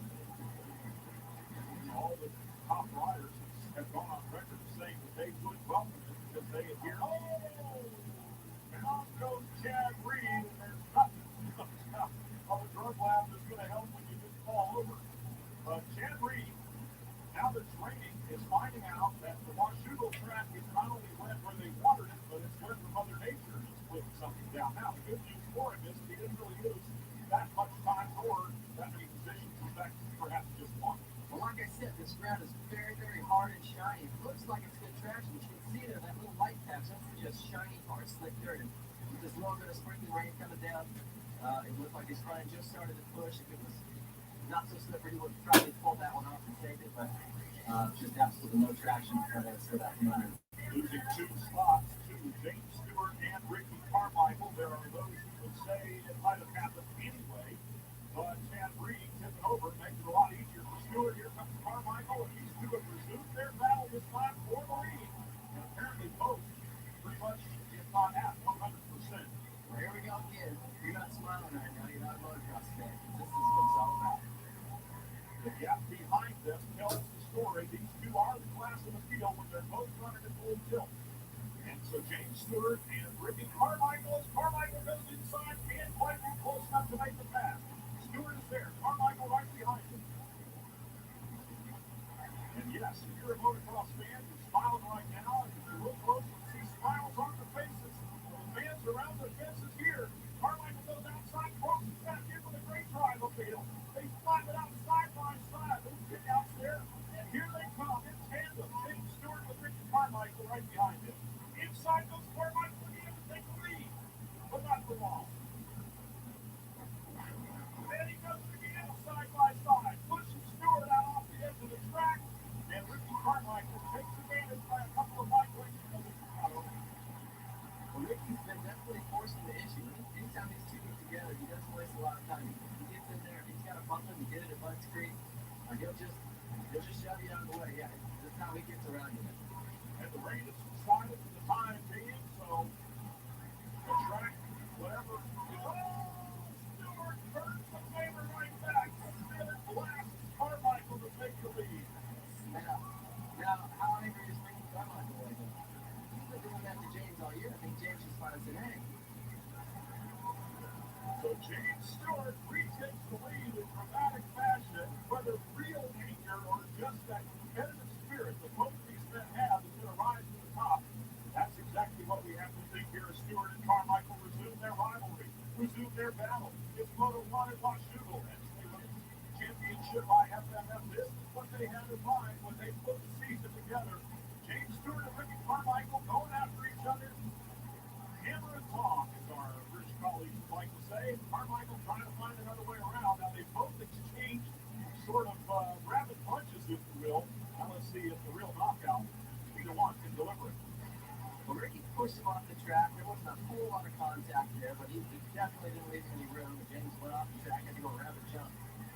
And when James came back, he ran straight into Ricky. He shoved him right completely off the track. So, now, Carmichael just took the lead again in a very gentlemanly pass by comparison. So apparently the hostilities have subsided somewhat, at least. They've exchanged block passes. Carmichael now with the advantage, and Stewart trying to find a way back. not gonna. There's no bitterness there between the two of them, but they both really want to win. And if there's only a little bit of room to make it fast, these guys are gonna take. They're gonna open that gap up. Every bit of me wants to think that both, on both occasions they were laughing under their helmets, saying, "Wow, that was good. All right, I like that. I'll give you back some of your own medicine here in just a minute." So it's that competitive fire that Carmichael and Stewart possess in huge quantities that's motivating them right now as they work through some traffic there going past Michael Paglia from California on this. You see the Paglia ducking his head down. When you come up that hill behind a 450, oh man, you better have a chest protector on it. You will just be welted up. James Stewart getting close to Carmichael once again. They work the track here at Washougal after a little rain shower. Yes, there's some mud covering both rider and machine. Stewart almost a little short on that last jump, but made it look like he had to do that. Can you see how fast these guys are going through these turns? They're just going into these ruts. They completely over flat. This pace they've got going right now is ridiculous. Well, it's easy to tell how much faster they are than everyone else. Do you see anyone else on the same lap? No. I wish Reedy wouldn't have fallen because it would have been interesting to see how his pace held up with these two. So it really added something to the battle, but Carmichael and Stewart working through lap traffic right now, and both riders doing the best they can to get out of the way. In some parts of the track where there's hardly two lines. And besides, there are two guys coming up behind them, you have to leave two lines. Stewart gets through clean, lost a little bit of ground to Carmichael. Carmichael with a big advantage right now here at moto number one. Working traffic just a little bit better. James has got to go back to work, try to close the gap. He can do it. Coming up on the final lap, Carmichael and Stewart with the white flag waving. Still a little bit of traffic in front of him. Number 361 there, Cole Fasciati, Canada. you've seen Ricky Carmichael have to change his strategy. He used to be so much more fit than anyone else on the track. He could just take his time, be very patient. He knew at about the 20-minute mark, everybody would slow down and he would actually get faster. What James has done is just, he's made that strategy not work anymore. James is just as fit. He's faster than Ricky used to be, so Ricky had to increase his speed and attack right from the beginning. I mean, James isn't dropping off his rear wheel here at all. Ricky's having to push all the way to the finish. So I would be interesting to be a fly on the wall at their little team meeting to see what Ricky's strategy is. You know, it's going to be just, hey, you go to front as fast as you can and haul butt because James is going to be right there. Well, James is right there, but seems to be coming up on lappers in slightly less opportune moments. So Carmichael's been able to maintain this gap for the last lap. And we're on the final lap right now. The Stewart isn't touching any slack. He's not backing off either. He wants Ricky to know that he can finish right behind him. It's the turn I'm talking about. Look how fast they get through these corners.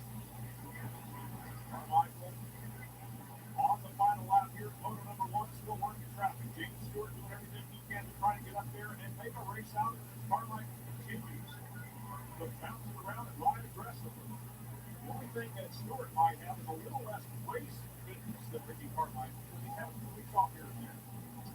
Yeah, he has taken some time off. In Colorado last weekend, I think he was definitely sort of blowing confidence off.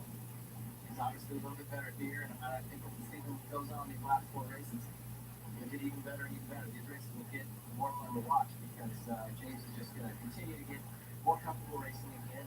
They're going to continue to work out the little glitches that they've got in that bike. There are any that rebounding issue is a big problem that they're saying. When they figure those little things out, James is going to take off from 10th here, half a second there, and he'll be even closer to Ricky if that's possible. And of course, the fans are the winners, even though Stewart is out of the championship, even by his own admission. The fans who lean over the fences every week at places like Washougal want to see good racing like this. Pass and repass between Ricky Carmichael and James Stewart. In the end, Carmichael prevails. Ricky's waving him up. I wonder if this is all enough. Well, it looks like some good sportsmanship in the end. How did James, what about you two just had? Probably one of the best races ever. Yeah, it feels good just to be back up and running. Got a full weekend of ride, and man, it counts like These guys busted their butt working on this motorcycle, and this is a lot better from where we've been. So all we can do is improve. We got a break after this, so I'm really excited to get back and get back for it. I should be happy. Would you say that's probably one of the best battles you've ever had? It definitely ranks up there. I've been around a long time, so I've had some good battles. But like I'm looking forward to it. It's great that everyone's 100%, and I definitely had to say, man, I put a cheap shot on it in the back. Really not my character, but I was struggling to get by. I was waiting, and getting by and clean was going to be tough. So I forced an issue, and then we returned the favor back at me, and then the second time to make a stick, I ended up getting a good pass line. All of them will do, no doubt, because they have to stay in shape. Bill is, in fact, just a little over an eighth away. Yates dropped the motor number 2. Ricky Carmichael looking for a better start. James Stewart fighting for the whole shot award, and I think he got it. Looks like he and Ricky sort of bumped the bars coming out of the gate, and it left Ricky backwards. Rick's about 6 or 7 there on the left side of the screen, hopping over the hill at number 4 Mike. He was field thundering around the track here, but James Stewart out in front with the whole shot. Probably doesn't know yet where Carmichael is, but figures, hey, everybody's behind me, that's all that counts. Mike Brown's up there on the Rockstar Energy Suzuki. He's had some struggles in the lights class, moved it up to the motocross class.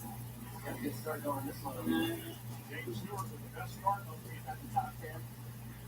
Wasn't even supposed to be in the motocross class this summer, but made the move up and paid off for it.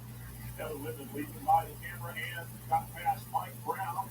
Here comes Carmichael next. Carmichael working on the number 3 Suzuki with his number 4.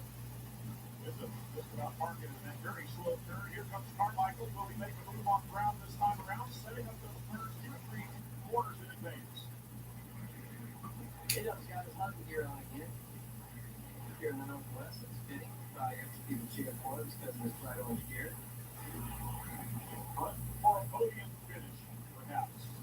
Carmichael in 4th. He's going to take that away. Travis Preston and Timmy Ferry making an appearance there. Here's James Stewart, our leader. That's how far behind Chad Reed is. And 3 1,000, 4 1,000, 5 1,000.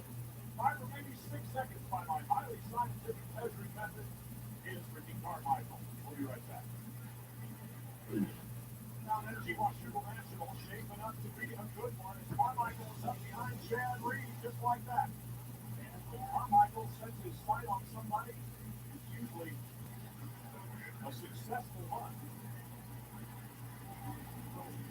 We talked a little bit about Ricky always staying outside or inside of a guy's line. Another reason for that is staying on that cruise. Not only wear your goggles and hurt, but breaks your focus, breaks your concentration. When you're getting hit with that dirt, you're not focusing on where you're going and what your next move is, what line you're going. So the less than 3 on a muddier track will also clog up the cooling system, perhaps get stuck in the wheel and slow you down physically as well. Carmichael now stalking Chad Reed, trying to find a place to get around it. He goes way outside on this one, setting something up for the right-hander. He gets him in tight and makes the pass for now anyway. Side by side up the hill, Ricky Carmichael gets the job done. There's some pretty big gap to James. I mean, I don't know if he can close that kind of distance. But we'll see. Oh, he had a pretty big gap behind Chad Reed when we went to commercial break, and he's closed that one up right away. Reed still showing some signs of fight here as he crosses back to the inside, gets close, and comes up into the infield. Oh, he could have put a wheel on him, but didn't. Play. Kevin Winston, not much he can do about it. James Stewart is our leader here at Washougal. Motor number 2, he finished runner-up to Carmichael in the first run, but he's out in front of Ricky, having some difficulty. Well, he's out. Yeah, he's closing the gap, but he's gotten it done now. So that speed that Carmichael possesses when he needs it is very much in evidence once again. I didn't think he'd be able to close that much time on James, but he counts his speed somewhere. Well, when you've got that carrot sticking out there in front of you, you're going to whip yourself into shape here. Carmichael has closed the gap on to James Stewart here. We've got a few laps to go. Right now, we'll take a quick break and come back to the action here at Washougal. 5, empty ice. Go bold.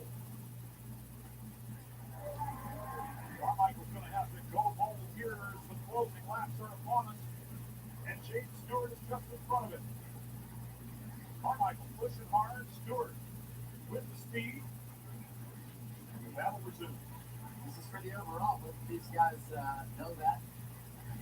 James certainly knows that he caught it. Made up all that distance on him, but he didn't want to let this go either. On right in front of the mechanic signal area, Ricky Carmichael shows Goose that he can get it done as he goes past James Stewart now. Indeed, 1-1 Carmichael will give him the overall, but a 2-1 for James Stewart would give the number 7 rider that overall win.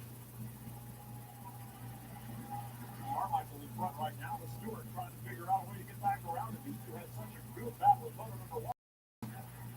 Certainly Stewart will have learned something. Carmichael getting a little bit better breaks in traffic. Let's see what happens again. And that's partly full high. Carmichael must have gone by. And Stewart pushing hard once again. Well, it looks like he's swapping all over the place here. I don't know if it's getting slippery out there, if he's just pushing that hard, but sideways where he's been going straight this last lap. Sideways again on the uphill section here. James Stewart right behind him trying to capitalize. They go side by side over the jump. The next turn to left-hander. Stewart can't make it work. That was the mother's gun right there. Can't see what more than James didn't even get any out that jump and did it faster than we did. Somehow Carmichael managed to stay in front of him. Stewart's going to have to work him again. Find a turn. Playing a couple of spots, a couple of turns ahead of that. See if he can make a move. Yeah, he just lost some time in those turns into the wood riding section, as Chad would call it. Carmichael with maybe a second advantage right now, and the distance between them is obvious to all of the some 27,000 fans who have packed the parking lot and the track here in Washington. 2 laps to go. James is still close enough to make the pass again, so.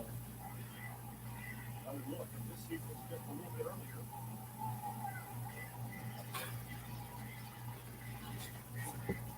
Gets started up on one side, but he blocked the gun.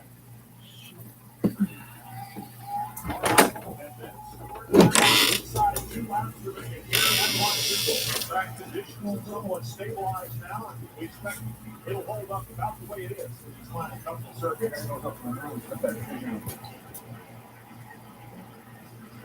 Foster there, signaling Carmichael.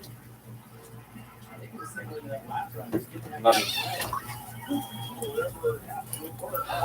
Shouldn't take too long. She did. Carmichael, who's on speed before the bike got moving. Now the question is, no, it is not. She go somewhere. Sometimes Ricky Carmichael has the lead Irish, doesn't he? Look at this. Oh, that looks like freestyle. Looks like a yard dog.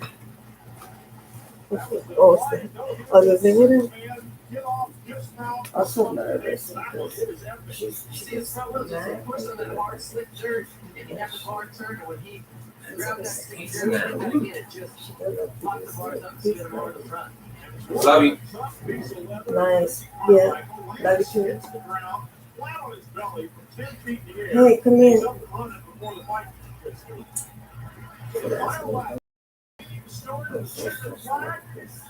He gets hammered a certain amount of good fortune, but a lot of us, including me, are going to say that James Stewart had him covered here in Moto 2.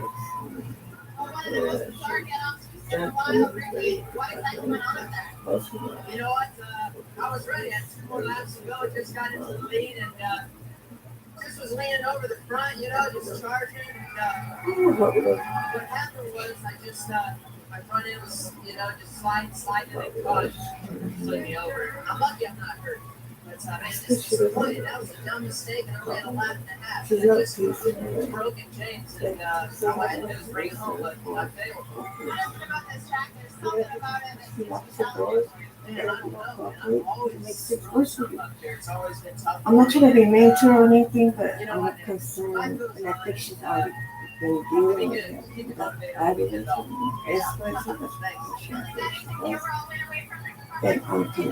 I'm concerned about her every day pertaining to that situation because it's a serious one.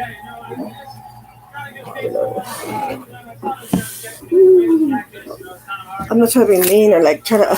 Oh God, help me! Underestimate anybody, but it's because she's gonna fight him. She probably already has been, and she's the kind that she'll get away from this guy she'll use whatever means to fight them up and have the bad thing. She's already been fighting them on her own, and she will. She doesn't care how big you are. God help her. But I heard her go, like it was hurting her when you're wrestling her because you couldn't control her because she starts fighting. Just whatever.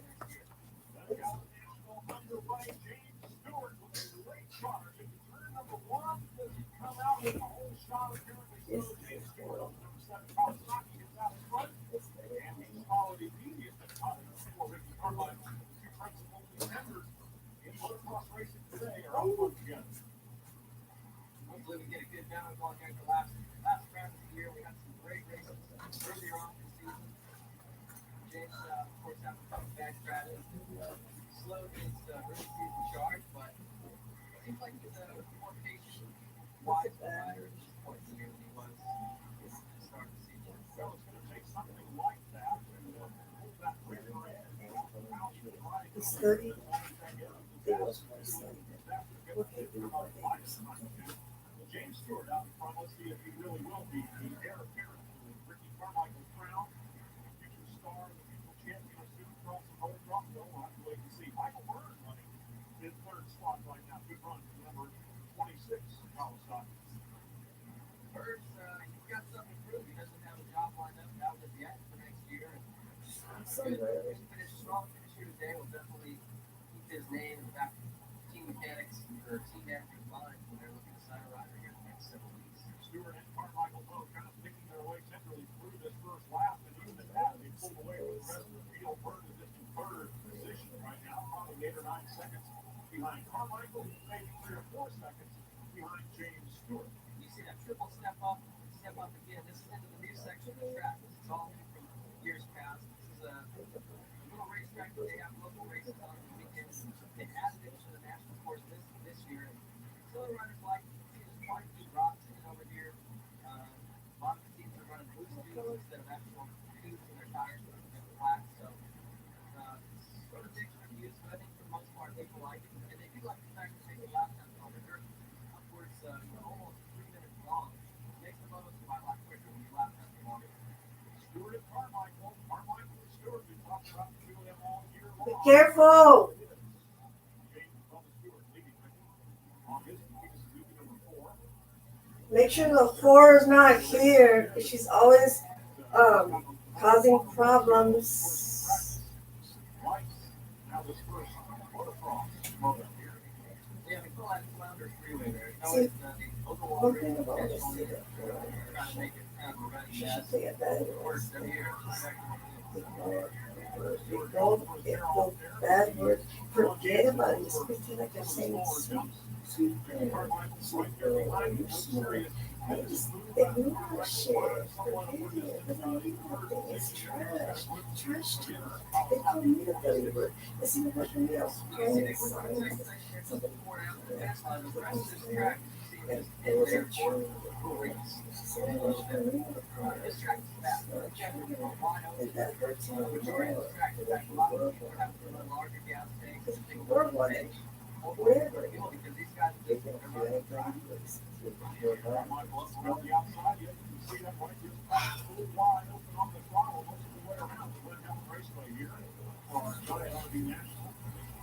Carmichael and Stewart, again, neither one looking very aggressive at this point in their body language or in their style. Carmichael biding his time behind Stewart. Stewart.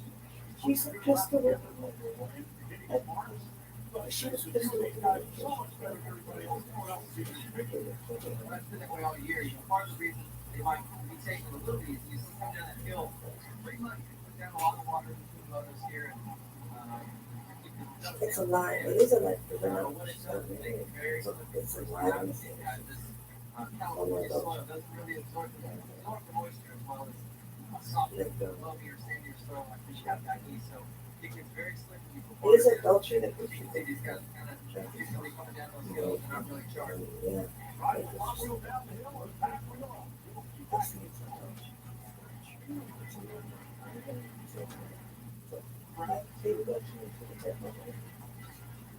Glen Helen Race 180, the young man enjoying James Stewart and Ricky Carmichael battling She was. That's what they do. He has been patient with me. He was getting all over James' cheek and trying to make a have a flash. Or he just making things sit back there just outside. She's very nice to me. Just kind of watching the line. All over it.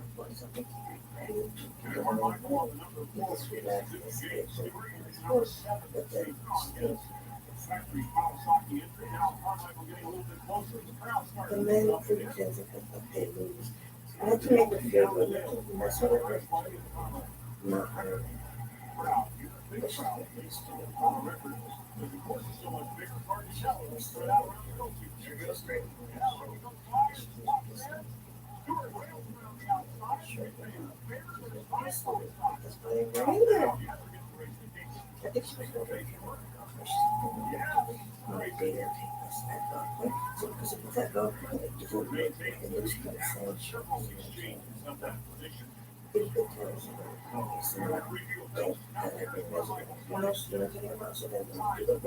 they don't see that. They're not going to leave you all that forever if they see having sex in the air. But Ashley Brownlee's been pistol whipping my husband. She's put things on my cover, so I don't want her near my husband. If anybody sees Ashley Brownlee with my husband, please have her arrested immediately. I don't want her near my husband. She keeps indoctrinating and he goes back to me and he's acting weird. And then right now he doesn't remember what she did last night at all. She keeps indoctrinating, so I don't want Ashley Brownlee. I don't want Ashley Brownlee near my husband because she keeps indoctrinating. She's gonna cause somebody to get hurt, an innocent victim that lives around here. So if Ashley Brownlee's with my husband, please have her arrested.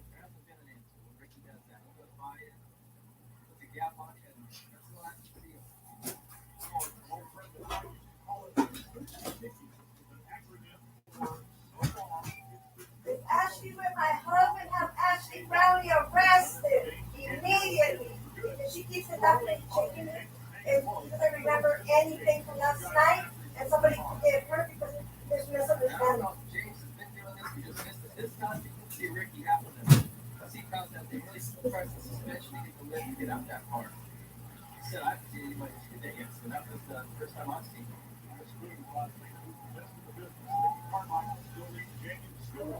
Please have her arrested.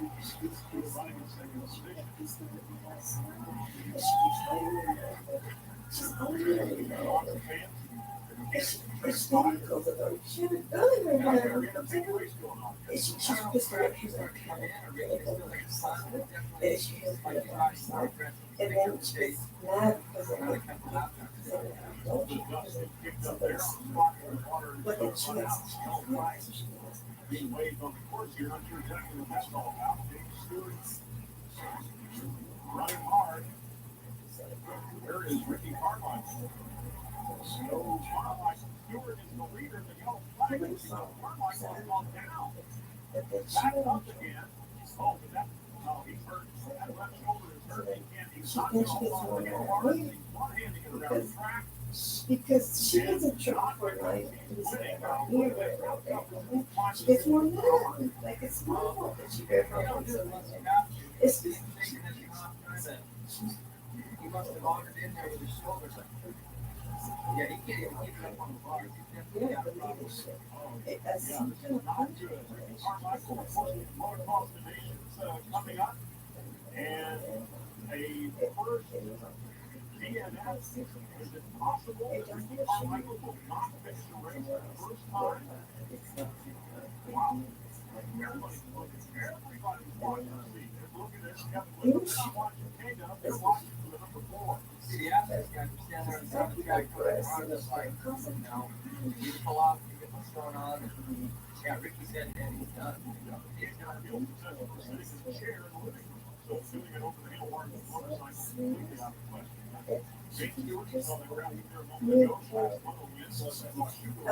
The reason I avoid her is because she's trying to get me to have sex, right?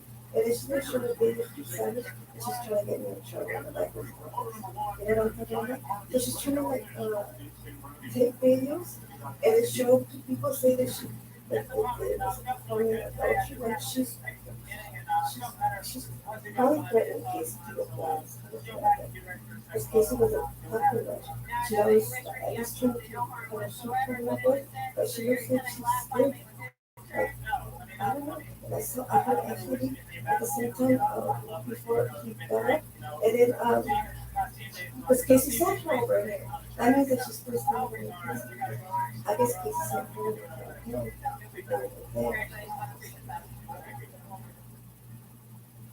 But she's pointing the lines, you know. If I would have pointed a boy,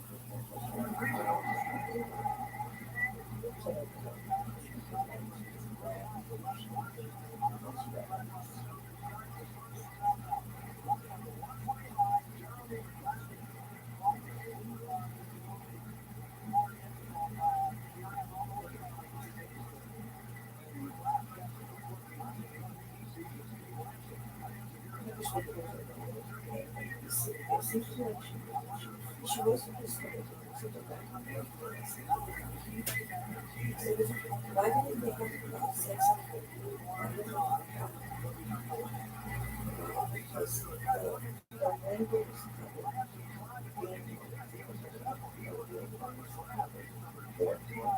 it's covered. She does.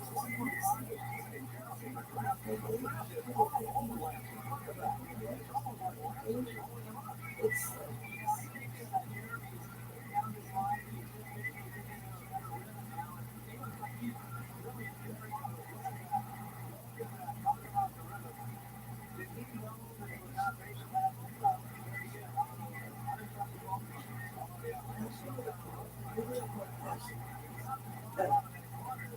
Casey should have.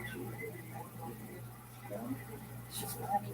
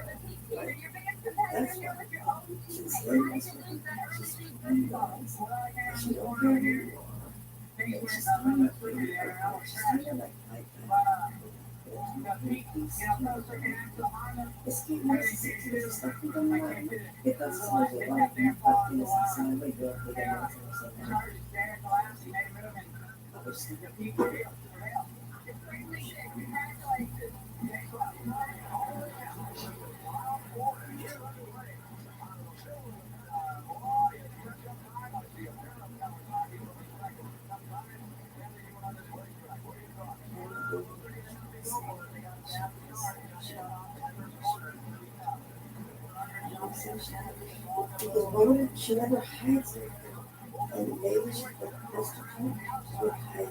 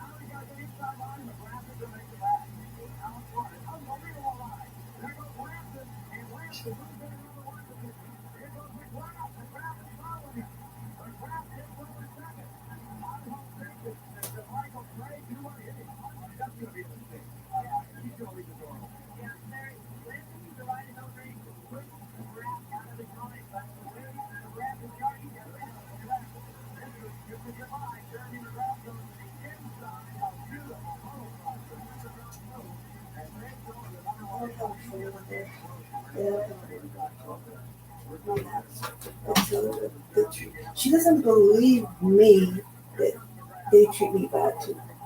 This is for real. She doesn't believe it.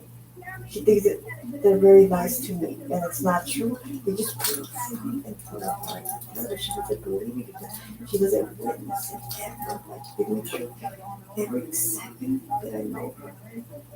Not one piece of second do they, do me wrong and just behind the back. So it looks like, oh, look at Maria gets treated good and I don't. But I keep telling her they treat me just as bad as you do. I mean, just as bad they treat us.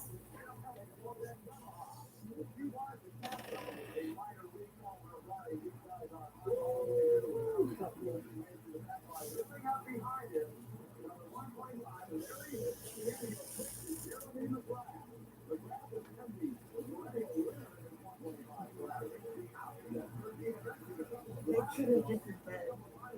I mean, bad as you.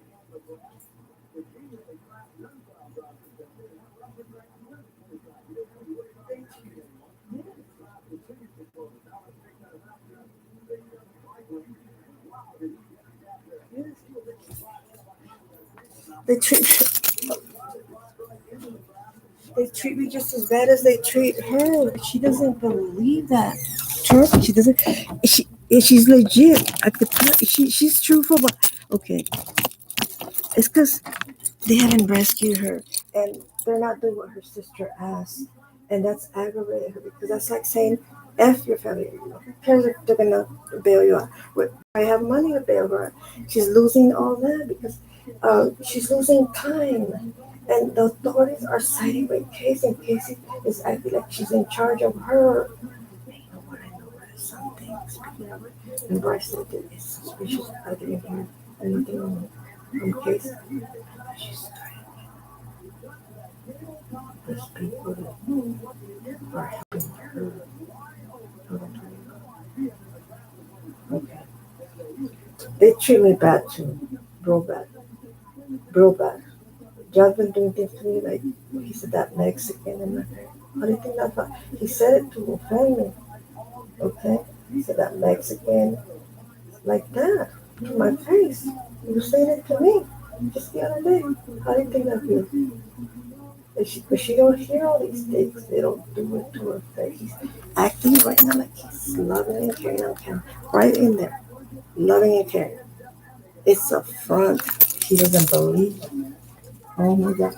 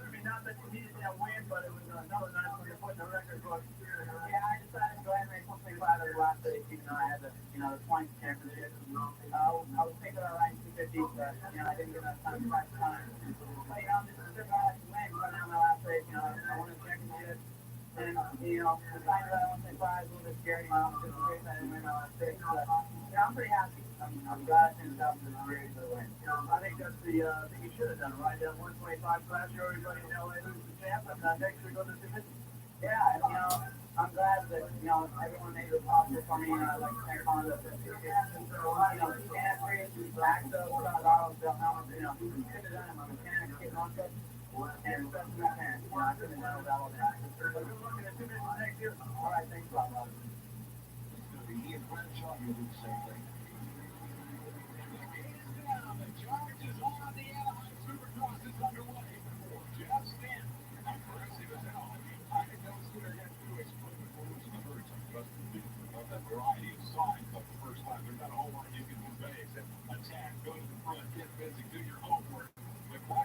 break right now. Same one we raised at the top of the show. Which of these guys has the stuff? Morocco, a desperate search for that first good start of the year, was dead last through the first turn. He's playing catch up again. So too is Jeremy McGrath. He's narrowed that margin down on the senior member of the team, Jeff Stan. Whoa! Shoots to the inside. McGrath makes the pass. Makes it look easy. It's a very good question, and one that you'll really not know the answer to until the checkered flag is gone by. Yes, based on past experiences, but he's gone to things with a lot of part of the race. And I have to think that's what Stanton is considering. We're back in Anaheim, where Jeremy McGrath, the 350 class rookie, is answering the early race question about his ability to sustain the speed. Skip Norfolk is mechanic. I think since this victory with Bob Hamill, Johnny Hansen, Ken Holliday, Galen Mosier, Johnny O'Mara, they all pick Anaheim Stadium, which he win their first ever Supercross main event. And McGrath, waving to the crowd, obviously comes from good stock here, following the prediction of two stars born in Anaheim. He is about to take the checkered flag. He passed Jeff Stan and simply ran away from it. McGrath has simply had the opportunity to learn how to run up front. But he's facing off with it now. I'm going to style for you folks in Anaheim as he takes the flag in front of 55,000. And comes up and does a little flicker of his own. He's content with second spot. But McGrath is the man of the moment. Flashback. This is Skip Norfolk as Jeremy McGrath is crossing the finish line. Skip is the mechanic. Who's happier, Skip or Jeremy? You. Well, that was me. Here's you. Jeremy McGrath is on his way to victory lane for the first time.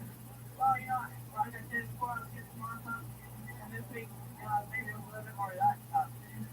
Shoot, I felt better than I ever had this whole season. Life is great. Honestly, relaxing. It's good to know about them and my family and my parents.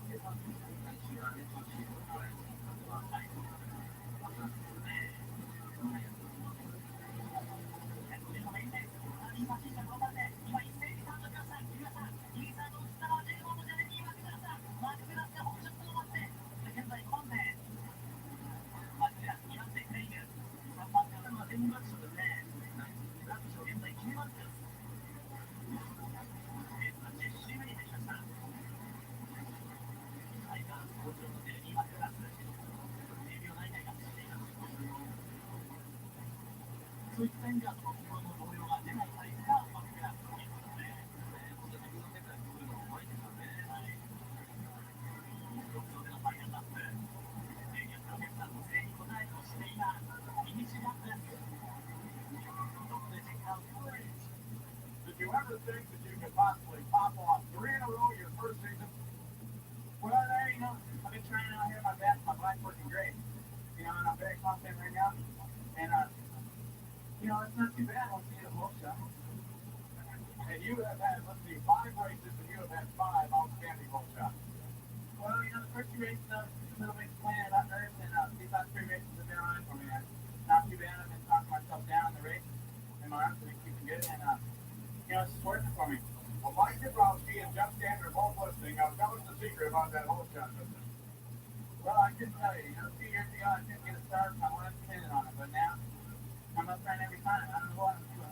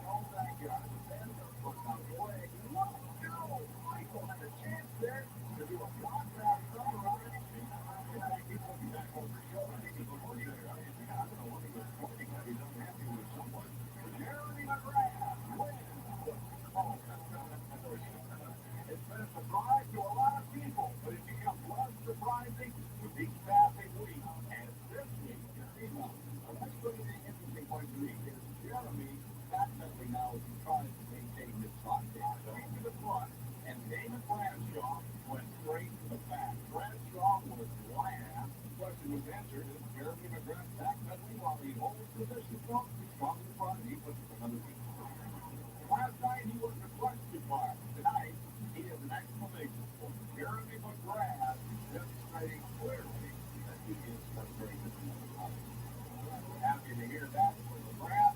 What a story. Rookie comes in the 250 class to do as rookies do, pay his dues, learn the ropes from the big stars, figure out how to deal with the intensity of the competition and all the rest of that. He runs away from me a couple of times tonight, and maybe dropping him back to that far. They'll have to try. Well, if they're going to do that, they got to beat him to the first turn. Let's see if somebody can pull that off. In a tricky first corner, Steve Lansman goes down front. Here's Jeremy alongside number 23. That's a great start tonight. And he's up in the third Pontiac. He's going to sit out this race. Report was just says, I'm ready to go race, but the doctor said something about getting set on 21. Meanwhile, Steve Lansman putting his Honda out front. He's 6-6. Lawrence is the young man from Moscow, who is the Western Regional 125 C2 Championship. And here comes McGrath. He says, well, why did I? And I don't know. Sashay out of the way on the part of Lansman, or did he just kind of push that thing because of momentum? Either way, he is out of the way. And McGrath is in clear control of this one. Yeah, maybe so, Larry. But here's the guy who collected most of the nuggets in 93. 7 victories so far. McGrath looking for number 8 here this evening, and he doesn't have to look very hard. He keeps that motorcycle upright. He will cruise to an easy win. Perhaps here we'll get a sense of the interval. Yeah, sure enough. What's official, Larry, but it's going to make it close to official. Groundskeeper, one of the few guys left with a mathematical shot this year.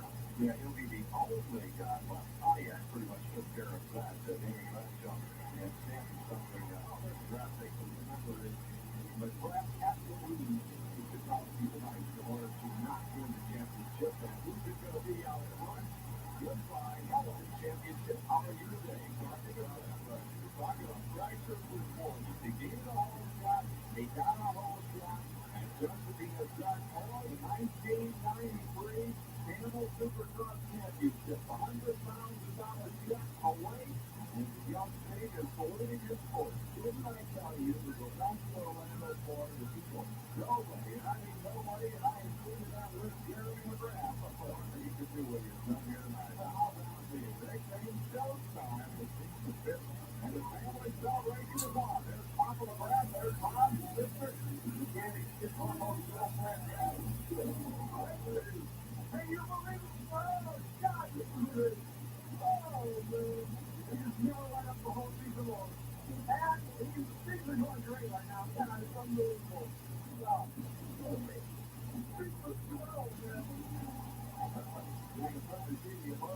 Even if Skip doesn't have much to say. But for those from his fans, the rookie I think that he could all be winning. Here's Butler Johnson. Brilliant. The Matheson, unemotional. Very much better. He's out there trying to do it. I really finally catching up with now. He can't do anything big. Just smile. Not really. I think just set up the big with the kid. He wants to say something. What did they do? Matthews and hell, that's the thing. You said earlier in the year that you didn't want to get kind of out and sit around saying it's really important to win the championship. You want to win style. You want to win a lot of Kentucky. Well, my God, that way again, I'm going. You know, Dallas, I got to get started. I got to get started. Get up on the man now. You really want to catch me. That's good.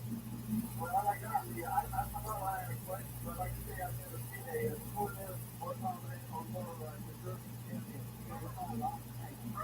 Good is the stage before the Supercross. So they have the thousands of fans who have around the country. That would be worth so hard for. The number one player. Congratulations. Thanks a lot, Lord. I just want to thank AMA, keep the channel. Just listening to the channel. You know, Marcus, I got me all the way, and I appreciate it. You know, whole that's a lot.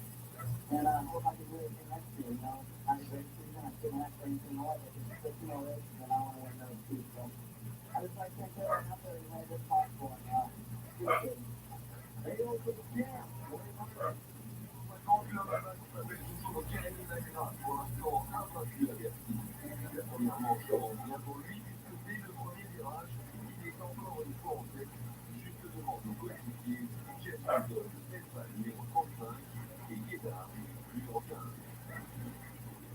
Pendant ce temps, c'est la continue, ça va. On va aller au public, et on a toujours le spectacle à chaque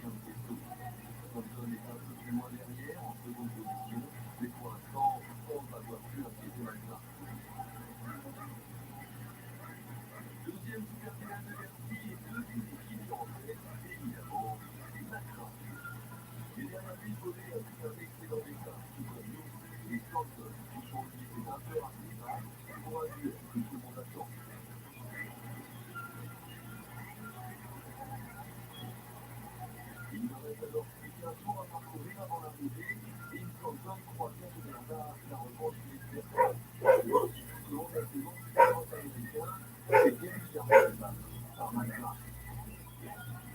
Une course seulement séparée de pilotes et les 15 000 spectateurs de Bercy proviennent même à encourager les sponsors. Qui met la pression sur Magma et sur la moindre faute, la moindre défaillance de son adversaire pour espérer passer les Magma. Ne craque pas. Cette année, le maître du cyclocross, c'est bien lui, Jérémy Magma, qui a 22 ans seulement réalise un parcours parfait. La preuve, à Bercy, pour l'instant, il a remporté toutes les courses auxquelles il a participé, et ça, c'est du jamais vu. Who cares if he's lucky or not? He won the championship in his first year. It's a good start. And it's Larry Ward, number 11, and does it again. In the van of that, he's got McGrath behind him. Henry is third.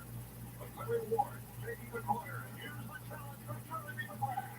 Taking the outside direction. And what are you doing up here, Ward? Larry Ward has the lead. McGrath lines. Ward number 11, and that's number 8. Henry makes the inside move on Ward. McGrath was third. What a battle. Then just being in a good position. And it's McGrath taking the inside on Henry on the loose. Orlando, Florida, Casey Duck, Henry, and Stiff currently second and third to Jeremy McGrath. Welcome back to Orlando. Even though Mike Morocco, while we were away, picked up 2 seconds lap. I don't think it's enough. It doesn't look like it's enough here on the final lap. He catches Jeremy McGrath. Fourth rounders, Morocco taking 3 months away from the wall, only a week off for Christmas to train before the season started. Certainly had the endurance factor. He came back, he established himself as the champion. He takes the checkers. Jeremy McGrath, season opener, numero uno. Stand true to your place. I have no questions. You just tell me your thoughts. Well, Jerry, we're going into it pretty dangerous. Wrapping it up. I think it's just going to get easier from here on out. And, it's a tough track. I'm really running. Morocco's on the gas, for sure. But I did just what I wanted to do. I got a good start. Kind of put it up there in the middle. Like, third line still. But I got to get there for third line. And hold on. We're somewhere up here the lead. No, he won't. No, he's back in the pack. It's Henry with the hole shot. They're with him. Number 10, yellow white, Brian Swain. And it's Lamson. Henry right there. Lead with Craig in second place. Here's Kabrowski McGrath looking for a pass on Kabrowski. Unbelievable to see Jeremy this far behind. It brings back memories of old Charlotte, I guess, a year ago. He proved he could come to the traffic, he went over his shoulder, and Kabrowski began flying a start, starting out of the gate about 10th. And he catches Henry right here. That's by his teammate in a hurry. I'm looking for Morocco, who's 1 fight behind McGrath on the first lap. 125 race in San Jose, which was probably his greatest. Gonna give her right into Brian Swain. He knocks him out. He hit him. He knocked him off. This thing, I think he thought Swain was going to go a little wide. He tripled in underneath him. There was no way he could stop it. He just flooded Brian Swain. Swain's not going to forget that if he ever runs with McGrath once again. He might be looking over his shoulder to see if Jeremy's black eye. Look at the pass on Jeff Stanton. McGrath went by Stanton like a full rear. He gets past about half the field. Lamson on the inside, McGrath edging out in front, and he gets the line he wants. Gave his teammate with more room than he gave Brian Swain. Jeremy setting Michael Craig up right now. The crowd's going wild. He looks back at Michael Craig. Baker looks low. Craig had the inside and couldn't hold on to the spot. I mean, Michael Craig had that corner covered. Could be made. Looking at Henry. Cuts to the inside on Jeff Henry. Henry though not willing to give up that spot. Just got a race in will let McGrath get into a good position as well.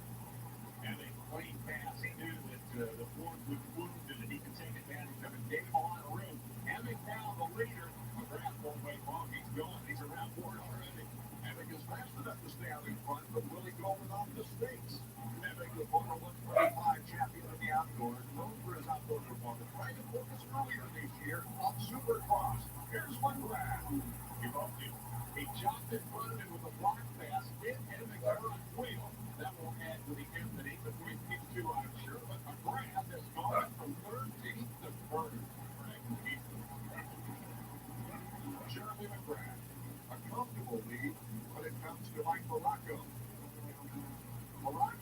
able to do tonight what he thinks he has to do to beat Jeremy. His belief is the only charge through traffic. Last week in Orlando, Jeremy's 11th career win, tied with the 1980 champ Mike Bell. He wins tonight. He's tied with David Bailey, the 83 champion, and 12 victories. Now, this time last week, we were holding our breath as we're about to make this charge up McGrath. Obviously, he's close. I just find it hard to believe that he's going to get around. That's going to take a last miracle. McGrath is going to finally win its first Houston Supercross. Man, his teammate number 8, Doug Henry, in the process. Henry was not as fit, but he suffered from lack of practice time as well. As we see the checker flag cut off. Run number 2 in 2 events for Jeremy McGrath. In my opinion, Art, the best career performance ever for Jeremy McGrath. Yeah, from last to first in that San Jose 125 race was terrific, but that's 125. This is different fighting for people. When you can go from 15th to 1st against these guys, you are the undisputed champ. If he took the disappointed with second, you've been made short work of everybody up there, but you just for one step behind Jeremy. What do you have to do to beat him? Well, I think the best thing to do is to get out of front with him against none of his team. That doesn't make sense to it. You know, I thought Jeremy towards the end of the race, but it's kind of hanging in there trying to find his, best right passes, but he wasn't making any mistakes. I mean, so, all right, Jeremy, you didn't have your work cut out for you. No hold shots this time. A little bit far back. You made sure work of that and got up front. How was it the early going? Yeah, it was pretty tough. You know, I was in there with my teammates and threw a couple ball passes, but, you know, I didn't think they were too bad. But, you know, I kind of got off balance with the start and they made such a great start. So, you know, unfortunately, I had to put them behind, but I just let everyone know that I could do it. Once you got up front, did you feel confident? Well, I felt confident going on there. I think life coming on strong. So, when you're going to have to pick up the pace again, and, you know, I think that's because they've ever had a race. And the last 6 laps was pretty tough. Jeremy says it's tough. You know we've had a great race day. Hey, what, Art, this is a disaster for all Jeremy's challenges. He's been able to kiss himself if he ever gets a bad start we competing. Evan gets out of the gate pretty well. He gets started. Larry Ward gets the whole shot. Looking like Morocco once again. A little way behind. Third week in a row at number 11 out front. How about the no-lead Yamaha? But you're right. Morocco's going to play catch up again. We've said it before. There's always fireworks shots. 1 and 6 get together. Ward with 2 full shots in 3 races. Emmy got the other one, and they're up front. Emmy, Ward, McGrath, and Stanton of the top 3 starting to pull away from Stanton already. Emmy didn't waste any time getting a rattle shot 2 weeks running. Danger on the third, and Jeremy got it. Emmy holding the edge as they go for the jump. Jeff was never really in the first race of the year in Orlando, where he started out at 11th and finished 7th. Back to Anaheim, California. USC Supercross phase of action. Jeff Emmy in front of Jeremy McGrath. Number 11 is Larry Ward in third with just that pinpoint. Jeff Emmy. Emmy, one of only 2 riders other than Jeremy to lead laps this year. We're looking at McGrath with a triple jump to the inside, took the line away from Emmy. Jeremy knows they just make Emmy crazy. These 2 guys don't like each other, and McGrath uses it on Emmy. Emmy fighting back, taking the inside now as they go wheel to wheel. Wow, what a comeback. Emmy not having any of it. Says, I don't like this guy. I want to be in front of him, and he put a great retaliatory pass on Jeremy McGrath. And absolutely correct, Dave, as they come off the woods. Let's check this move, and Emmy able to take the line away from Jeremy. Great checking a little bit. I tell you, what this year is out. I think there's going to be trouble between these 2 sides. Very strong comments about this guy's friend, and you know Emmy can read. Stanton taking the Lord, or coming close to it, anyway, in third. As Emmy holding on to the lead, because Doug Henry, he's running 5th. Just a passage right behind him, and Jeremy McGrath couldn't quite get the monster out of the corner. He keeps the pressure on him. He wants to force the mistake and get to the lead. Right here is where he passed him last time. Emmy takes the shortcut. Jeremy takes the trouble. Looks up, having to put the say, what are you doing up there? Jeremy now, much more aggressive. He's not going to get this thing is over, and let's maybe stand into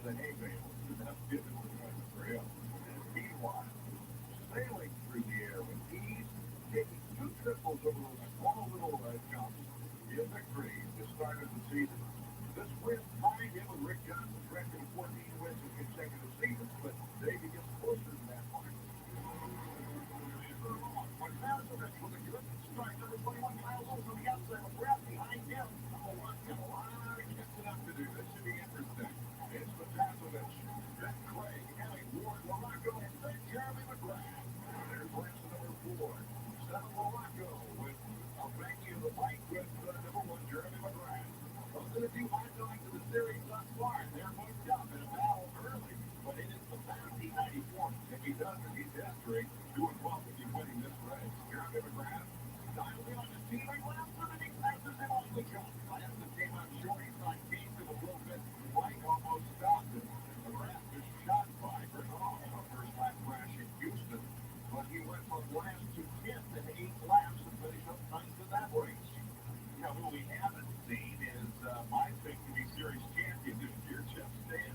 He's doing well here. After Craig tapped him, I thought he'd do the fast thing. He held off McGrath for a long time, and there goes Jeremy. It glimpses the number 3 Mike Gazdrowski periodically. He is fifth, and in the middle of what's shaping up a pretty good 3-man battle. Look out. Morongo moving in the third place. Right here, as he's following Morongo runs into the corner. The pass of it also gets tangled up. A great for Trent here, Dave. Yeah, he was first to admit last year, but a lot of his crashes were caused by the fact that he got tired. Now, Michael Craig is getting up early in the morning, going out and running. He's got Ryan Wallace beating on him constantly. The interesting question is how much Jeremy has left. You know, it's conceivable that he might be riding that puppy just as hard as he could ride it, and his old tongue might be hanging out because he's been sick. Jeremy setting the single season record of 10 wins last year. Still thought he had something to prove coming into this season. I don't know. I think a lot of people this year are still, I feel a lot of down already. I think about it. It's flooding out there. They're all right. Right now, it's wheel to wheel with Michael Craig trying to sneak in. Craig gets it inside the corner in a lap or two. Gazdrowski is back in third, not that far away. Should something happen to the front runners, and you never know when it was 2 going at it. Craig got way out of shape on that rookie that got her side. Walker takes the inside, goes down, his elbow hit the back of the other guy. Having hit the little karate kick. Hey, this looks like Jeremy coming in there trying to set up a pass. There you got it. Didn't look that hard either this day. I wonder if he didn't sit back there and watch Craig's lines for 10 laps and then find a place where it looked easy to him. There is no doubt about it, just that Gazdrowski's so pumped up that he's going to try to pull off a miracle here. Jeremy looking for his 4th consecutive win, his 14th in a season and a top of quarters. Gazdrowski pulling up a little closer right now. Reminds me of Orlando with Morongo ran McGrath down. Morongo was flipping 2 seconds a lap off Jeremy's pace in that race, but tonight Jeremy's ill. That makes a big difference for running. Things can change rapidly. But he's got to have a 3-4 fight. Oh, Gazdrowski tipped it over. Gazdrowski goes down. Jamie, hold on a second now. Get back on the fight quick enough. I think he can. Craig was far enough behind as taking the chuckers, Jeremy McGrath, and he's honored to be mentioned in the same breath as Ricky Johnson. Well, one more win, and he's tied Johnson's mark for consecutive victories at the start of the hour with that. Well, I guess just the 13 in the week and the good life from London. You're a little sick. Was that affecting you at all? Oh, yeah. I mean, I felt it in the race and then I was really tired. I'm very almost after the end of the week. I mean, I wrote some race for what I had. I mean, trying to really in line and, I just did my best. Okay, that was 4 wins in a row. Next week you going for the record. Does that beer on your mind at all or what? No, right now I just want to get rid of my cold. All ready to go now for the 250 main event. You have 4, you got it. Look at Justin Massevich, number 21 on the inside. He'll get the whole shot. Jimmy is also there. Right McGrath sad news for the rest of the field right there. In good position is Massevich in front of Jeremy McGrath.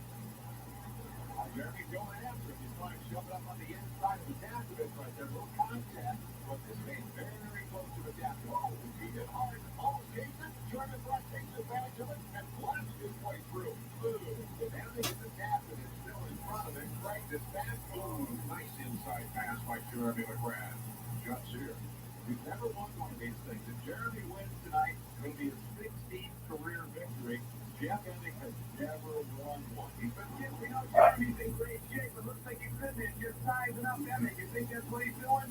Yeah, I think so. He's trying to take the point there. Oh, yeah, we just got it. So, back down. I mean, this takes for yourself, but you got to move it. You make it down.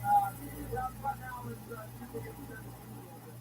Did it not bad. He said it's easy. I'm going to try to win a while. He's going to be halfway there at the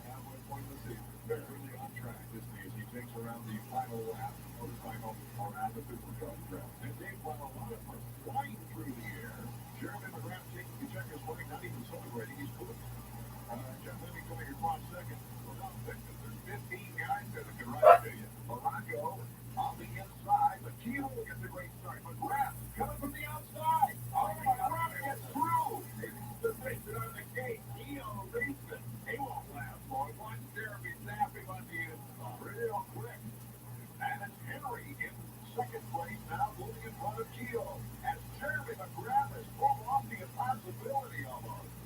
Did he do it? From way on the outside, the field charges. He goes way to the brake and runs way up in there. Nobody on the inside had any trouble. There all the different ways he has found to win. Well, he found a way tonight that nobody has ever found before. This is the first time in history anybody's come through the last chance qualifier to win the season. Oh, what determination. It's fine riding on a very difficult course. You can see the ruts look like canyons right now. And Jeremy McGrath coasting to the checkered flag.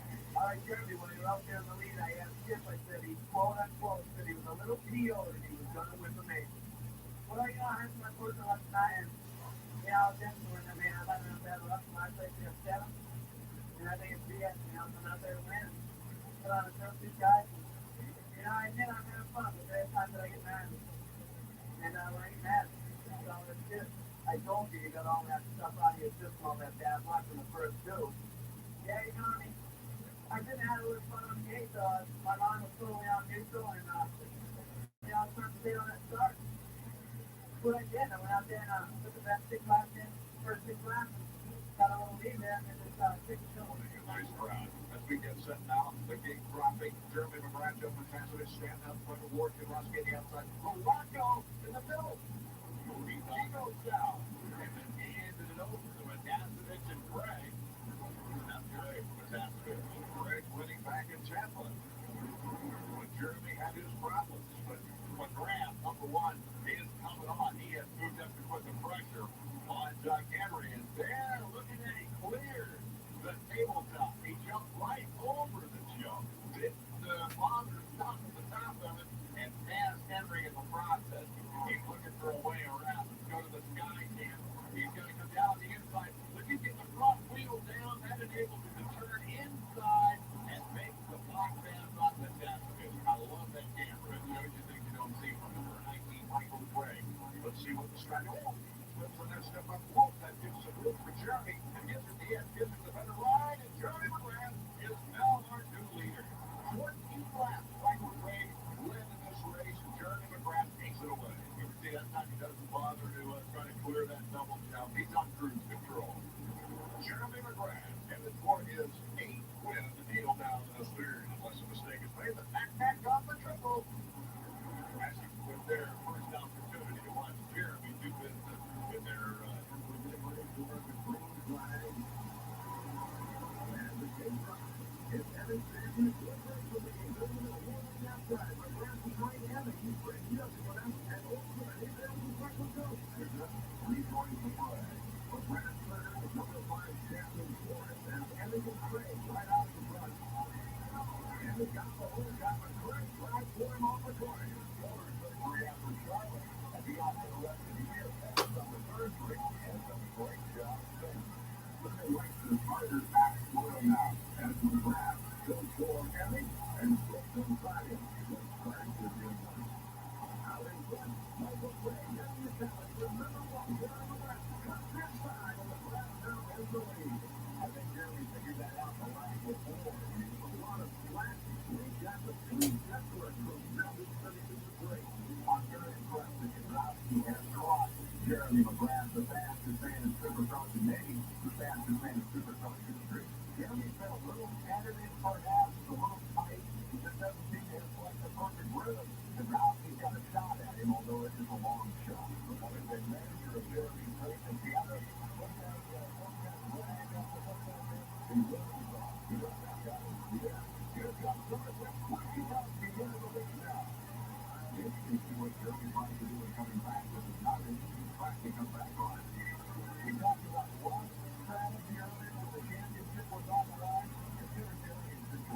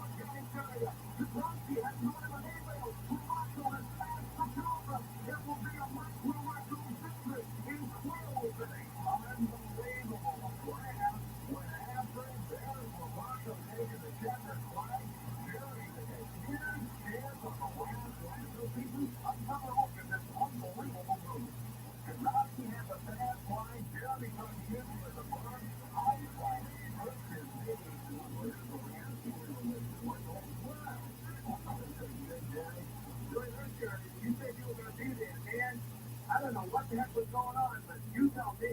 Yeah, I got up in the second line, Jeremy, and she was running pretty smooth, pretty fast. I was just trying to keep it 50, and she was running, I knew I'd be stronger. And he made a mistake, didn't jump the cook, and I got five.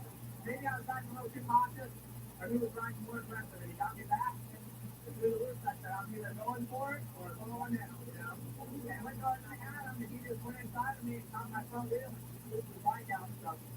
I almost not doing it. That was spectacular crash. Happened right in front of all the mechanics, and then it was like, everybody was like, holding their breath. We were up on top of the jump, and Jeremy was down. I think I could have pulled out the win if I would have hit the A-Mill, but I hit him and got tied up and out. So you gonna do something easier. Good job, I guess. It's like, oh, motorcycle race. They got back, you still hit Jeremy. A little inner disappointment on your face. You're out there boosting, and then, super kill wipeout. What happened out there? Yeah, mine got a little close to me, and, I gotta say, it was pretty hot up there, so I probably went in a little bit, but, I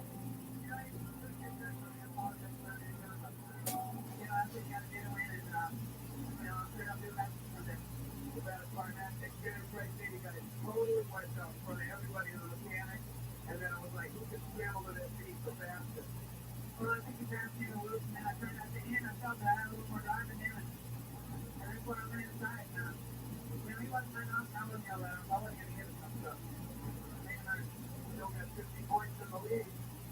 I'm sitting there something against him, it's probably 50 chance to take, but no, really, a very good man. He was honest. All right, thanks. Hey, class. 250 per hour for the 1994 season. Defending champion Jeremy McGrath with the number one place for playing year has already secured the 250 title for this year. And it is just workout. This track is his kind of track. Privateer Yamaha, 21, let's answer this. For Keselowski, we go up to Jeremy McGrath and watch the leader's style around here. Let's hear from Jerry Bernardo, Jim Harper. Plus 14 on Michael Rossi? Yeah, right now things are going to give it a shot. Really good lines out there. If you want to do this all year long, and it's really good that Charlie got a chance to go out there and dominate like he did last year. Right now, he's long, things are going good. And it's been a difficult year, it's tough your melody, but this is letting it go. And no one has done what Jeremy McGrath probably will do here with his huge lead. Let's see if another flat tire. And that is place at least in the top 10 in every race for 2 years and win 2 championships at the same time. As every supercross race he's ever run in the 255. He's never been out of the top 10. What a guy. Checkered flag for Jeremy McGrath. Look at how good the game, Jeremy McGrath. Going out with a bang, round 15. 15 seconds on second place, Michael Rossi. Well, this is the only point we think that I won, and I definitely want to improve points. Cool, it'll get light along to the end. So that's cool. That makes for good TV. I'll fill in while you're taking a little break. I'll say, you told me you wanted to win. I knew you wanted to win. There's a lot of stuff on the line like fatigue, but let's talk about that $7,000 for the Coors Light to the challenge. Yeah, definitely. Coors Light gave me a great present this time. Yeah, I can't remember. But I don't think that might be another record. I don't think anyone's ever won all the Coors Light money, and I just did. What are you going to do with all that cake? I don't know. Where's something today? I'm trying to think of it. We are in Vegas. You're not going to do anything stupid tonight after the race, right? I already got my allotment of money, and I'm doing all right. So I'm just going to gamble on that. Kickoff of the Kenworthy Motor Drop Park Outdoor National. The gate is down. The charge is on. Here they come to the first turn. Down's got a great start. As they make the turn, here No surprise there. Well, he just ducked under on the first corner there. I think the outskirts a little wide. And already you can see evidence of it's a supercross style track. And right now, Jeremy looks really relaxed and in control. Right now, Jeremy McGrath is definitely on cruise control. He's built up a nice lead. He can afford this kind of cruising, like you said, and he's enjoying this. This is his first 250 Moto National win. And now we'll be focusing on Moto number 2 because the elusive giant, the overall, relationship must be a tremendous feeling to win your first outdoor national moto. Yeah, it's a tremendous tiring feeling. I mean, this stuff is really hard. I'm really stoked for my first national win. No break point, and I'm always trying to live from start to finish. And, hopefully that's just the beginning of what's gonna come in the future. Next year I'm planning on giving that 100% the whole year. Got this plan, and I'll see what I can get out of here and make this thing. Take the least amount of time as possible. If you can spot the second one and enjoy yourself, it'll be a lot better. And to turn one big wide sweeping turn, and jumping out front is McGrath, we've seen all year. But up front is a two-man battle, and McGrath really looks sharp here. He's to have his first few corners. Jerry's got them all behind him early on here. Take a look at the early running order there. Jeremy McGrath takes the checkered flag. Jeremy McGrath on the right. Getting set. He's used to getting 4 shots here. Wants to see if he can win his third in a row in Orlando, but it's Hemmy got in front. Hemmy takes the turn. He's going down. Look out. McGrath right on the heels of Kyle Lewis. Leaps over Kyle Lewis in the first place. You talk about wasting little time getting out in front now. He's going to We're looking at Jeremy McGrath, and he is right where you want him right now. Are you worried about Lorenzo? Well, he's got some cat man like you want him. Hopefully, if you can reach up, pull away just a little bit right now. That's the best thing for the confidence. When he starts wheeling in, if he starts wheeling in, that's when you start worrying about him catching him. But right now, if you pull away just a little bit, we got a lot of race left. And the cheers in Orlando are for number 1. But next year, showtime, whatever you want to call it, Jeremy McGrath on his way to winning the opener in the 1995 season. His 20th Supercross win in only 32 races, David. There's things against it, but he's just taking the win again. He's got to demoralize everyone. For the warmth and the action inside. The race for the whole shot. Jeremy McGrath is on the right when he gets his first pole shot of the year. He's moving ahead of Ward as we look at Skip Norfolk. Jeremy McGrath's mechanic checking out on the stopwatch as number 1 is really putting on a sprint now. McGrath has won 20 Supercrosses. He's looking forward to number 21 in the shortest period of time in Supercross history, only 31 races. He's on his showtime lap right now, 28. Well, thank that for the fans. One wrestler on the record for the way he drives the games. And 2 races, taking the checkered flag. Last minute instructions, a nervous routine. Oh yeah, you see the round there, clapping, take it inside. He's going to push wide. The 250 range is underway. Breaking to the inside. It is Larry Ward getting the whole shot. That's the last number 24 out there. And buried in the back of the pack. Will Mark over to Kowalski. And the draft. He's standing back there right with him. McGrath, you see him right there taking the turn. He's about in 9th place right now. Michigan second in points. Here comes Jeremy McGrath approaching John Dow. John Dow almost looks like he just gets out of the way. Now Jeremy's so intimidating. Now he's got flashing lights to go right along with it. He's got this way right through the tack. No problem. He's going to the front, so are we.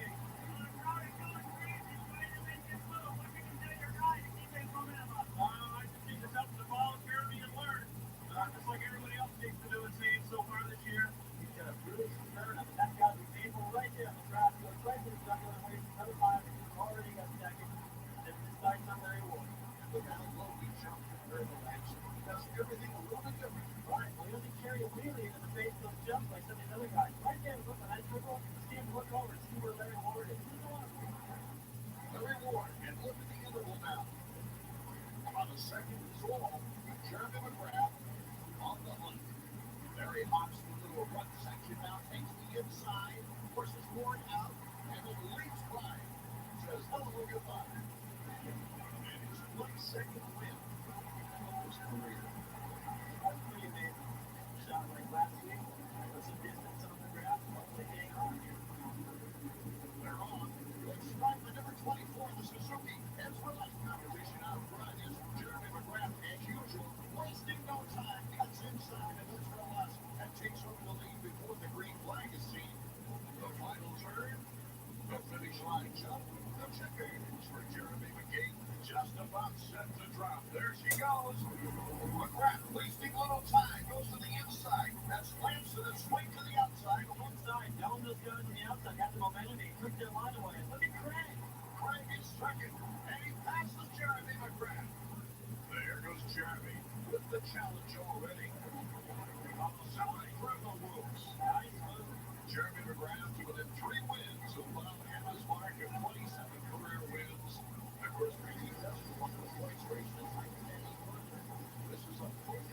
Jeremy McGrath, and McGrath a great style as we watch the lane. On the helmet cam, McGrath the whole shot.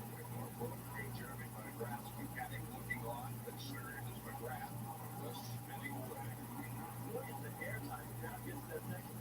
This has got to be one of the most exciting moments of Ryan Hughes' career. He's won 125 races. This will be his first podium performance. Jeremy McGrath goes. We get set for round 9 of the U.S. Supercross Series, and a good takeoff by Jeremy McGrath. Number 6, Chuck Hemming. Then Kyle Lewis, Michael Craig. We've got Henry, and then Morocco.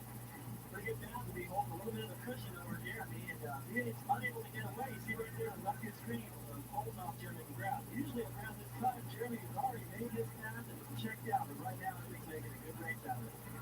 Jeremy looking a little bit more relaxed. Athletic champion for two consecutive years. Jeremy McGrath is looking for a third championship, and he's putting the heat on. Side by side. Hemming gets the angle on the corner and boxes him out. Jeremy's got to be getting frustrated because he's got company from the Kawasaki camp coming up from behind, and he can't. I don't see any place on this racetrack where Jeremy's that much faster.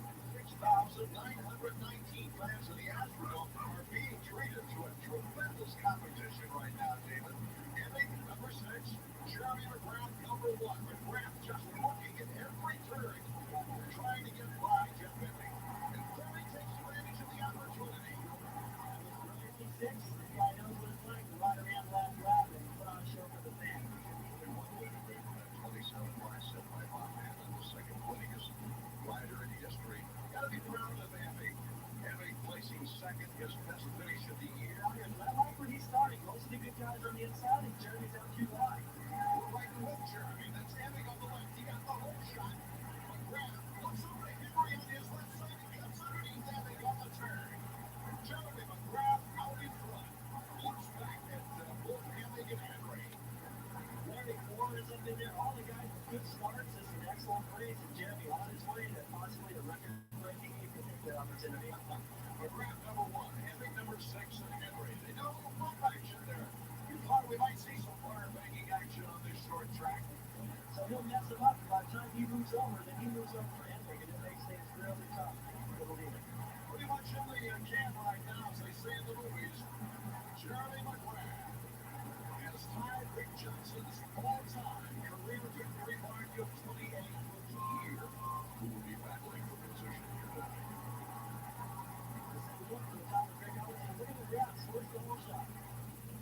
Jeremy McGrath continues.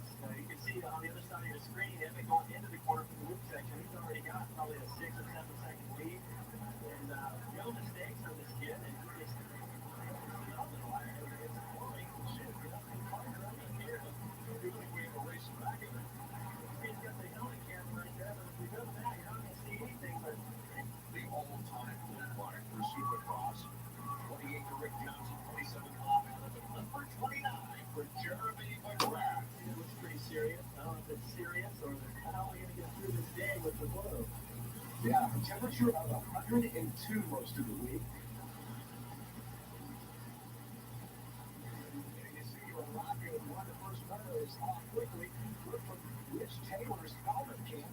We see Doug Henry, and now Jeremy McGrath trying the inside. He cuts off Henry. They will come up the elevator, and McGrath maintains the lead as they sweep around to the right side. What a great move there. All he has to do is hang on, and he will get the overall victory. Well, it's going to be his first. He's going to be out for a national win, first one of the season, and I think he's proved everyone that he is alive and he is a contender for the national title. To drop one. Moto number 2 here is Bud Street.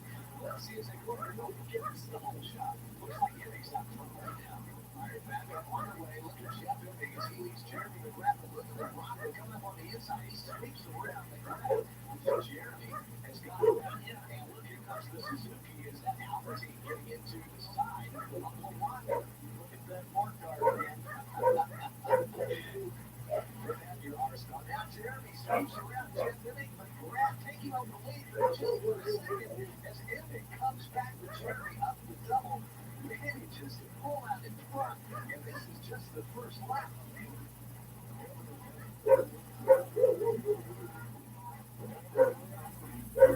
They come up the hill, and he will swing to the outside, and Jeff Hemming running a great move. inside by giving, making the pass. Oh, it's a great movement. And people are always saying that that's lucky to have a couple more laps. Well, we'll see what we can do from the fourth start. And Jeremy, I think when he got around Emmett, he probably just figured that was that. And I think he's retaliating and doing exactly what it takes to beat Jeremy McGrath and take him out of his rhythm. You see the man,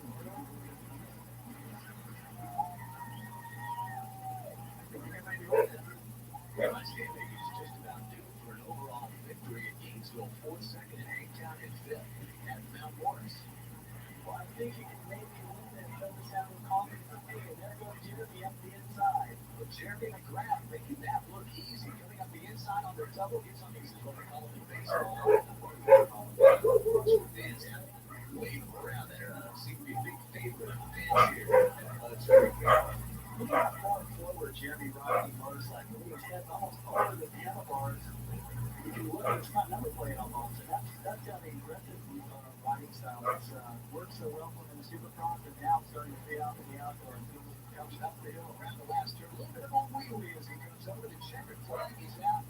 And Jeremy McGrath comes away with his second overall victory of the set. The bike's firing up on that concrete launching pad. The gate drops. They'll go up the hill.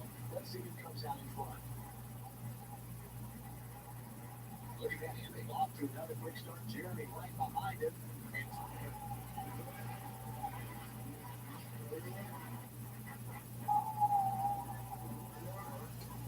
right now, Jeremy McGrath making a move on him. It relegates him to the 3rd spot. Jeremy took the inside line. Emmy went to the outside, and Jeremy scoots around. Man, what's going through Emmy's head right now? Well, all these guys are. Grab is the leader of good lead over LaRocco. They alert from the fist.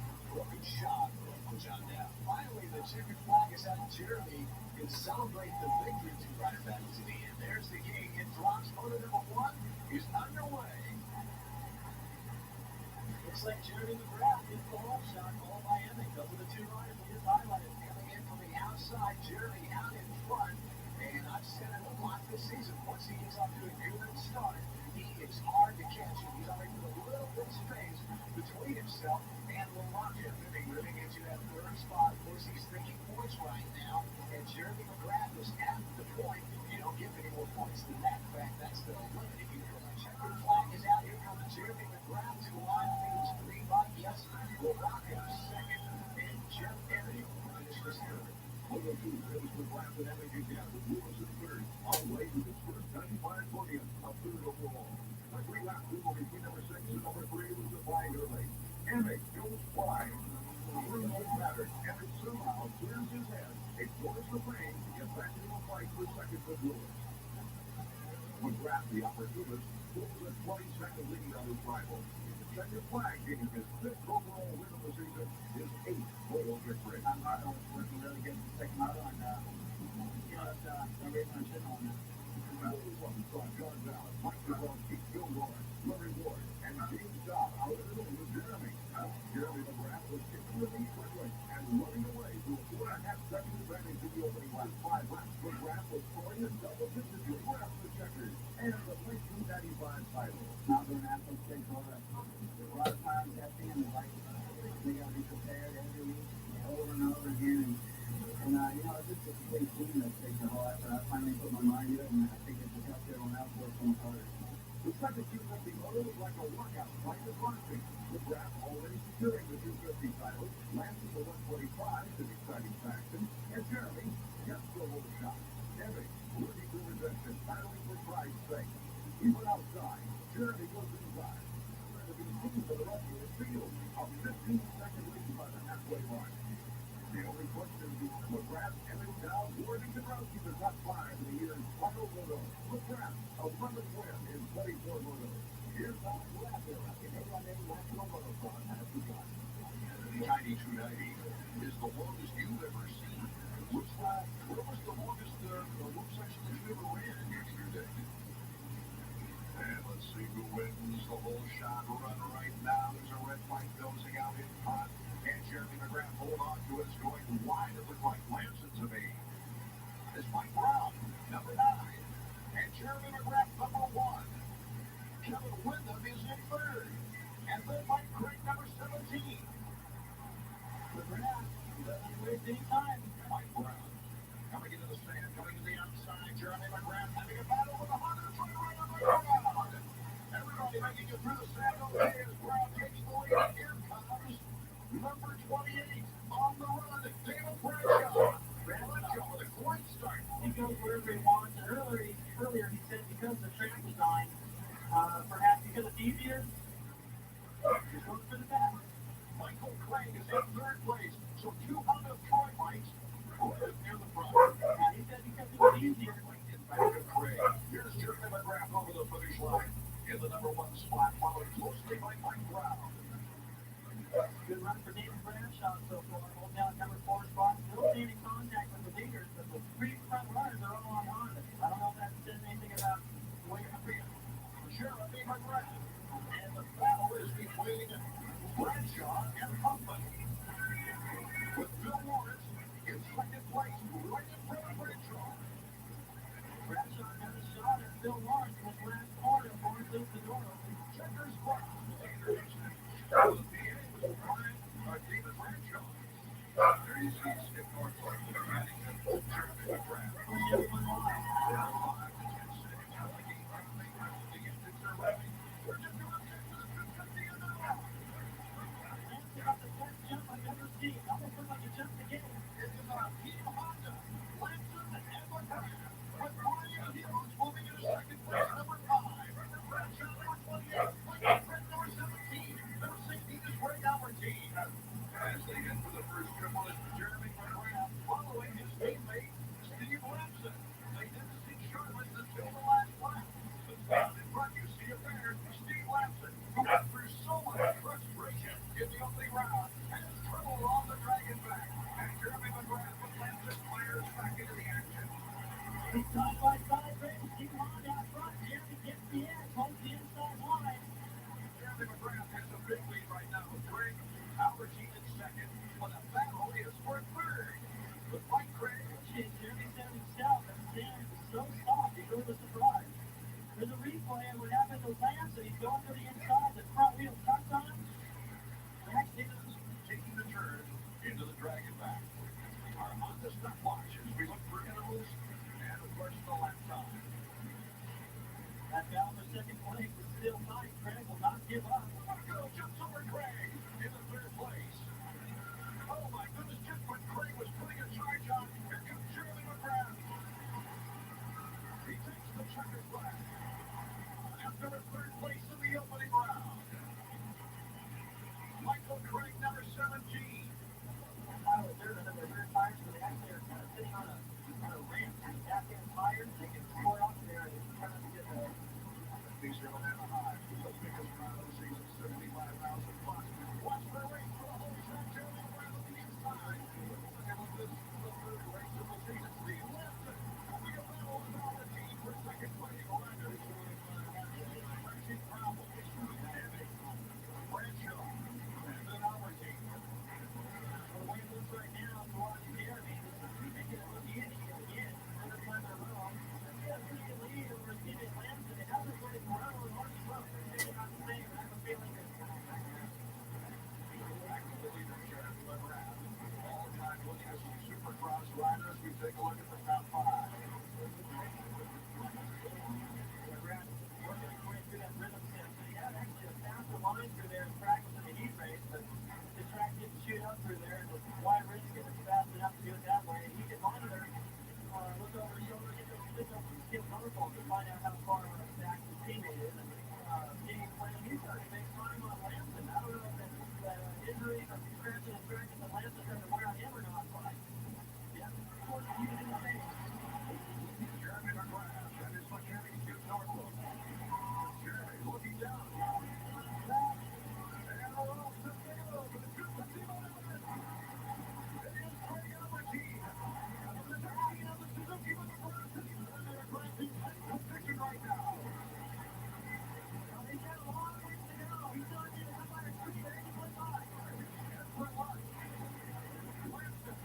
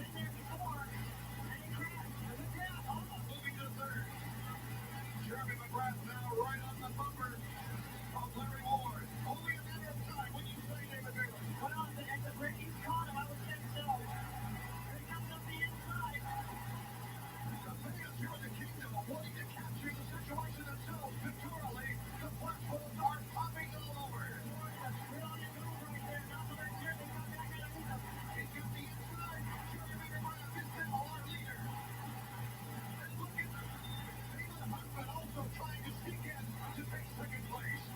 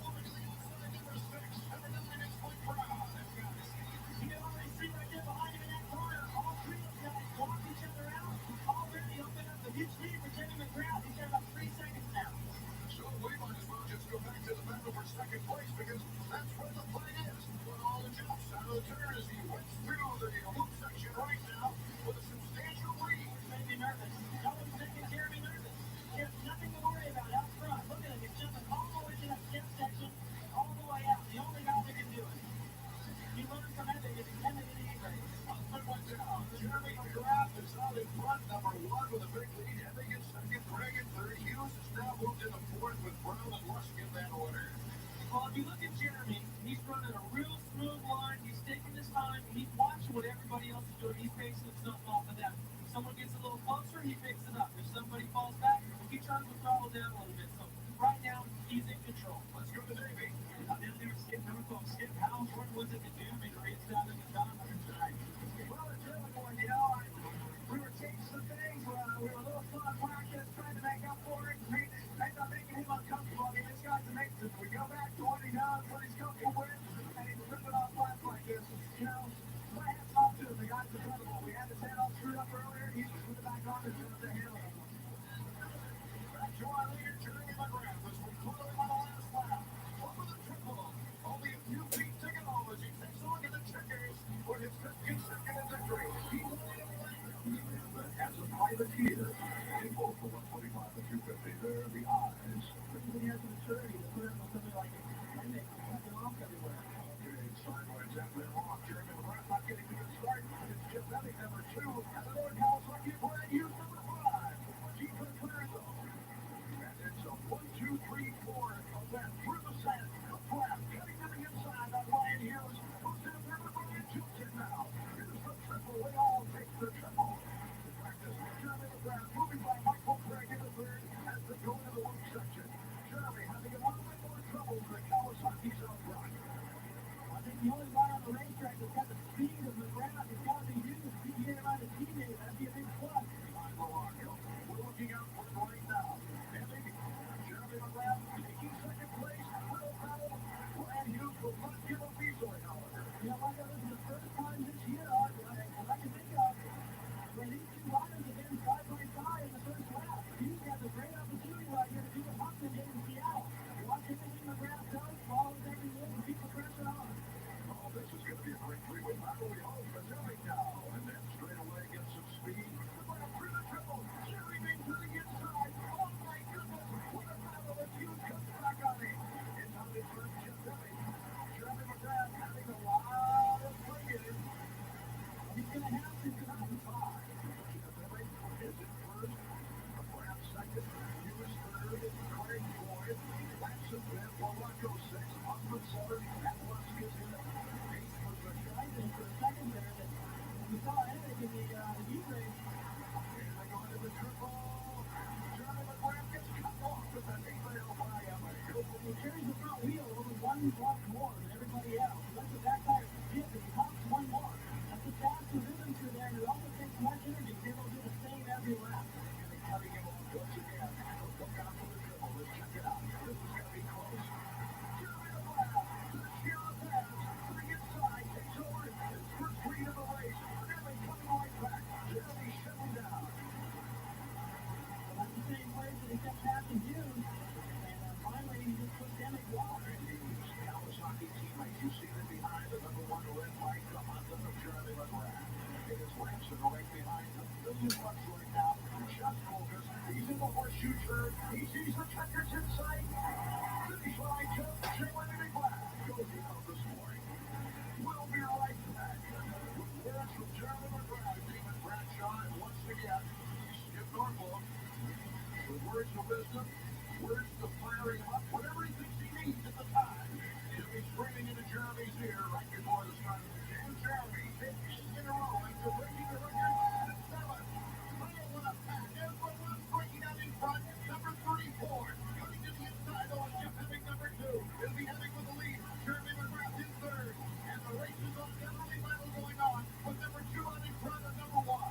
Oh, I can't believe how slick McGrath was. He went into the first corner, buried in the pack, snuck around the inside, passed everybody in the whoops, and already we're looking at a replay of last year. Jeremy McGrath taking a quick lead as he goes up the third steps and goes into that other triple in the fine top. Really come on strong. And David Huffman is right behind him as they go across to finish the first lap of action. This is a 20-lap main event. They did that first lap in about a minute.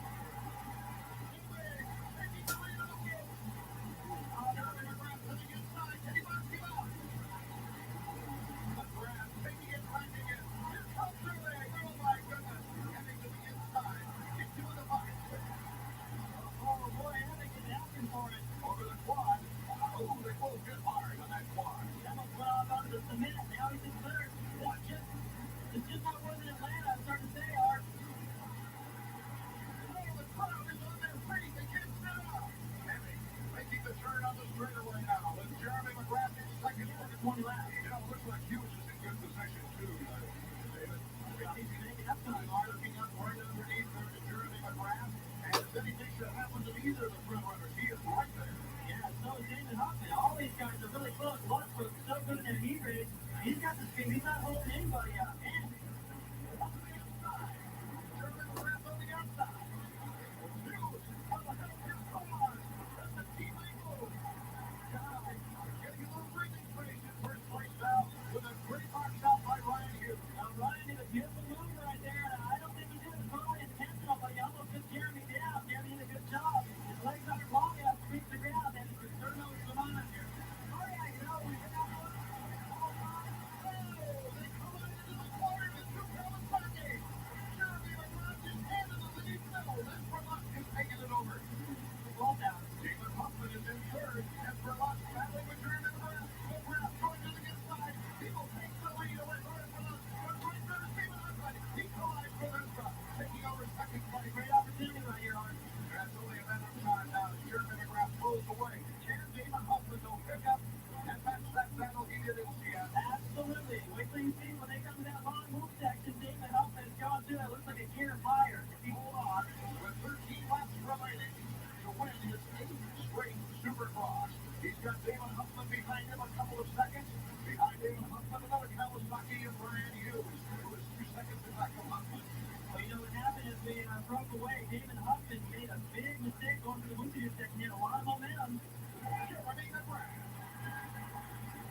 And David Huffman now coming over, ready to go. Inside, looking over number 6 on the outside. He's head for west. That's for west. Yogi Willie down to turn 1. It's Sidler and Ward. Here's for west. Chip Willie. Bill Lawrence. David Huffman. Michael Craigmore bad luck. Stalls out the departure. As Jeremy McGrath gets the monster triple Larry Ward right behind him. And the guys that wasn't expecting to be up there to challenge Jeremy, the guys that have been putting the pressure on this year, Anthony Hughes. Anthony is 4th. Hughes about 7th and 8th right now. Well, he's already been opening it up in half a second a lap. The bet that's going to be even bigger. McGrath into that dangerous corner. Second lead now. About a second a lap. He's beating on Larry Ward. It's stayed the same there for a while. But I think right now, Larry Ward's a little bit more concerned with Russ than he is with McGrath. McGrath making it look easy is when you take a look at the Honda stopwatch, you check out the interval. As we come onto these loops, we'll check it for you. Larry Ward at 7.3. McGrath jumping completely over that tabletop jump. Still on the final lap. Jeremy McGrath will become the first rider and has become the first rider. It looked like Emmy in 5th, then Lawrence in 6th, with Huffman coming up to 7th. And McGrath is maybe 4th or 5th, or maybe he's further back in the pack. There he is right there, still with his goggles, giving up lap next to him. 5 to 10 seconds, we will be underway here from the RCA Dome. Who gets the break? On the inside is Doug Henry, number 15. Jeremy McGrath trying to cut inside. Doug Henry is the leader, with him against second. What's in third? Jimmy Buckland fourth. Doug Henry is gone. He's got a huge lead. Everybody's talking about Bradshaw, Hughes, Henry. All those guys are ahead of him. And Doug Henry, who's been running so good lately, look at him jump that finish line. He's got a clear track. Make it pop. Buckland is not letting him get away. Here's Henry taking the rush for the lead. Henry takes on the lead from Doug Henry. Here comes Ed Verlock on the inside. That used to battle with one of the toughest guys in the world. The pass had developed some of that knee. These runners slow up Jeremy. Look at Jeremy on the inside of David Bradshaw. He boxes him out with a great move. That's the only way to pass out here. The track is fairly simple in design, and the only way to get around and get physical like that is McGrath pulled it off. It's been about him. That'll slow McGrath picked down. Look at him already around Henry, too. Pulling hair off. Everything's working perfect for this guy. He marks through the pack like no one I've ever seen. Racetrack. He's got a couple of spots here and there where he makes mistakes, just like right there. What a move by Jeremy McGrath, just waiting for the right time. That 1 second lap earlier. Oh, this is going to be a great finish. We anticipate another one from Indianapolis as Jeremy McGrath has the pedal from behind. We'll be back with the final action after these one-block bananas is involved in Cincinnati. Oh, my goodness. Henry. Looks like he got cross-running, David. Okay, goes in that deep hole, as you said. Front wheel went over the berm as he came into that.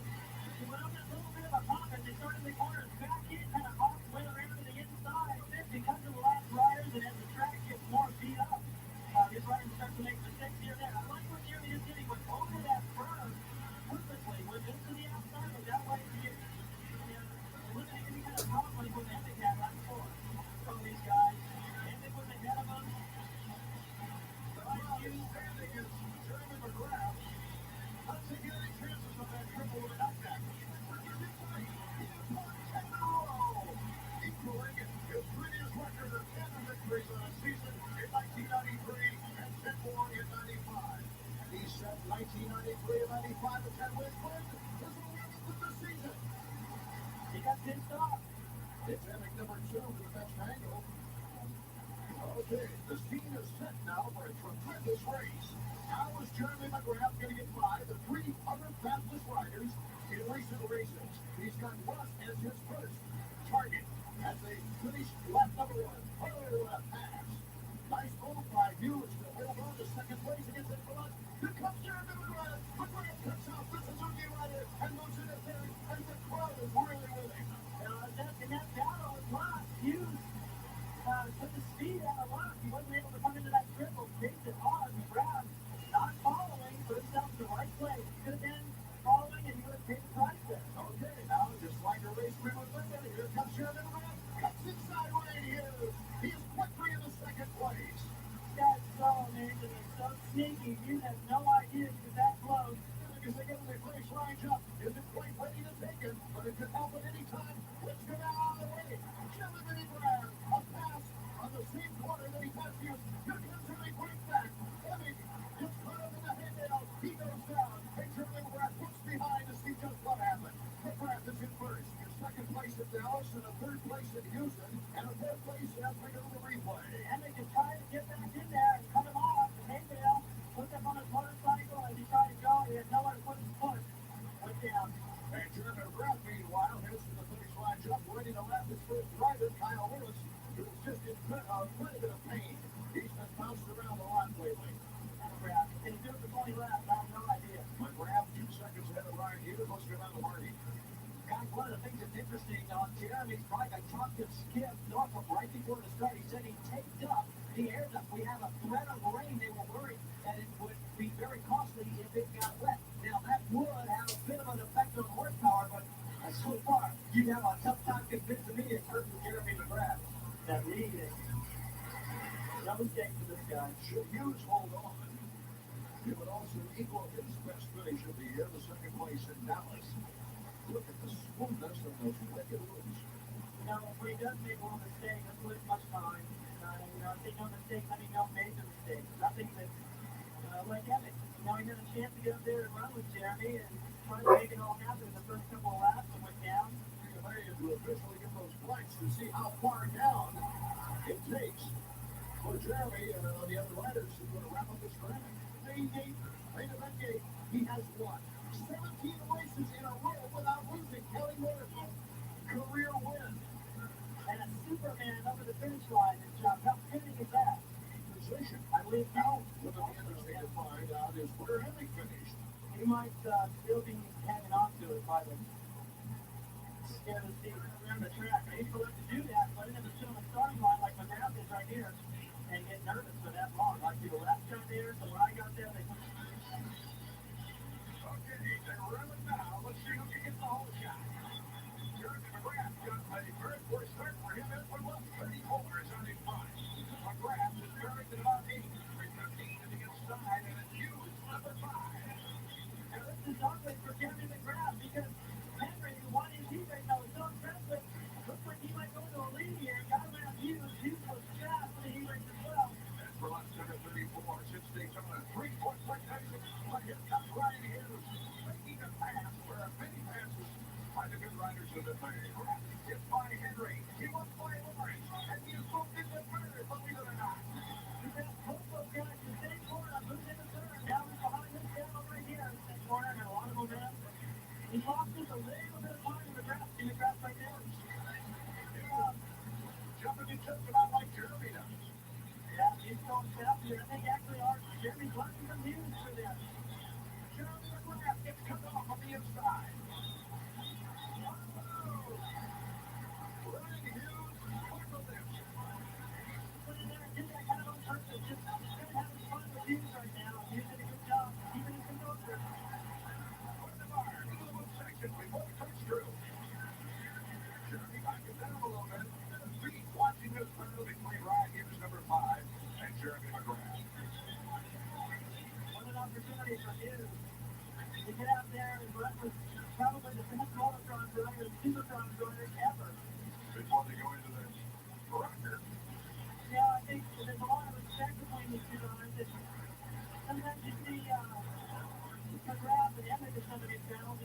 going all the way across the track and cutting them off, trying to protect his line. And I don't think you'll see that from you. Due to the fighters, they won't do anything dirty like that, where we'll just see, hey, a chainsaw in front of him. You have to be better against it. And he said, Ryan, you just figured it out. Here goes Brownlee. One mistake for you, you came out of the corner, took it over that double, and you walked up. And he really didn't even need to be here. We used to see Hannah do that. I'll just stop watch. We check out the interval now. Yes, it was good 5-5. Please see, up to the ground. Win number 12.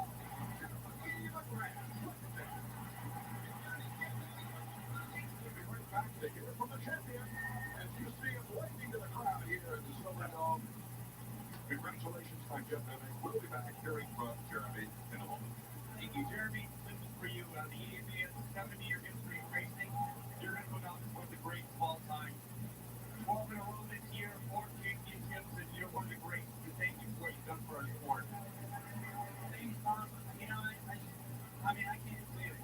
Names get there, we're living the dream, and we got to be the legend people they are. And thanks to EMA, it's all been possible. And, without you guys, I wouldn't be here. Kind of took it real easy and make sure he rode that rock perfectly straight, so when he gets out over the gate, get a good start. Notice with 12 victories, he's got B12 back to the trail.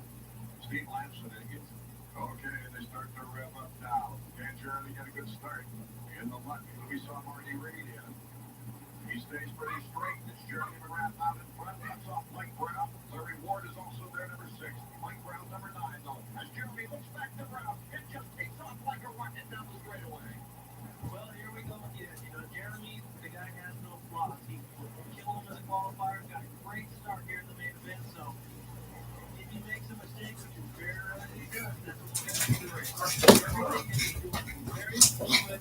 Not concerned outside the rudder, things like that. Just close, but they get concerned about the lap riders and everything on the track. Jeremy is so balanced. There will be some people with tremendous confidence that Jeremy has over that line. Just like they maybe accidentally ride a little bit over the edge. Well, when you start winning as much as he has, there's no one felt that except him. I've had my streak, and David had his streak as well.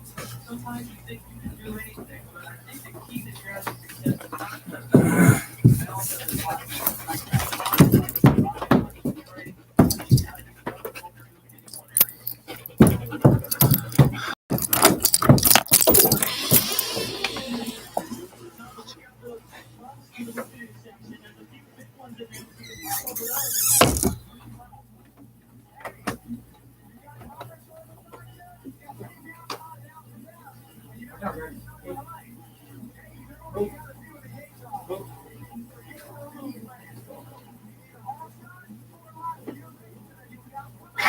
Hey.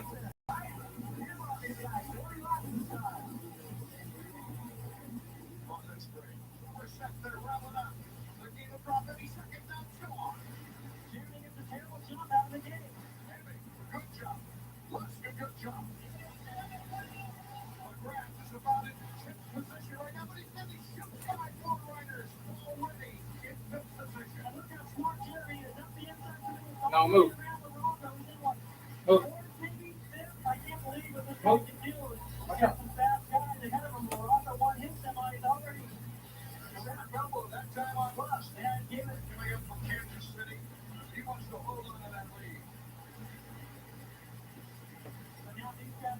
Pretty much the same line.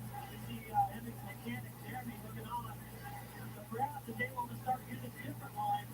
He's got nothing to lose really. He can just watch what these guys do and play on the man. Station right here. I'm just going to run out. He can't stay close. He's got to stay really close to these guys, or else they're not going to feel that presence anymore. Oh, Morocco can cinch his first victory of the 96 season. And with this section coming up, Morocco's been using the inside. It's not the corner. And he cuts it from Morocco. Jeremy McGrath brings the crowd to their feet. Holy mackerel. First they look, so we have to say that. Very good. Look at Morocco. He's got an excellent line coming off that section. He gets Jeremy back briefly. Fire the bar. McGrath takes the advantage of the double Morocco. He gets the front pass. Oh, what great fighting. Puts it up right. I can tell you he's a little irritated with that. We thought they let these guys crossing the land much more. And the defenders. Here comes Jeremy again. This is the last lap where Morocco, luckily this right here, jumped all the way off. Laps remaining in this 250 lane. Oh, look at those.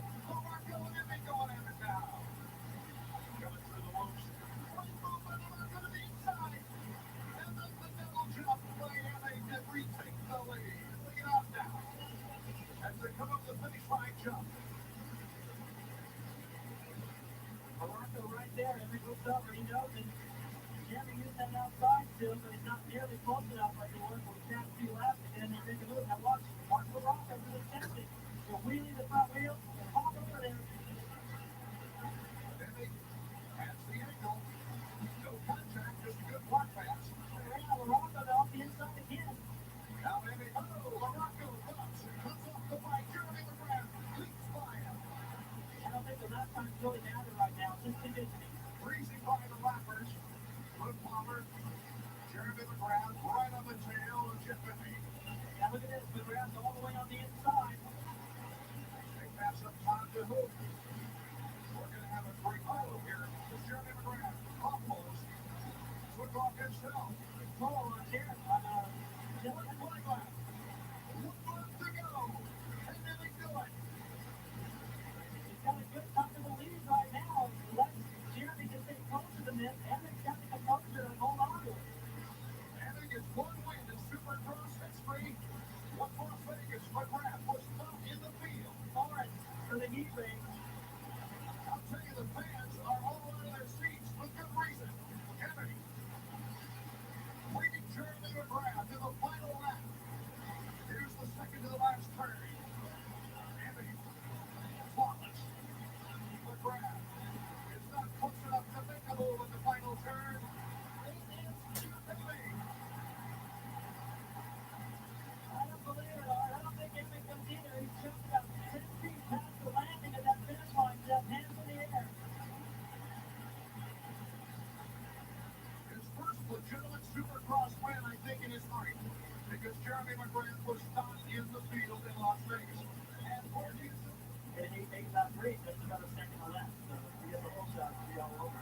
only brown eyes with Jeremy McGrath as he peers over his shoulder. And the fireworks go up. Watch this play out.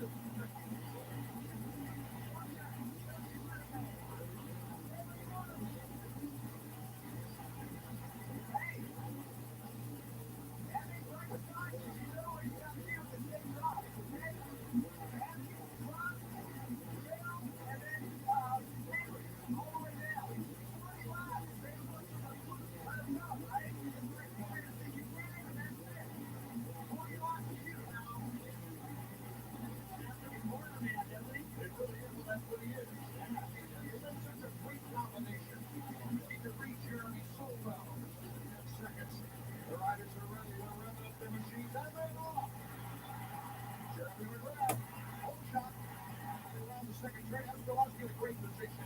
Got Henry in point. Emmy is in fifth behind Henry. And then a pack of riders, including Stevenson, Lawrence, Morocco, and Ward.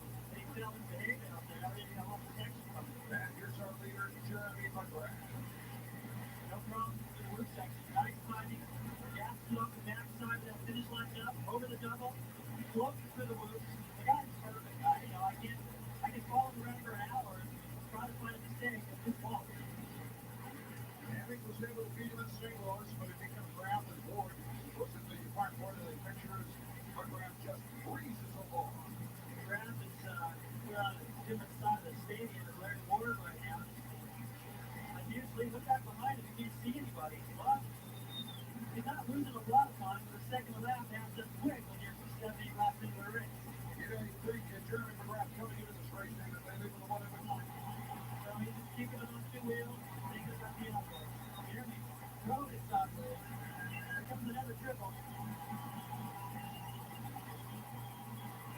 The next time, wow, really great shot. And Brown is going crazy.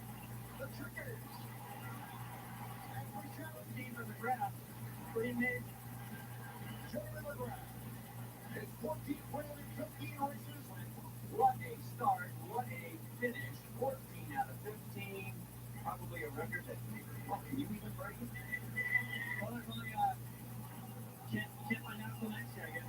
I like thinking to beat it, but man, I gotta be the luckiest guy in the world. You know, I'm gonna give the 100% effort, and my family and my friends, and especially my mechanics, Skip in Norfolk, and you know, it's just great to have a crew like we got. You know, every week we come out 100% full force, and if I do my job, then most likely I'll be up there.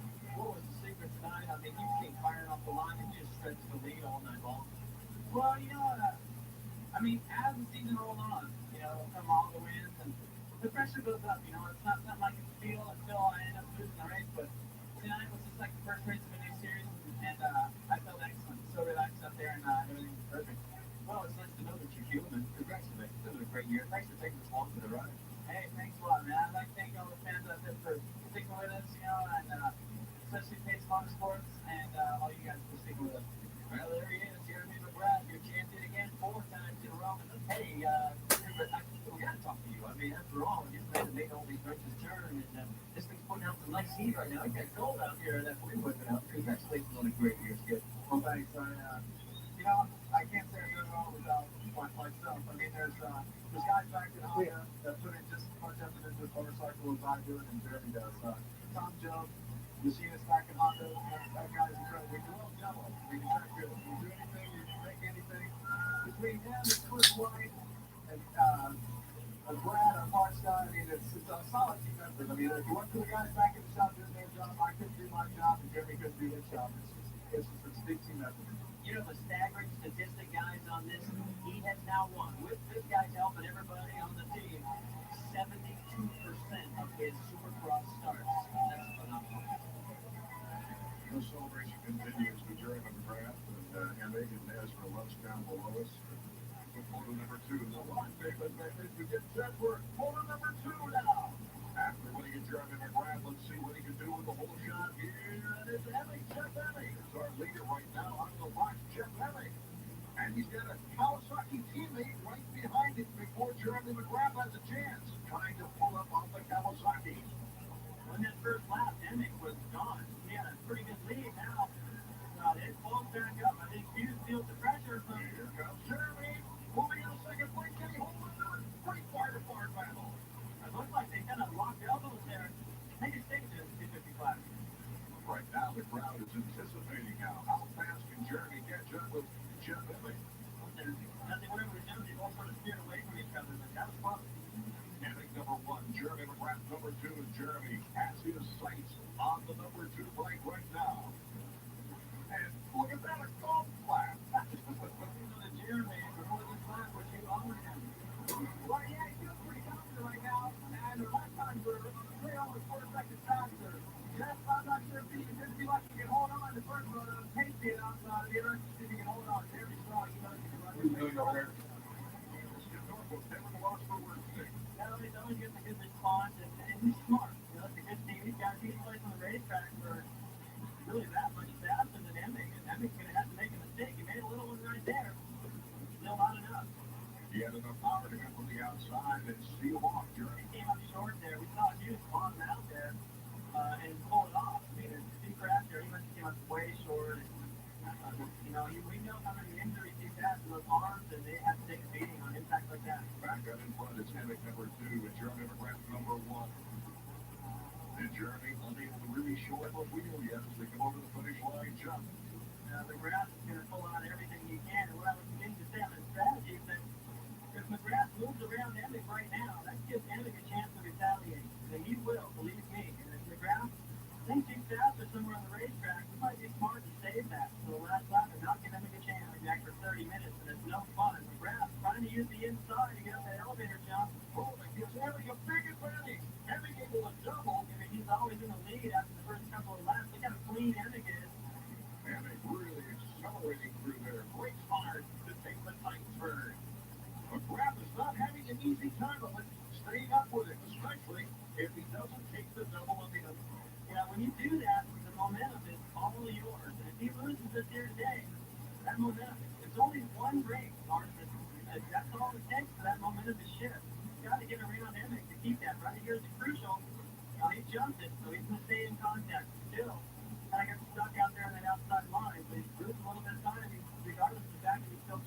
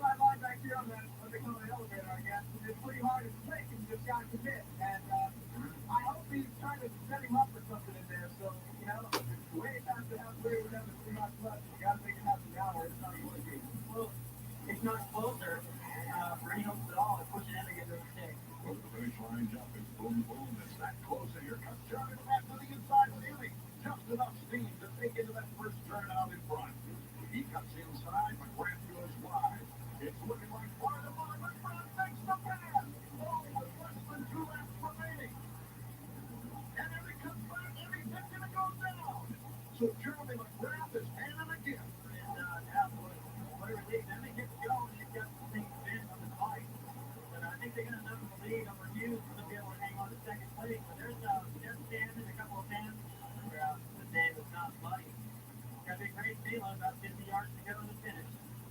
Off the hill, you can see the checkered flag waving as he crosses the finish line. Jeremy McGrath is seventh straight moto win if you go back to last year. Congratulations on another Gatorback win. This is your second year in the running 250 class in 30-year career, right? Yeah, I think so. I have one more here on 125. So, yeah, I'm stoked. That was a long, hard fight to pick them up between Jeff and I. And, I guess first game of the show, I was off. And so the undefeated season goes on. Yeah, it's been so far. I want to take it on into next week. We got Daytona and start out just going to Daytona. Congratulations, Jim. Don't want to wait. As Jeremy McGrath found out in Moto 1. The gate is down. We are away. Doug Henry on number 15. That was a great start. There you see him on the red number 1 bike, and he's got all of the early leaders from Moto 1 right there with him. And Jeremy rode right around the outside of him. Now here comes Henry. Right that back wheel, number 2. Jeff Emming takes the lead. Doug Henry right there. He too goes around Jeremy McGrath, who follows coming down the hill. This is where he got his first one last year. Right now, he's looking at the lead. If he can pick it up, depending on how these guys finish behind him, you could mathematically win the overall. And look at Jeremy McGrath back in 5th place once again. Lee Al Holford, a 5-time IMSA Camel GP champion. Look at Doug Henry right there. The fifth skirmish between Michael Rocco and his Suzuki teammate Greg Albertine really starting to pour on. Rocco goes by Henry for second, and Henry responds. Starlight Albertine is down. The inside couldn't get it done. Dives behind Henry, then goes up the inside of this corner and takes away 3rd place. So McGrath on a charge. Well, Jeremy McGrath has certainly left himself with some work to do after a 5th place finish in Moto 1. He is up to 3rd spot right now behind the man on the right there, number 8, Michael Rocco. Jeremy doing a beautiful job of getting over that triple jump. He came out of that corner before on the inside. Gets some help from fellow riders, or perhaps someone else moving up from behind. Contact, and Emming is off the course. Wow. Well, Rocco got in there and just punted Emming. It looked like Emming cramped it. Rocco did a good job to step that up. And now here comes Jeremy. Two-way battle for the lead between Morocco and McGrath. The Emming held on to 3rd place. Fortunately, didn't get tangled in that tape along the edge of the course. Now we go. This is what Jeremy McGrath needed, but he needed Emming to drop further back in the top 5. Right now, he's got Morocco ahead of him and Emming behind him. And now he has Morocco behind him. Jeremy got a strong drive out of the corner bottom of the hill. Looking down. Jeremy McGrath out front. And if you'd like more about how to get the most out of your motorcycle, here's your help. If Morocco stays where he is, he has the advantage for the overall. The way it looks for Jeremy right now, though, it's too bad. Winning the second moto, I'm going to put an exclamation on things. If he can hang on to it, he wouldn't lose that. The unpressed for the lead. In fact, I don't really have any particular battles going on right now. The question is, where will everyone finish in the overall? Well, he's just got to keep his fingers crossed. If the cars fall in the right places, if he can pick up the overall win, that'd be just about impossible for Rocco and Emming where they are. They could. Just about a 3-way tie for me. If things stay the way they are, it looks like Emming may pick it up. Emming, of course, beating Morocco in this moto. If he can stay there, they'll both have a second and a third, but Emming better finish in the second moto will break that tie. They'll both only pick up a point on the day of Jeremy McGrath out of his points lead. So for Jeremy, after that bad first moto, it doesn't turn out too bad in the end. He's going to win the second moto, and he's only going to lose a point in the championship. So not bad of a mistake. It could be a good year for Doug and the outdoors. Well, Dylan behind us on a left rider who flips the front wheel for the fans to the checkered flag comes Jeremy McGrath. You heard him say earlier, you have to put together 2 good motorcycles. In the next event in Southwick now, let's see who gets the whole shot. Will it be Jeremy McGrath or again, number 2? Oh my goodness, Emming with another great start, but Jeremy's right there. You see 13 Up front, most of the first moto looking good. Here he's in contact with the leaders. Nobody between them. He'll be able to see everything as they're doing. Look at all the water splashing around that one of the off cameras, and all that water runs down in there. Something tells me Jeremy's not going to put up with that splashing. Or before they get up to speed, that berm forms right next to the tire. Looked like he just tried to put on his brakes and make a shoot right out of there. Yeah, it was hard to see that berm. He overshot a little bit, but if they're in the corner where you can pull in the clutch and just get it in there and not lose that much time. Jeremy, like this second moto, you begin to wonder right about now when and where Jeremy's going to make his move. He went up on the lawn. Look at that. He's just looking for anywhere to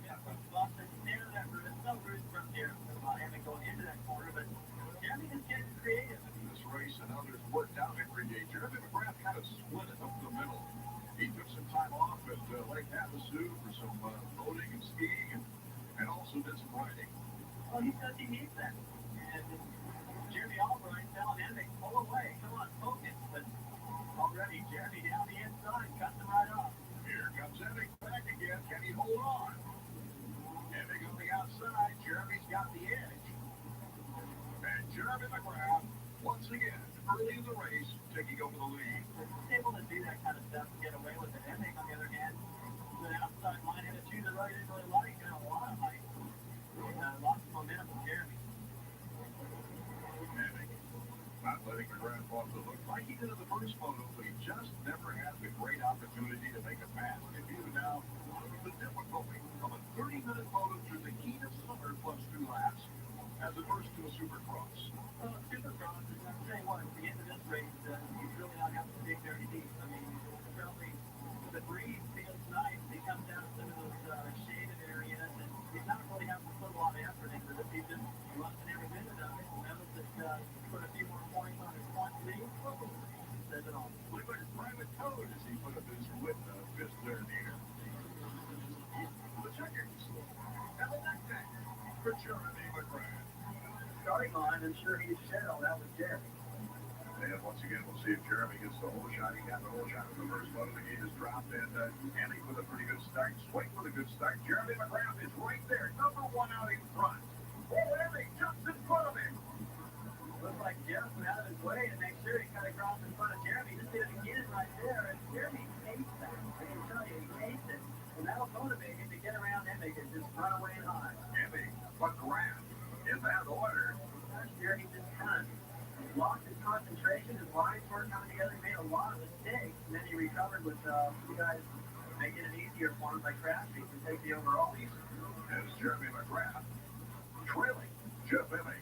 Eddie doing a good job holding out in front, but now Jeremy has picked up the pace a little bit. Looks like he's looking for spots, accelerating through the sand. More than that, we'll see how it happens today. I think up to 2, Jeremy's probably in better shape. Boy, as the second photo is well underway, it's amazing the way they go through that finish line stretch and all of those ruts and the fish sailing that goes on and still maintain some type of control. Different configurations for a track like this. Well, typically just use more what they call sand tires. There's a lot of space between the knobs, and you don't have these problems that go wrong just in that one corner. The only corner of the whole racetrack, you can usually miss those if you run a good line. I don't know if I'd be looking for lines so going that fast.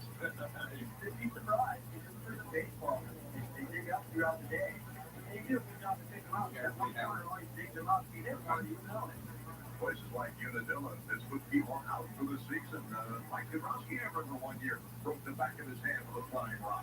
Yeah, these don't fly. They just stay there when you hit them. Do you really want it? He's trying to get him to focus out front. Jeremy wants it. He's patient, though. Very patient. Jeremy McGrath, side by side, he gives way. Jeremy gets the best line through the squeeze. He positioned that way back in his toughest.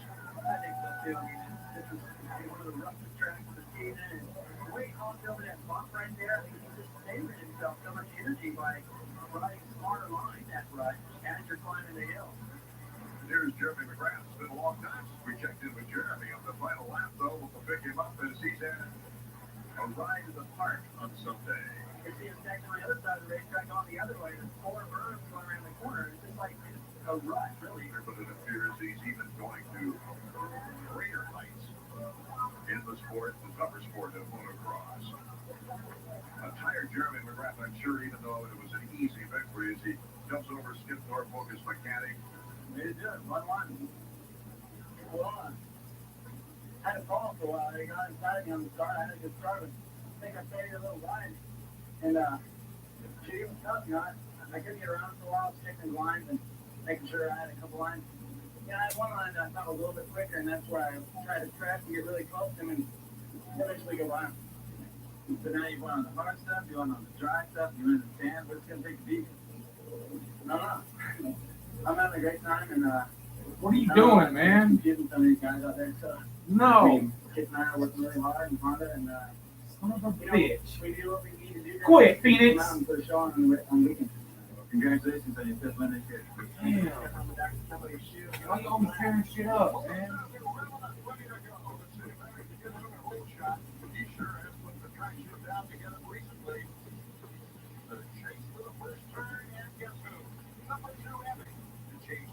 those two.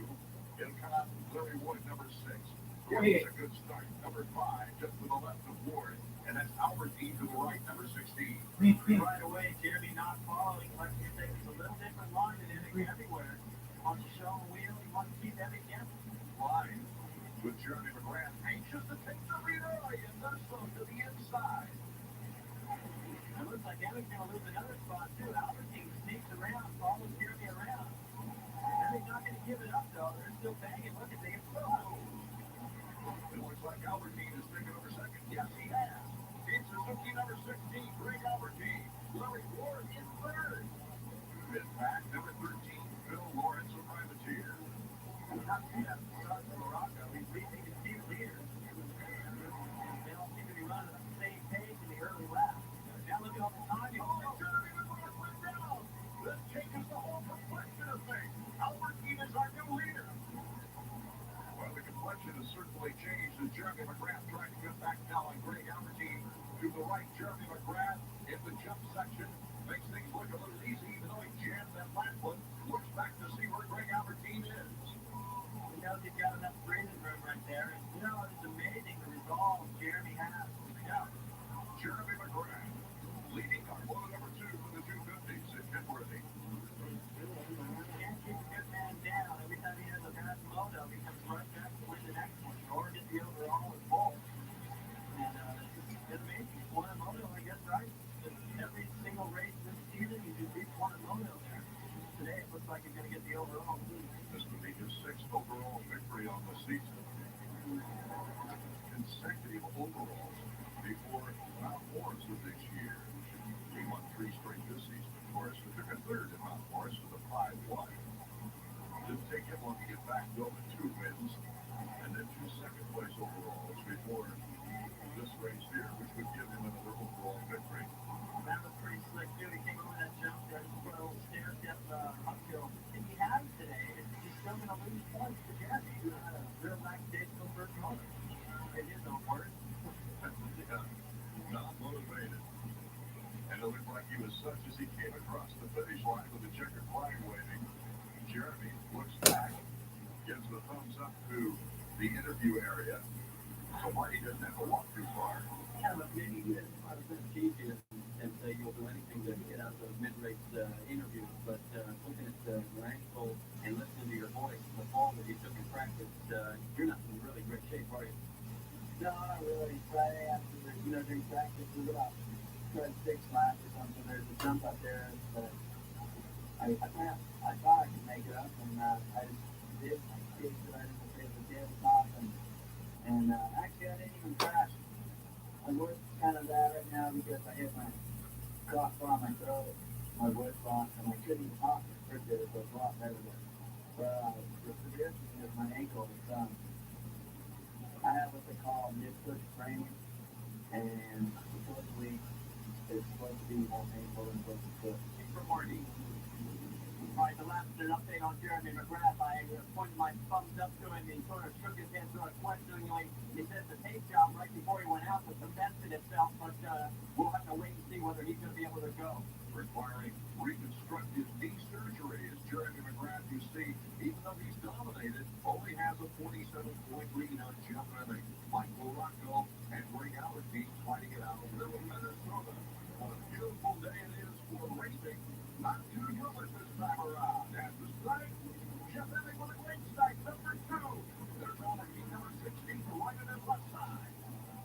Albertine, Henry, number 15, moving in a second place now as they start to get the mobile. He wants his title back. He's willing to dig deep. This fight has been pretty bad. He'll still finish that motor. Right now, teammate Brian Hughes is not cutting him any slack there, but Hughes just as hungry, I think. He wants to win bad before the season closes out. He got the whole season really taken away from him. I don't know if that holds true for him. Here's Jeremy McGrath still in 11th place. Of course, if you just tuned in, Jeremy was injured in practice earlier. In case the jump hit his neck on the handlebars and injured his left foot. So just like Morocco, Jeremy out there riding at a lot of pain. And the good thing he has such good timing, he can have some sore the blow, especially this loop section where his right leg, and that's going to get tired towards the end of the motor. 11th right now, about 5 laps to go. Yeah, he's right on Taylor. Actually, I saw the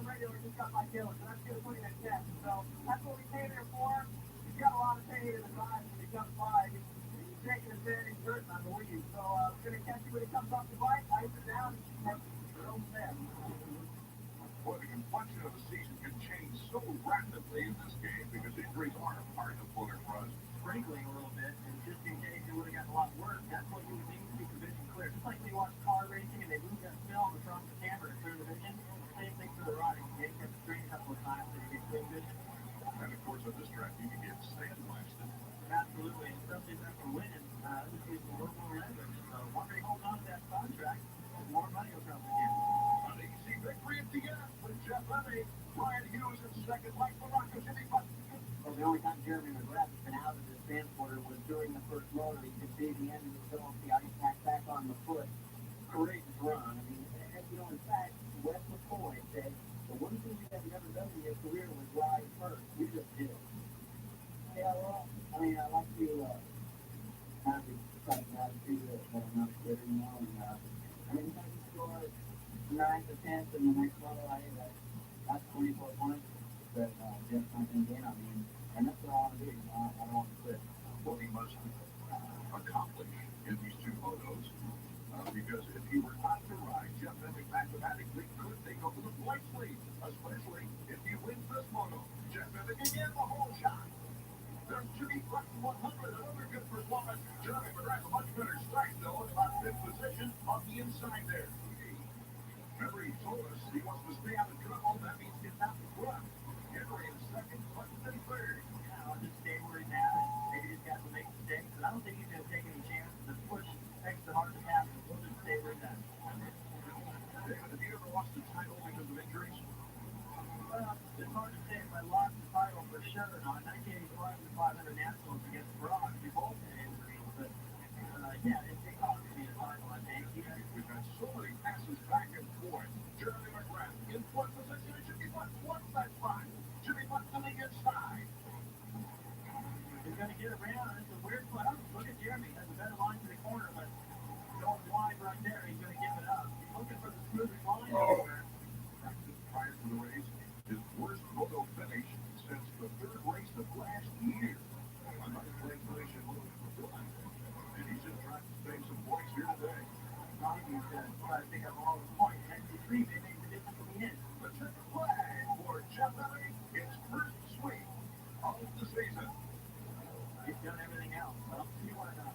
Well, I'm telling you, quite an effort for Jeremy McGrath. Our hats are off to him as well as our winner, Jeff Lemmy. Jeremy McGrath leads by only 23 points. We're going to have a battle that at the end. I think so. I think what Jeremy proved to everyone is that he can ride in dirty did both motos, establish some points. I know that I can win, and I think everyone else does. You know, it's just a matter of being injured. It's one of those things. You know, I try to tell the stupid thing, and I nailed it on, try to jump up on that table, not to come up short. So like my Don foot fell off. You know, I've been on the recovery for the last 2 weeks. I've been to the doctor every day. Dr. Torrey, he's been doing a great job with my foot. And, you know, it's just a matter of time. There's only so much you can do. They don't roll into the game. Just to be sure you don't really coming out the box. Sam Norfolk very quiet now, giving his last minute instructions to Jeremy McGrath as the 32nd board goes sideways, and we're off. Moto number 2. And they got that great strike. Whoa, we've got a new man out front. It is Rich Taylor, number 48, and Morano, number 30. Henry make up for that 11th in the first moto, but looking at Morocco, where he's positioned and look back behind him, there's Henry. Reward in second place. Out in front, Doug Henry, Mike Morocco, Henry, McGrath, and then Morano in your order. Heavy favorites, Morocco and McGrath all right there. They're starting to work their way up quick. Shaping up to be a great race. Aaron Lawshue looked at, I think, has already cut Jeremy McGrath's lead in the points race down to 11 after the first moto.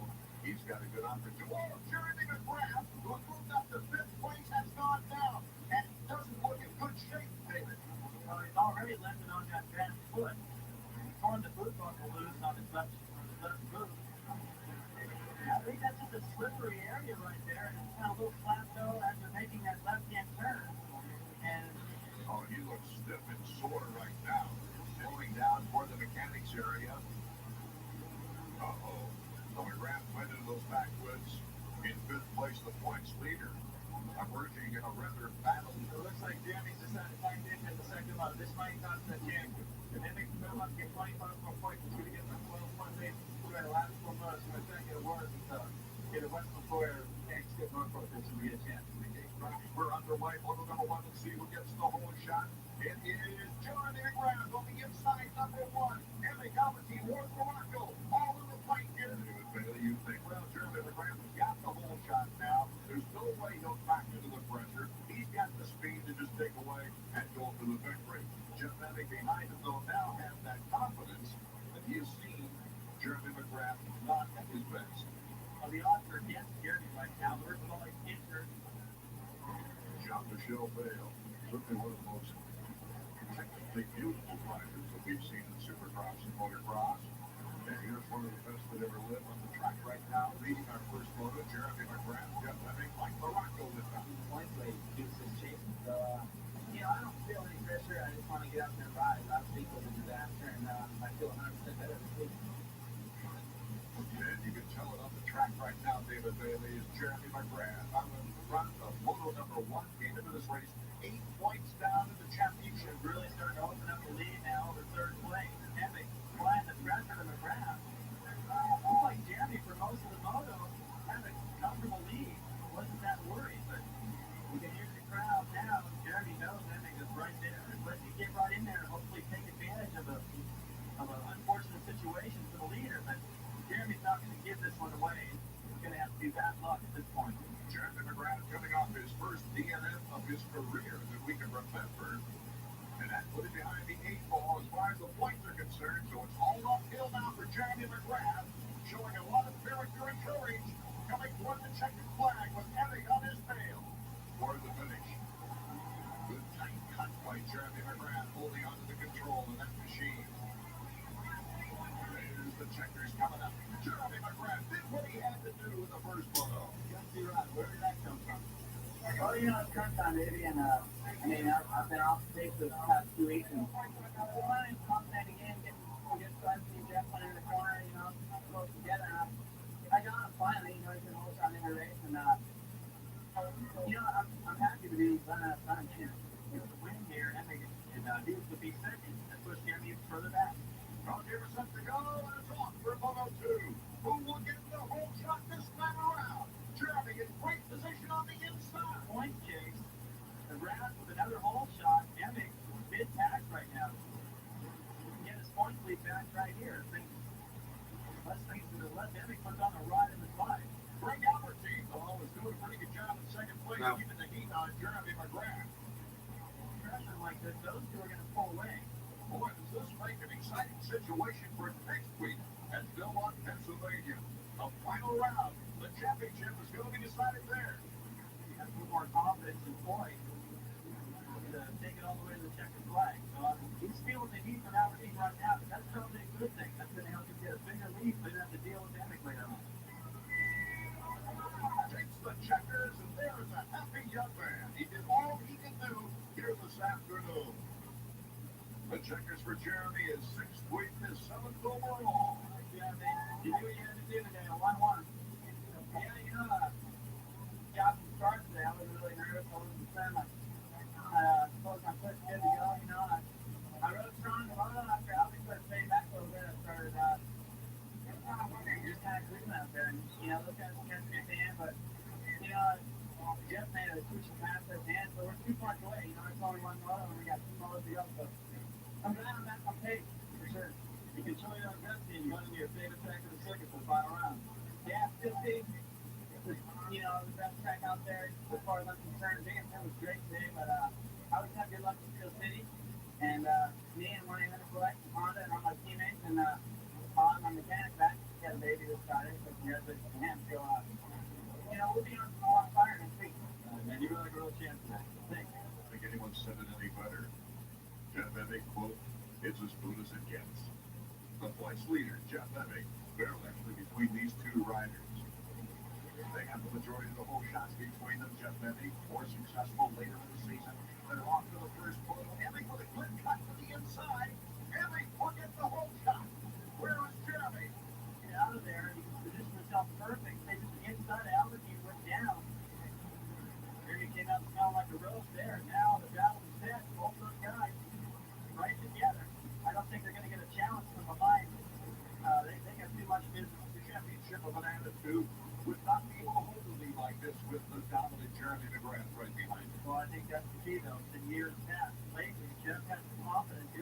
figure out what's going on behind it. Although today is a little bit different situation.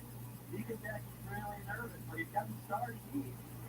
Pressure's on Jeremy right now. He's the one that's behind. He's the one that's got to find a way around to hopefully pick up a 1-point lead going to that second motor. And he's trying to hold his own as we go to the helicopter shot to see the line. Jeremy McGrath to the inside, has the edge, and oh my goodness already, Jeremy has made the break himself. Here comes Hemi, right back again. Can he re-secure the lead? Oh, we almost lost it right there as his toe cock went back to the open auto.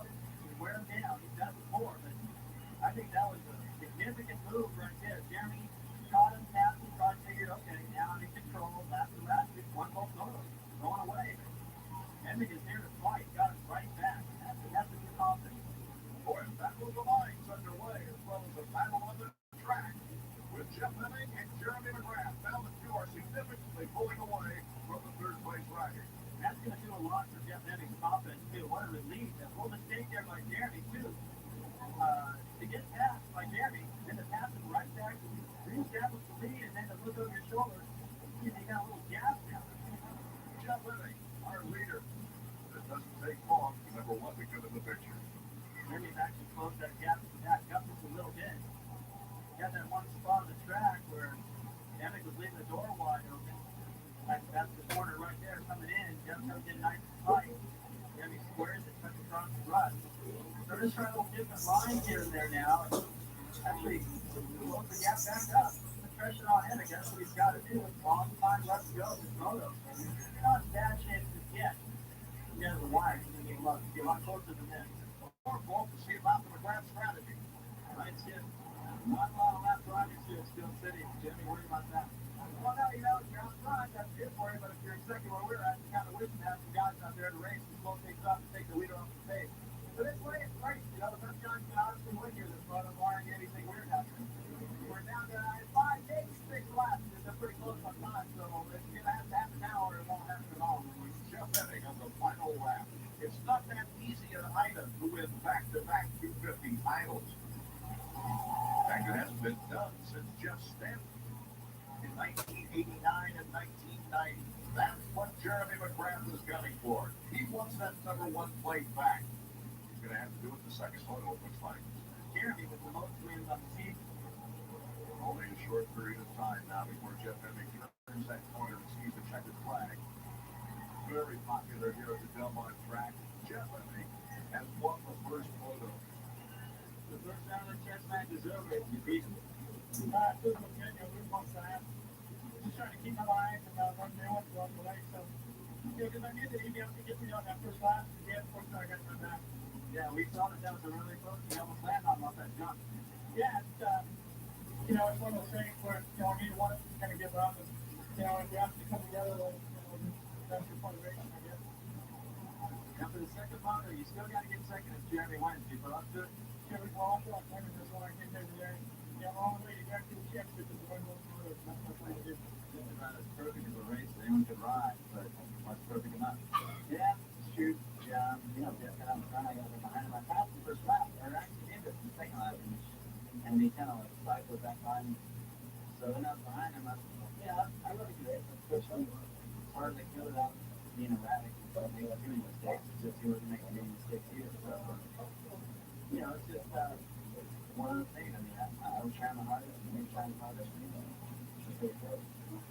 Mike's ready. I'm getting ready to go here for motor number 2 now to the 250s. They're off. The all-important whole shot. Look at the acceleration on the inside by Hemming. He's raced just in time for the whole shot. Where's Jeremy McGrath? Nightmare for McGrath right now. Henry got in front. Jeremy somewhere maybe 10, 15, as best I can tell. Hemming, Henry, Albertine, Taylor, Keeney, Bradshaw, Palmer. Easy for us to get them out. All right, there's Corey Keeney right now. You can see the roots. A great camera shot there. Right, as long as he's trying to fight his way through these guys, then they can pull away. So I think he go by the other way. That's a big lead. I think these guys are pretty much even today. How the heck are you going to make that up? Riders will say faster riders. Well, as long as he's moving past them like this, it's not a problem. That's why you see him get denser, trying to get by these guys early. Because later in the race, yes, they can slow you down a little bit because their pace is lower. If you're behind them in the second like this, Jeremy's kick will go a lot faster. He's got to wait.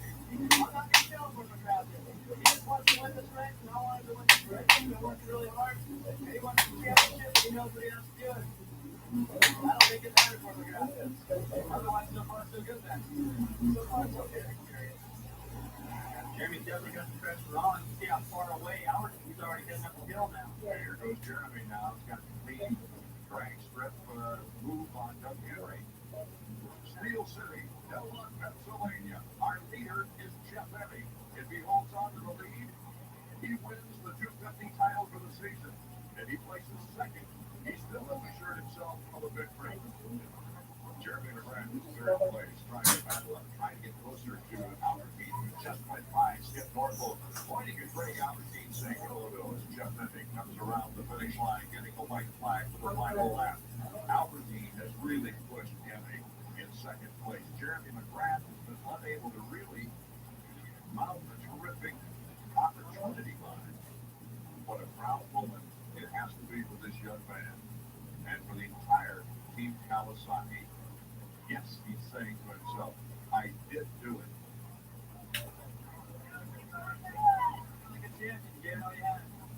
Yeah, I was just didn't get the start again, and I was back that time.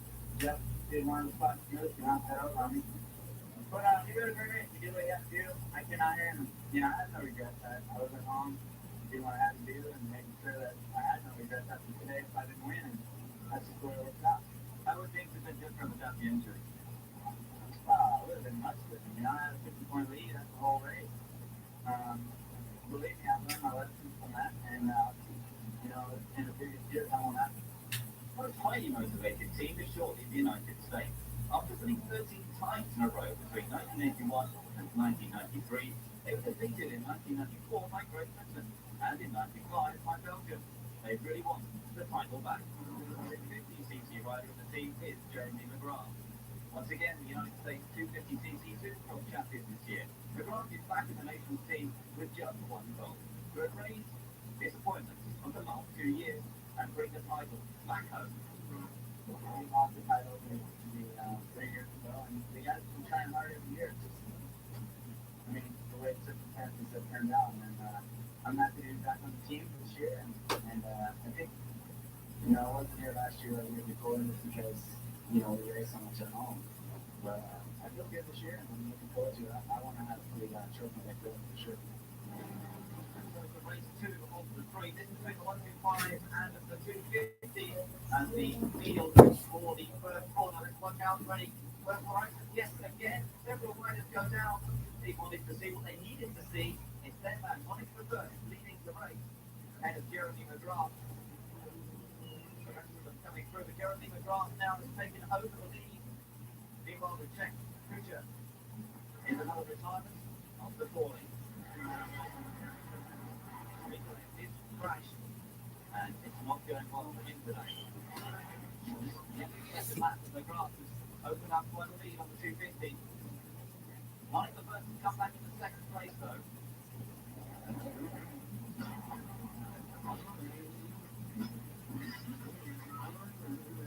Really suiting the Americans with its Supercross style just. But McGrath is the man to beat. He's already opened up a huge advantage.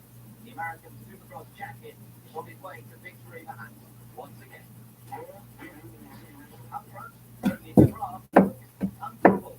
But even the best can sometimes make mistakes. A big lead, but McGrath just getting a little bit wrong and takes the topple. The American off his fight and a chance for a change to lead. Monica Burton going fast, and McGrath wins the lead of the race. Getting it wrong. Monica Burton now the leader, but McGrath is not far behind. He's restarting, and he's now fired up again. So he's down well.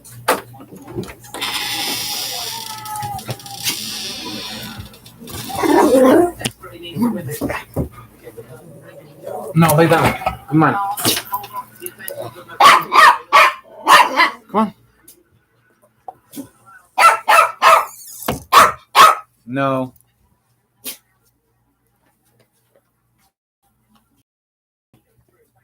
Hey. I'm gonna go work on the yellow four-wheeler a little bit. Have you seen Ashley? Nope. Or Nope. I haven't seen nobody. When we went to go cut that tree down, there was like 3 or 4 people outside at Arlen's house. really? Yeah. I think they were here, out here. I thought it was you guys. As soon as you guys left, there was people here. I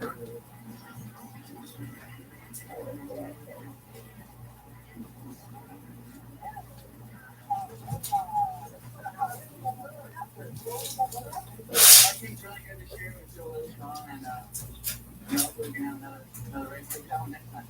The final race. That's between the 250s and the 500s gets underway. Everybody charging for the first corner, and this time everybody makes it through, more or less safely.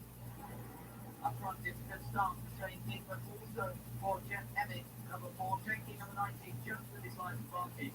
Dima Lack is up there as well, Joel Smith, and watch out for Jeremy McGrath. Shane King leads from the start down into second position. And another American up there too, Jeff Emmett, in Mario, is in 4th, and Dima Lack running the first, and Joel Smith.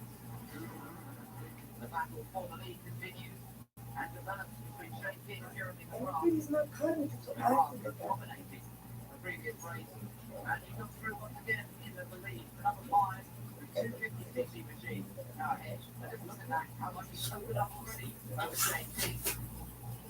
That's number 4, and already Jeremy McGrath has opened up a sizable advantage over his nearest opposition. Monica Burke is next up in second place.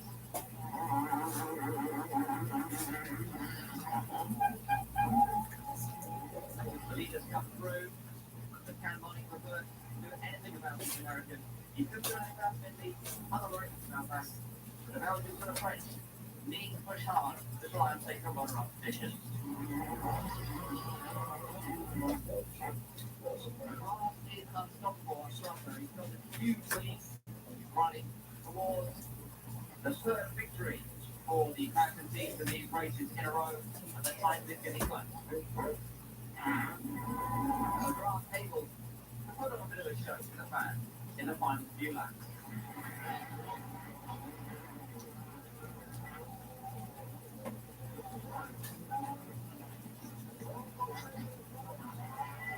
Wins ahead of Demaria, Tipara, and Jeff Emmett.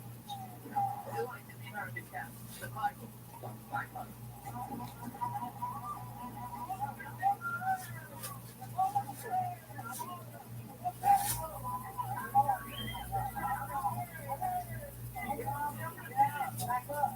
Well, trying really hard this time. The bike was working good, and everything was perfect for me. It was great. Loved it. I'm happy about that.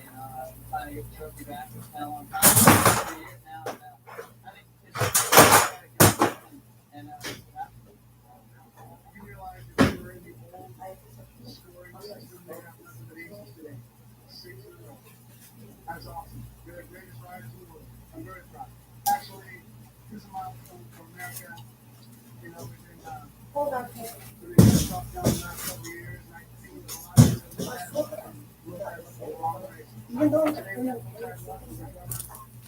we came over here, took care of business.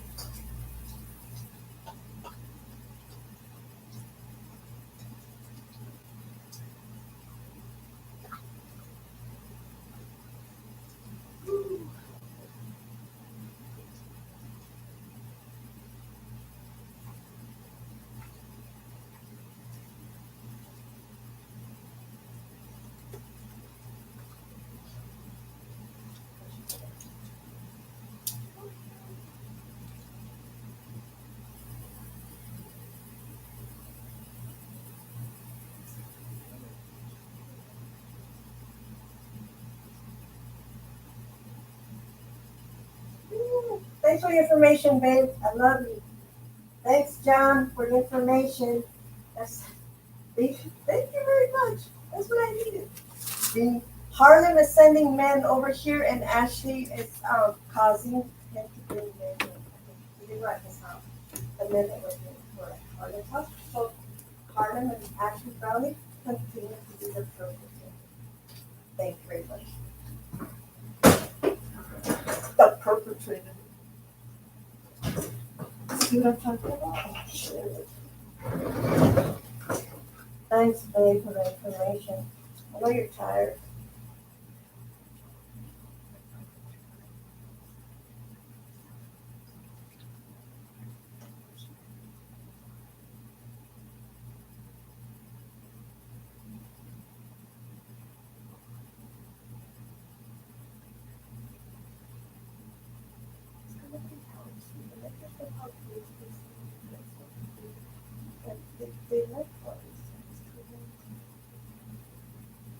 No wonder they were here since they were. I thought John, it sounded like John. Why did I say like John? But there's a lot of people with the same voice. So,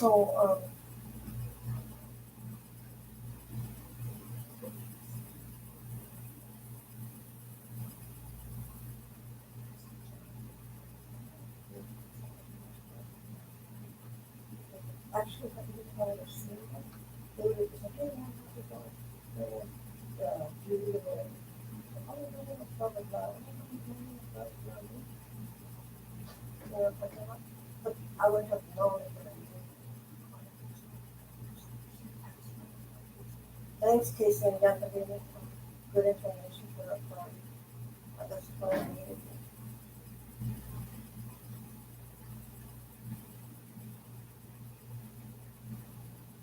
Friday and Ashley Friday.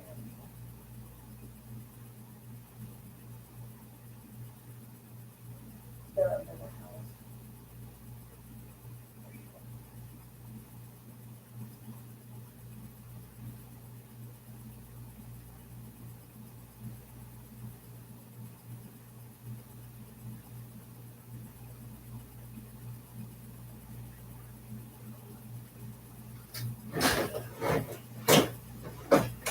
This thing's good. Shoot. I gotta do it. Yes.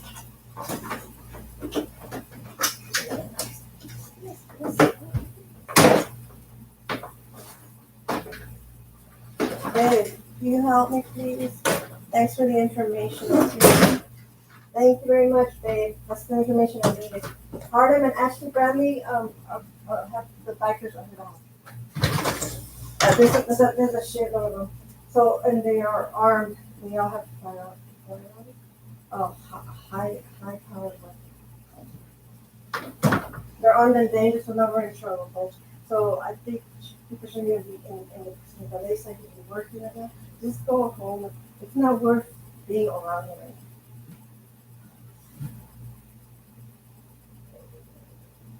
It's not worth it. It's not worth it.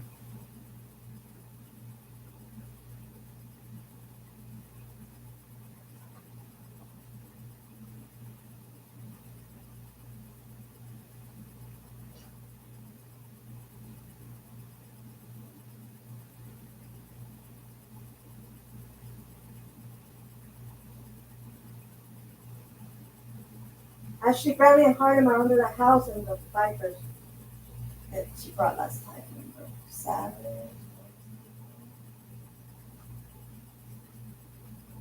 Babe, I just figured it out. Harlem and Ashley for sure is under the house, and the bikers. The people, those people that you saw at his house, they're under the house.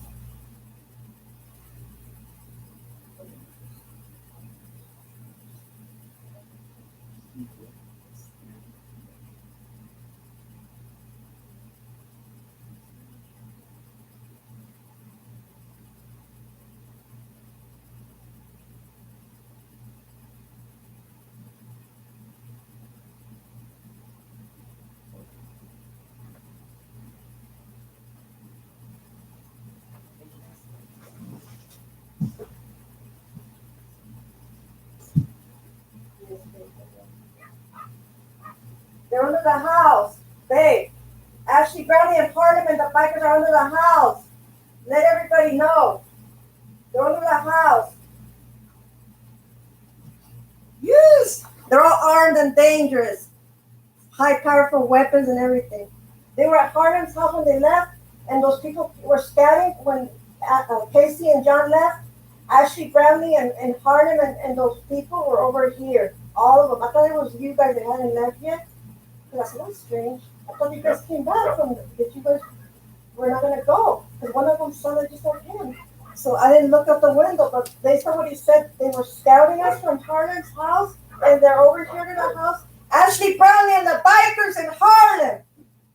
Let everybody know. Ashley Brownlee and Harlem and the bikers were across the street, and they came here as soon as Casey Reeves left and John. Demonic whore. I knew you were a demonic whore, backstabbing whore.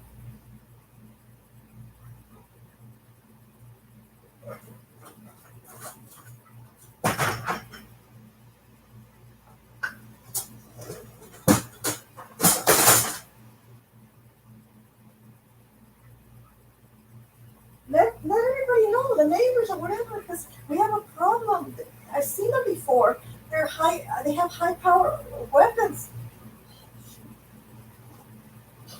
You don't I have to do anything. Nobody has the authorities haven't arrested this whore. Why the fuck haven't they arrested the whore or harder? Why do they take so long? I don't get it. They were here, as he said, that him and Casey went that way. They were at Harlem's house. A bunch of people were over there. When they left, those people came here. But I didn't look out the window or the door because, I thought it was John. And one of them sounded just like John, same tone of voice. So I said, thank God. They didn't go anywhere. And then I was getting upset because I thought John was out there effing around, talking to people all this time for like about an hour or more. I was getting mad because I thought, why is John not talking to me? Why isn't he coming in the house? And then right now, it wasn't them. It was Harlem and the bikers, those dangerous men that she brought the other day.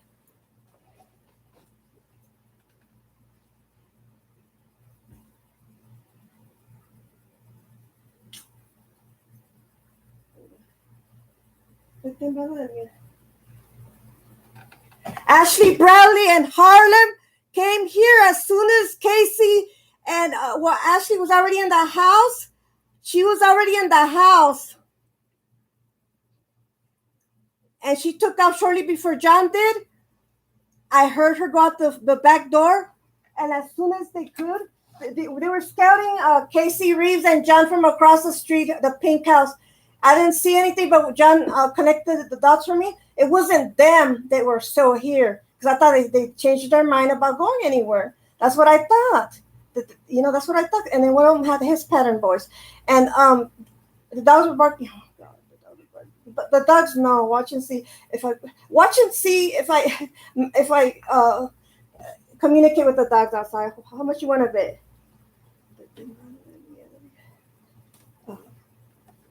How much you want to bet?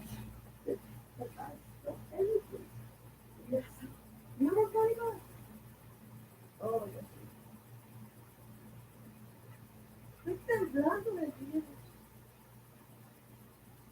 Sí, no, ni sabe.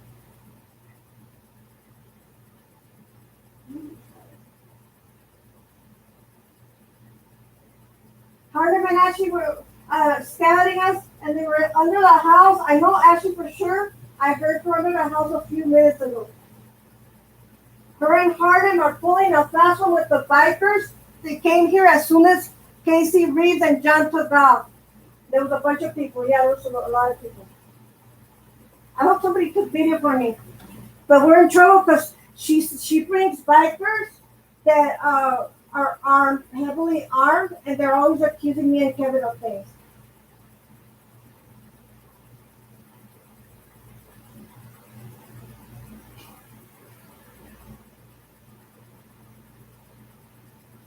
She doesn't like anybody. She doesn't like Casey. She doesn't like me. She doesn't like John. Ashley doesn't like any of us. I'll tell you that right now. She's a backstabber. So don't trust them at all. Her or... And you take advantage of them.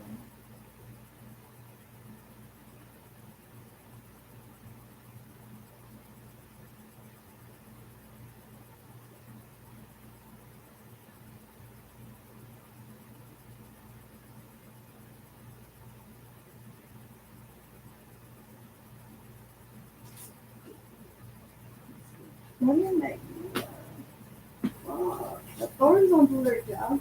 They wasted all this time. And I keep telling them, and they wouldn't do nothing. Because of this, whoever paid money here and there, the point is that everybody wants to other share, you know?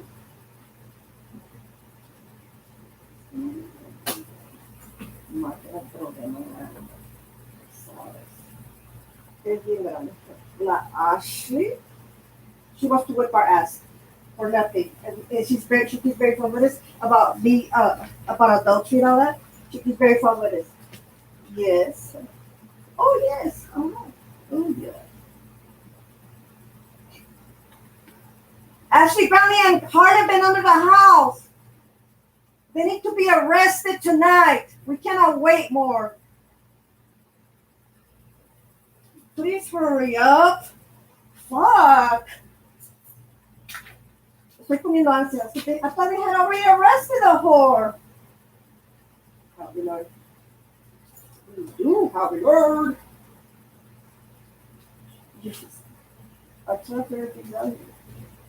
Es que está poniendo el pinche tiempo. Yo estoy temblando por el miedo. Es un miedo espantoso, man.